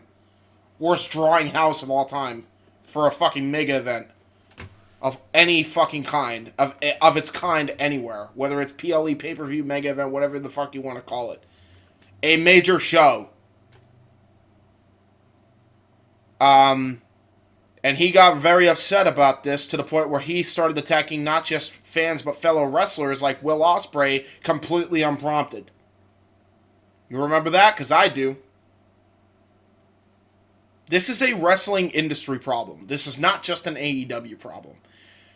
AEW just happens to be the most flagrant fucking offender of it. And the person who is the most flagrant offender in that entire locker room is the person at the head of the table, which is Tony Khan. Phone and all. But he's not the fucking main head honcho and the main culprit of this, because I think, and I don't think, I know, that the mentality he gets a lot of this passive-aggressive and internet tough guy behavior from is Dave Meltzer. And he's been doing it for years, folks. There's a reason Deadlock makes fun of him and calls him fucking low-tier Meltzer. You think that's endearing. It's not. I can see right through it. They're fucking making fun of him, as they fucking should, because it's a fucking low-cal thing to make fun of. Here's what low-tier Meltzer decided to fucking do recently. This was also posted yesterday, which is what set off the chain of events and the straw that broke the camel's back to make me make this fucking video, because I fucking had enough. This is James of WSI Wrestling Shoot Interviews, who is responsible for the Dutch Mantel podcast, the Shane Douglas podcast, and most recently the Steven Richards Show on YouTube. He's responsible for a lot of podcasts. Very Conrad Thompson-esque. I think he's been doing it even longer than Conrad has. I don't know, maybe neck and neck there. James had to come to the defense of one Dutch Mantel who was going through an illness. And the second time he's had to go through this illness, that has gotten a lot of money from various different people in the wrestling community. All divisive in nature, all different sides of the fence in nature, all coming together to pay some money to help Dutch Mantel fight this battle. James had to come onto the air and defend an article written by low-tier Meltzer. Listen to this bullshit. Hello all, James here, and if I'm not upset enough about what I'm about to talk about, I've already recorded this video once and then found out for some reason my microphone was muted, so now this is attempt 2. So I'm not a social media guy. I'm going to be speeding through this because I've already said it once to myself, apparently.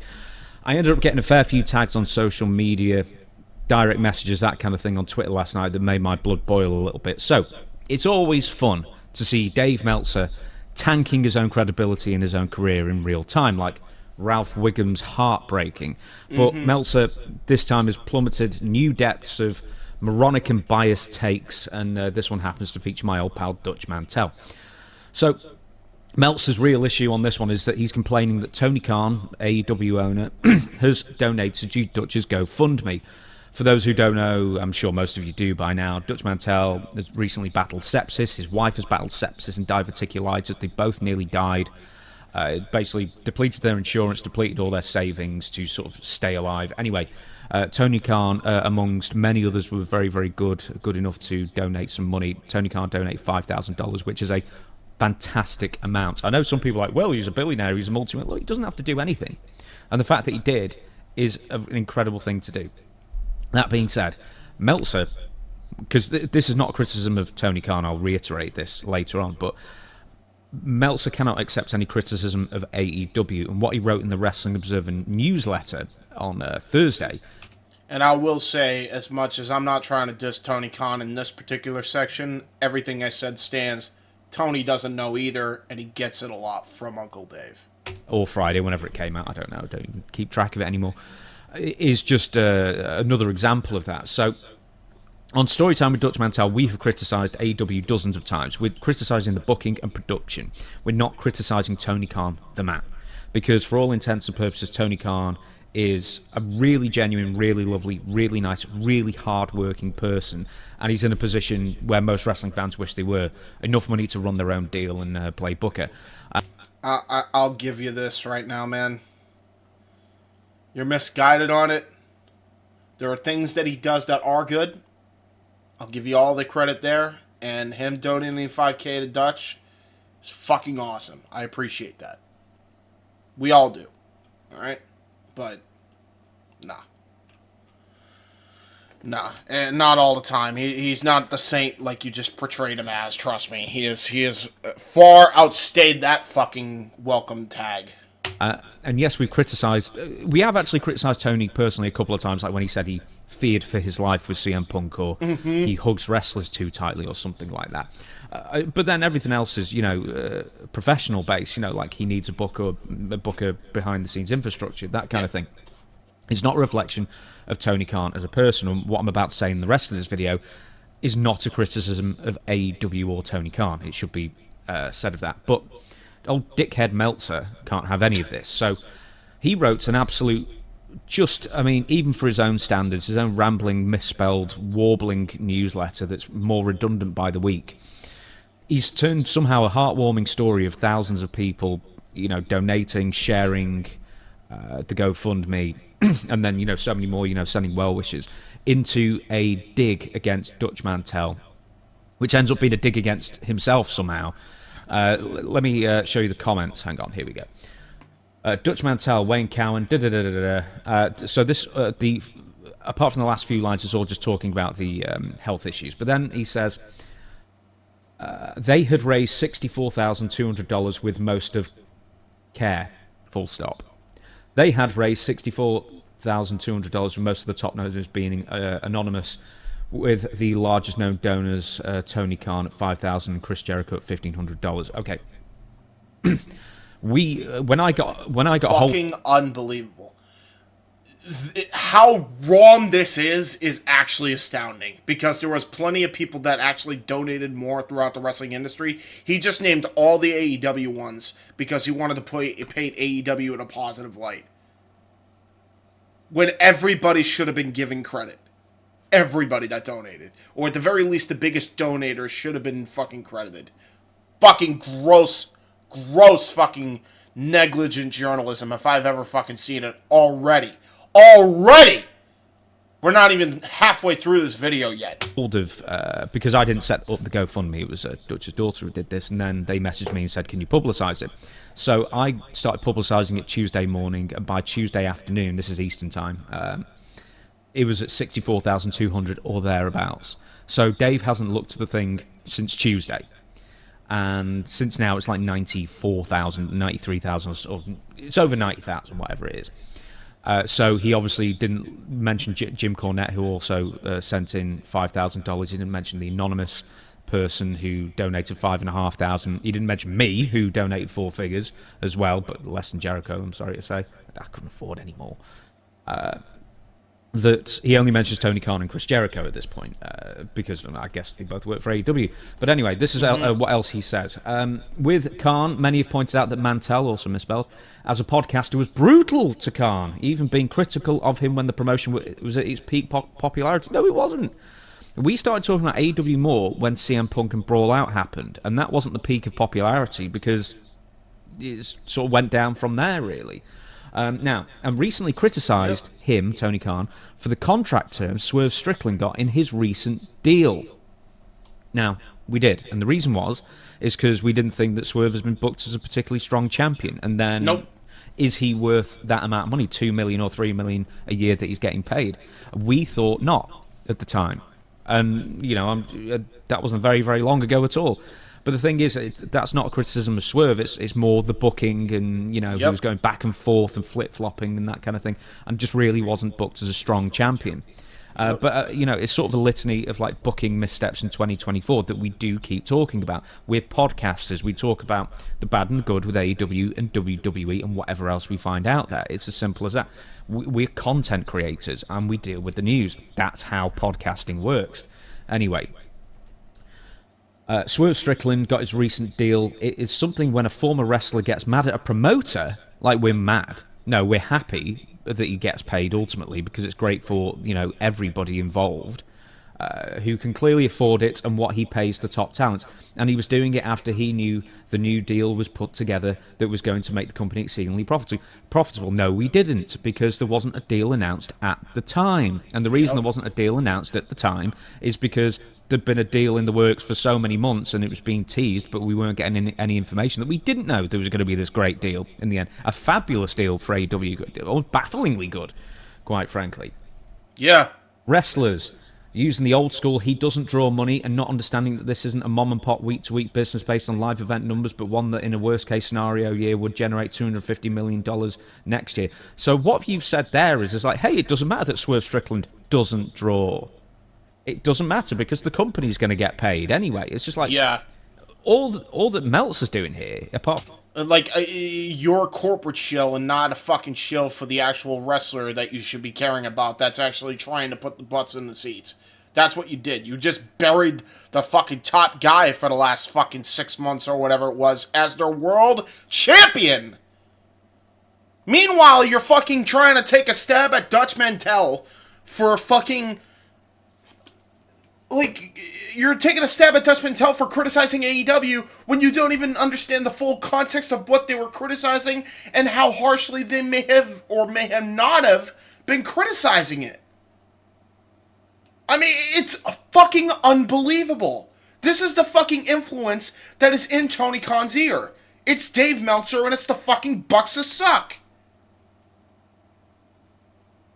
Is these fucking jellyback humanoid bastards that have fucking plagued this goddamn thought process. Because if it isn't Tony Khan, it's definitely these three fuckers.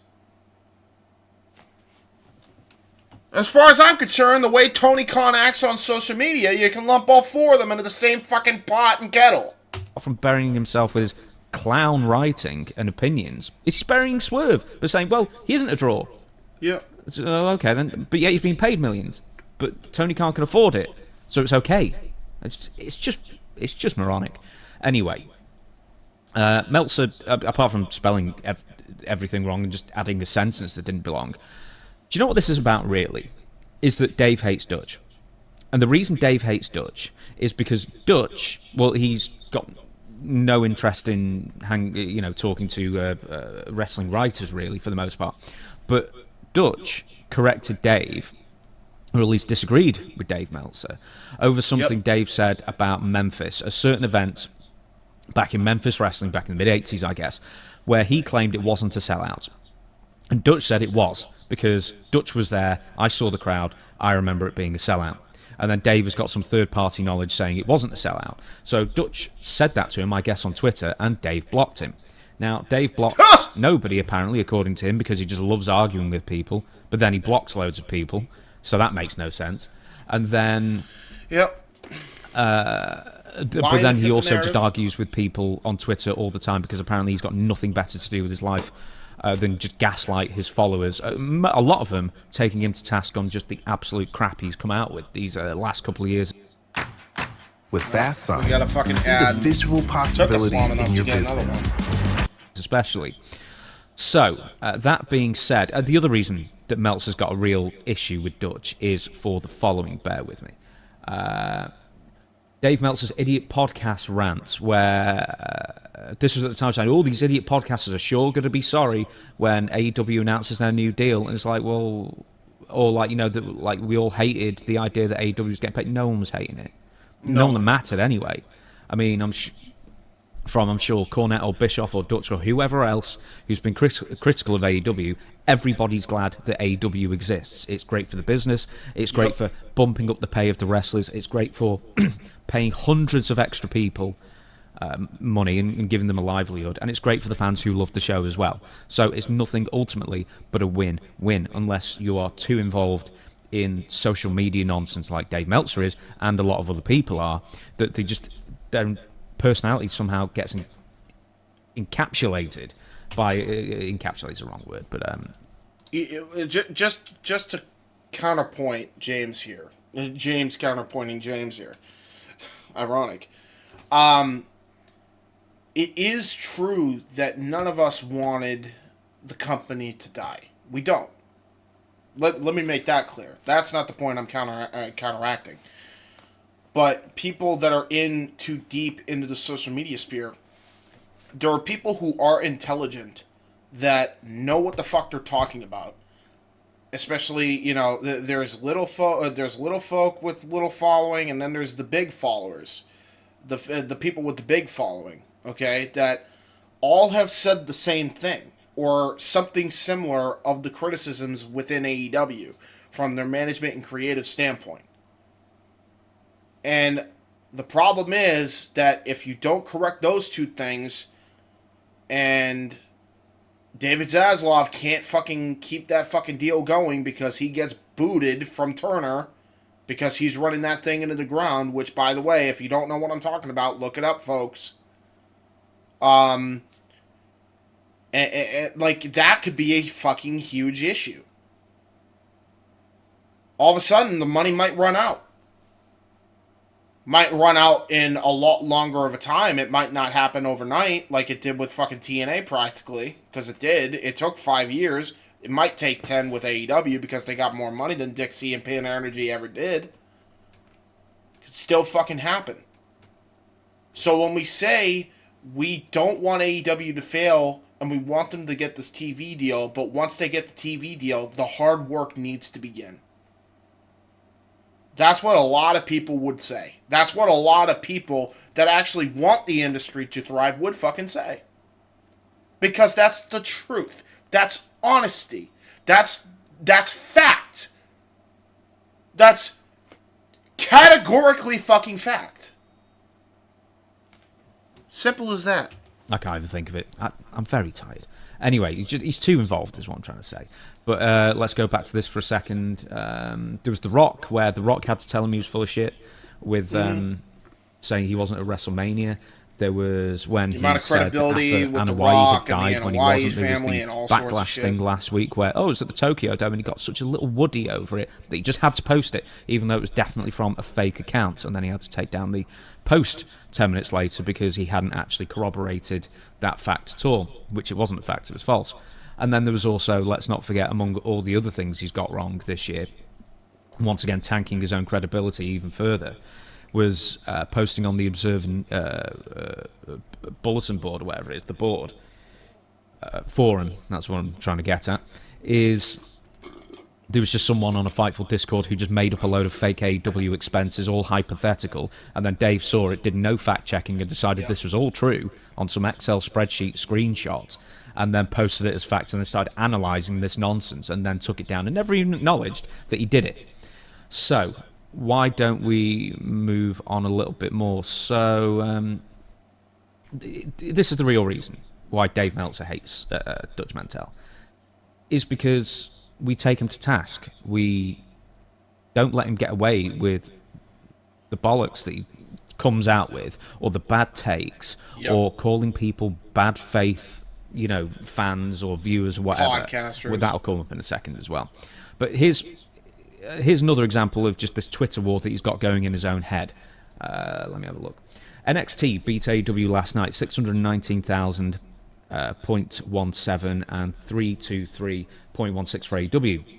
And of course you can't be happy for WWE for their third brand, beating the established AEW Dynamite first, a show, even though the NXT, that isn't their usual night. And he's got two arguments here why actually AEW somehow won. And one of them is because CW Network has got a 9%, is in 9% more homes in the States. That actually means, even though 619 and 523 is more than a 9% differential, that somehow if he were a TBS executive, I've actually got the tweet here. If I worked for TBS, I'd say AEW won. Well, how? They were on their own night. I mean, in the original tweet, of course, he doesn't mention that they were on their own night and got beat by NXT, who weren't on their own night. But he starts talking about, 0.39 to 0.38. I don't work at TBS. I know you don't work at TBS because TBS wouldn't hire you. But let me just go back on what was looking at. Have you been to the new art space circle? Oh, Lord. It's square. Okay. Oh. Sorry, folks. I can't Thanks for fucking sharing use this, ad Red blocker Baron. because I can't afford my account getting bad. And the other argument he was saying, what was the other argument he was saying? One sec. Ah, yes, the other argument he was trying to claim was that, well, WWE only drew in that viewing figure because, they had the ECW hook and they went to the 2300 arena, the old ECW arena. Well, yeah, they did that because they had the foresight weeks in advance to know that they were moving. And there was nothing to stop AEW from counter-programming when they knew that NXT was going to go head-to-head with them, which they knew weeks in advance as well. So somehow he turns that, instead of a praise of WWE for having forward-thinking, to keep the ratings going. Yep. On an unfamiliar night, but instead it's a knock on WWE for having the temerity for coming up with this hook to draw in viewers. So anyway, keep in mind this is also the person who argues incessantly on Twitter. I mean, he argues about these viewership figures every single week, gaslighting his followers, and most people take him to task on his own Twitter, calling him out for it. But he's also the person with the 5-star nonsense who's talking about, well, the breaking of... Who's texting me? It's DFS. Talking about breaking the 5-star system and why it's actually not a problem, and there's an infinite amount of stars that can be given, and now it's 7 stars and not 5 stars. But then still in 2024 has the temerity to say, well, 4 3/4 stars is still a fantastic match of the year contender rating. It's like, how can that be match of the year contender when you've rated 22 other matches so far this year higher? So there's 22 better matches out there. How can that be match of the contender? Just another fucking idiotic, please. circular argument because he cannot admit when he's wrong. So aside from the fact he's broken his own star rating system and spends all his time arguing with that, spends all his time arguing about ratings and why WWE, when they have a bad rating, he only mentions NFL, but when AEW has a bad rating, he mentions NFL and baseball and women's basketball and Kendrick Lamar concerts and everything else to try and I wonder. absolve AEW from the fact that just no one was interested or they didn't promote the show well enough. Anyway, the Observer radios are just as bad, and it's just hateless and fodder. And I also want to mention this now, is that this isn't Brian Alvarez, a knock on him at all. I think he does a very good job and he's very based. And there's such a stark difference between Wrestling Observer Radio and Brian Vinny's show or Wrestling Observer Live, where they're far more just even-keeled and got more energy. I'm gonna say this. Now they're back to where they needed to be, which is back to where they always were. However, Brian was also doing a lot of the fucking smear campaign on CM Punk. And even Vinny, his co-host, was rolling his eyes and fucking sick of it. Just thought I'd point that out there. And by the way, when I tell you that I understand, and I'm going to go on the main screen for a minute before we finish up this video, because again, I want this whole thing to play out for you all to understand how fucking ridiculous Dave is. I saw Aubrey Edwards hate her job. I mentioned that earlier in this broadcast. I'm now mentioning how Vinny was sick of hearing Brian Alvarez mention CM Punk and saying something negative on a fucking retro show. He was doing this on retro shows that they were reviewing, and he was talking about this. Because it chapped his ass that Figure 4 and the Wrestling Observer got attacked at that fucking brawl-out press scrum. Let me tell you something, motherfucker. If you're gonna tell me, how do you know? You can't fucking tell. I have a fucking bachelor's degree in communications, okay? What that means is, I studied not just verbal communication, but different languages. I know how different body languages work. I know how face languages work. I studied this shit. There's different ways to communicate. Sign language, you name it. Okay? I don't know much about sign language. I don't know much about the fucking language, but I damn sure know about body language. Almost to a fault.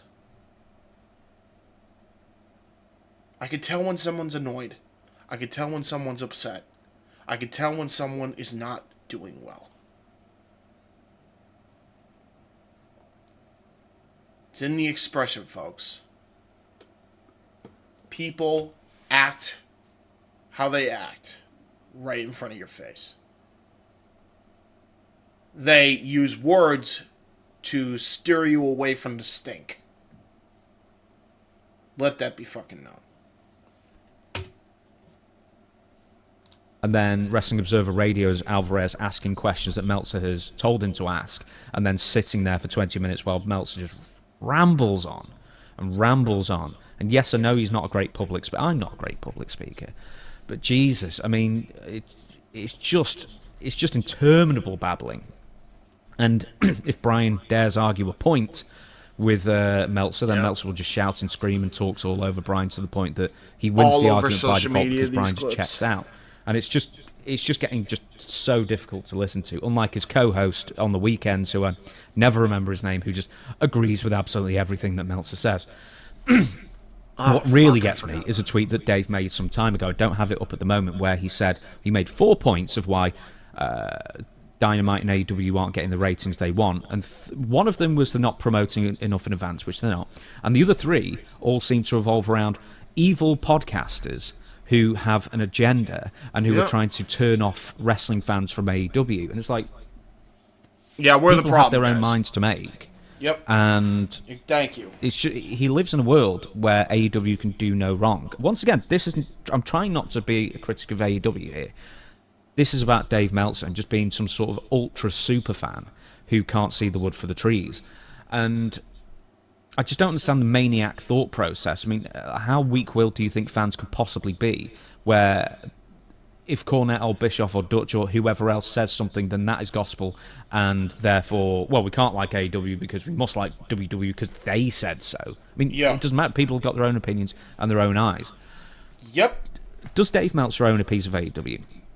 I still don't think so, which makes it all the more pathetic, in my opinion, because he is white knighting for a company that, at least in my opinion, he doesn't have any financial stake in. It doesn't matter if they go belly up tomorrow to him, unless just all this drama just helps create more subscribers for him, I guess. But it's just embarrassing more so on the weekly, and I genuinely think he is turning off potential AEW fans from checking out the show more often. Or even worse, turning off existing AEW fans because he's representative of an AEW fan base that's such a turn-off to begin with. And I'm not saying everybody is with AEW, but the WWE has the same thing, with just this awful fan base that just hates the other wrestling show. Well, there's like some some woman who's like a celebrity and said, "Oh, I've watched a WWE show. I think I'll check it out."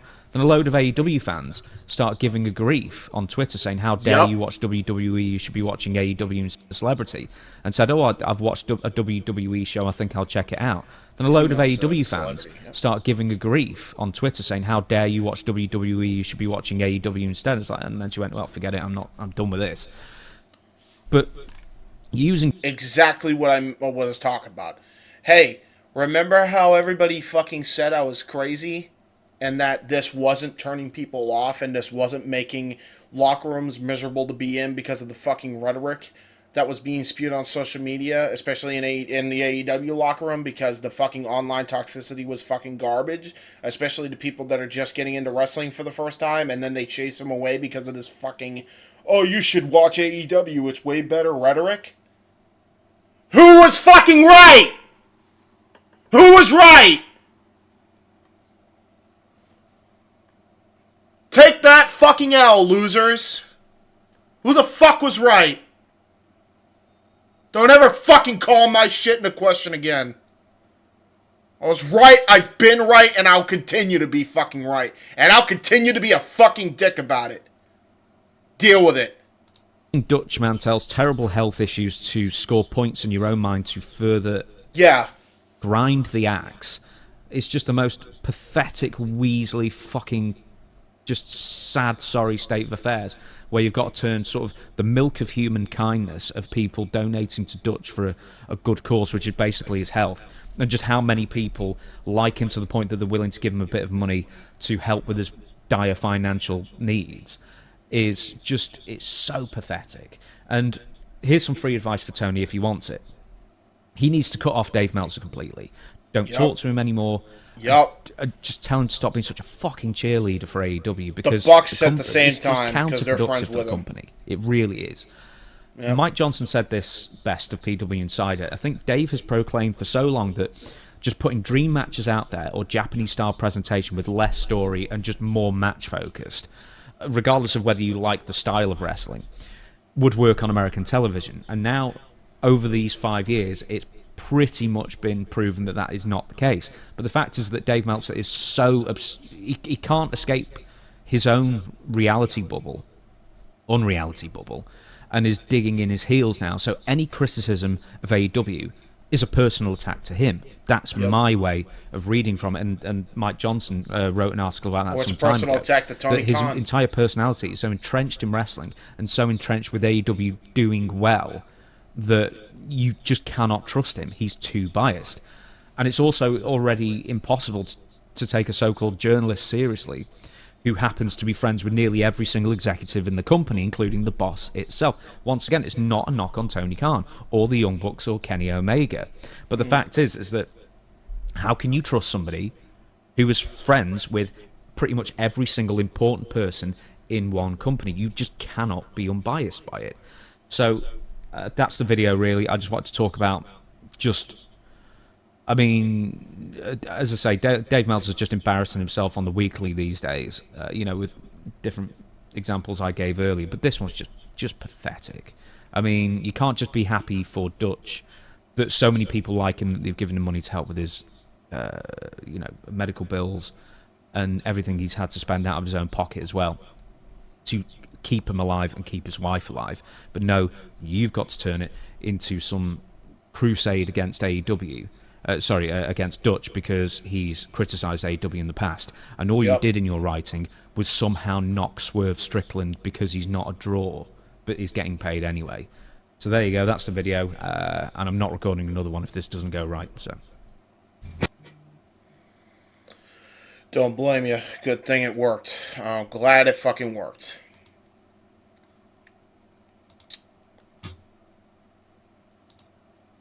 This is the one last tweet I'm going to show. And I'm going to blow this motherfucker up so you can see. I tweeted after watching this, after watching the WSI show, the little video that he posted on that channel. Meltzer is scum of the earth. Fucker wrote a whole article about how Dutch Mantel is out of touch when he got a GoFundMe fighting to remain alive. Fuck tribalism. Way more important things in life than wrestling. Get out of your messy office and touch grass. And I added this motherfucker. Didn't even fucking hide the fact that I fucking said that to him.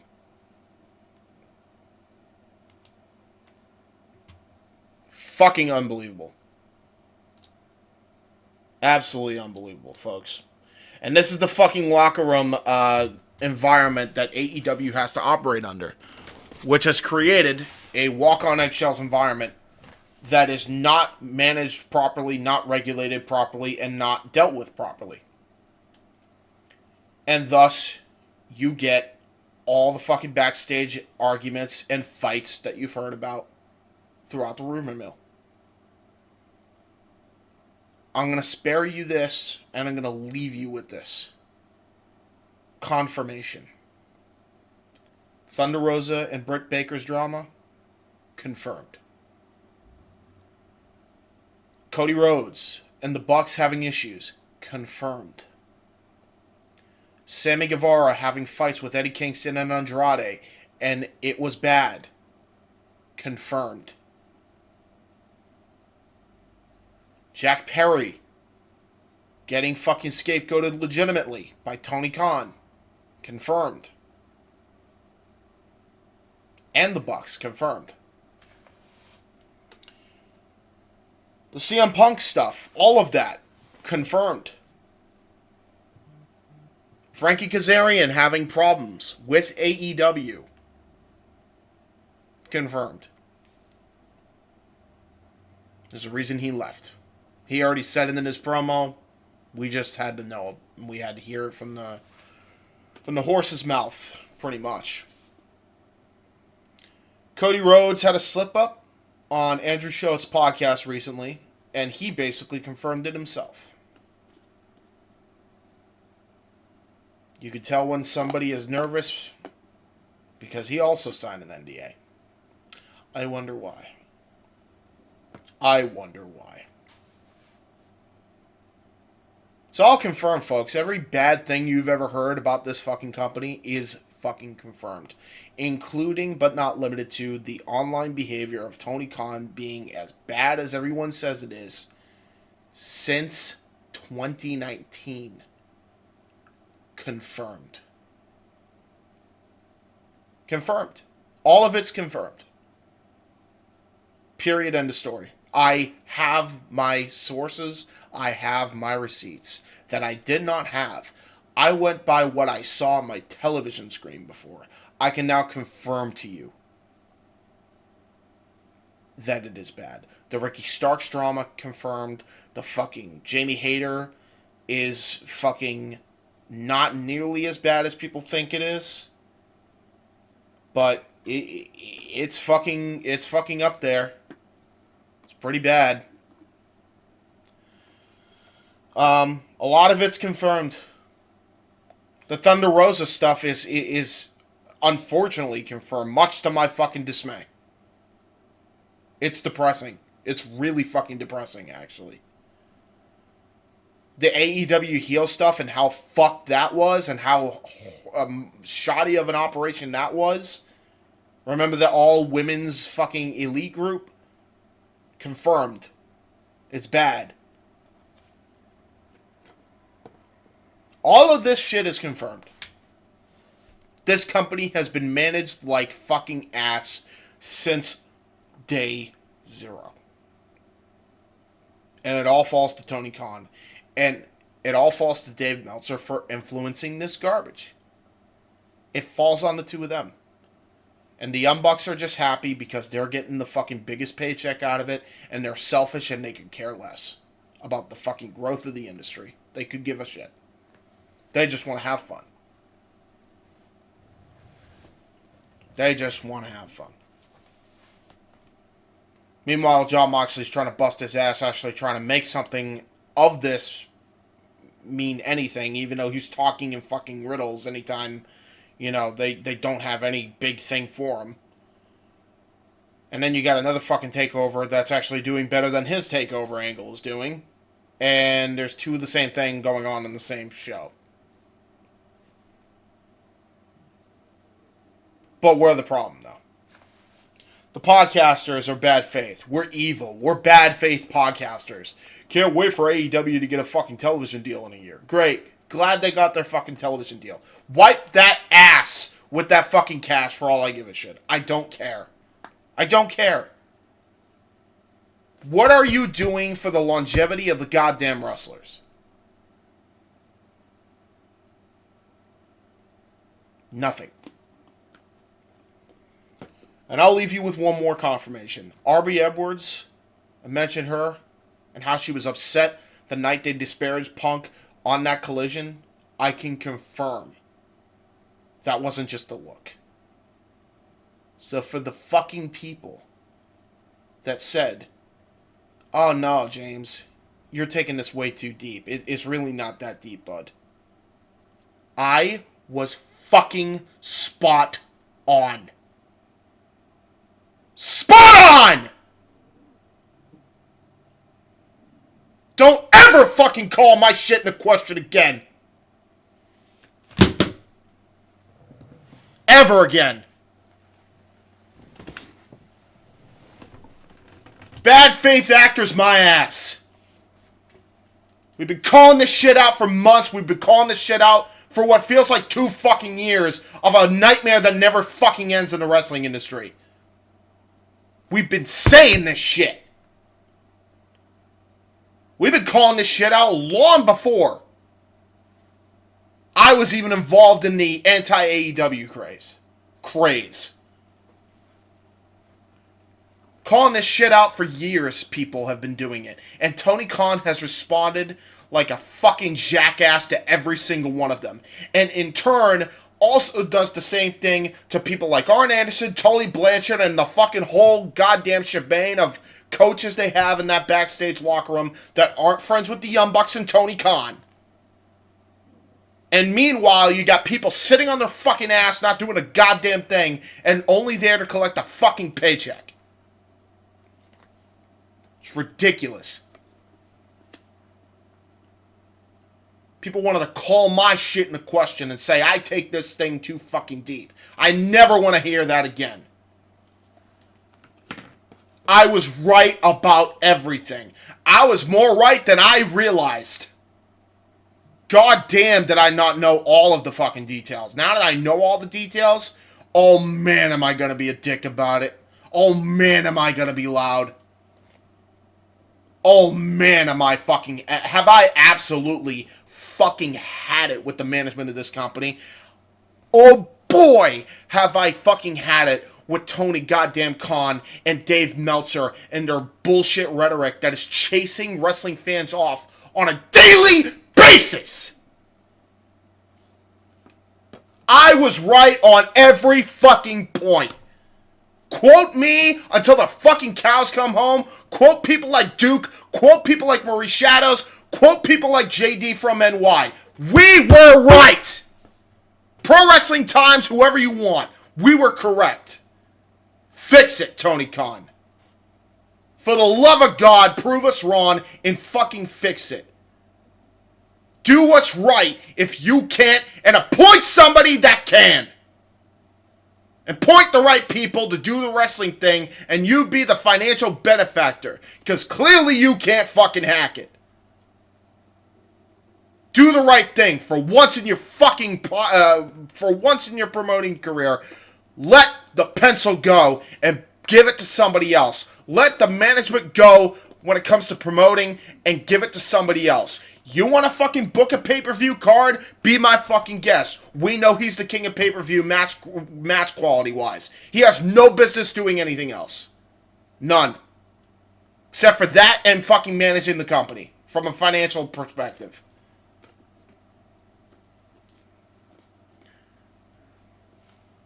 None. So what Tony needs to do is appoint people that actually are trustworthy. And actually give them positions of power that aren't just Bryan Danielson and Jimmy Jacobs and Will fucking Washington. Because clearly they haven't done their job if they did anything at all. If they're writing for an audience of one, they aren't going to do shit. So you need to move yourself away from the creative process. Only be a financial benefactor and just watch from the fucking sidelines as they fucking book your shit better than you could. Because at the end of the day, it don't matter who's booking it, as long as you're making money. And as long as you're getting people into that fucking arena. Make it work. Prove us wrong. And stop going on social media and arguing with everybody that has any legitimate criticism of your product. I don't care how abrasive they are. I don't care how out of fucking whack they are. I don't give a shit if they threatened your life like Cornette fucking did with some of those fucking talents over on that roster. Whether they were on the roster or not anymore. I don't care anymore. I do not give a shit. Stop responding to these critics if you cannot take it. And with that being said, ladies and gentlemen, that is the end of this podcast. And like Duke has said, like others have said in the wrestling industry, in podcasting world, the truth needs to prevail here. Especially with what is going on within that locker room and how fucking absurd it is getting to the point where people feel depressed and in some cases, and in Thunder Rosa's case, make her feel at all like they don't want to fucking live anymore. It is bad. It is actively chasing fans away. It is killing the passion of these workers that put themselves and their bodies on the line for our entertainment. And if you care about the health of the industry, you will be calling this shit out going forward, and you will call out these jellybacks, and you will absolutely fight them tooth and nail until the bitter end, because the truth has to prevail in order for the industry to actually thrive once again. Because I'm done being silent about it. Especially considering I've had people stab me in the back because they wanted to fucking be jellybacks themselves. Just for this very reason. This has been JHebert's Side of Things. If you like what you saw, please like, comment, and subscribe. Dislike it if you dislike it. Yes, I nabbed fucking Mudahar's catchphrase. Here's my uncle's documentary on the left. I'm going to be going on Duke's Loves Wrestling show on the right. Go ahead and check that out. And yeah, man. This has been a long one, but I hope you guys understand why that is. And until next time, we will see you on the JHebert side. Peace out.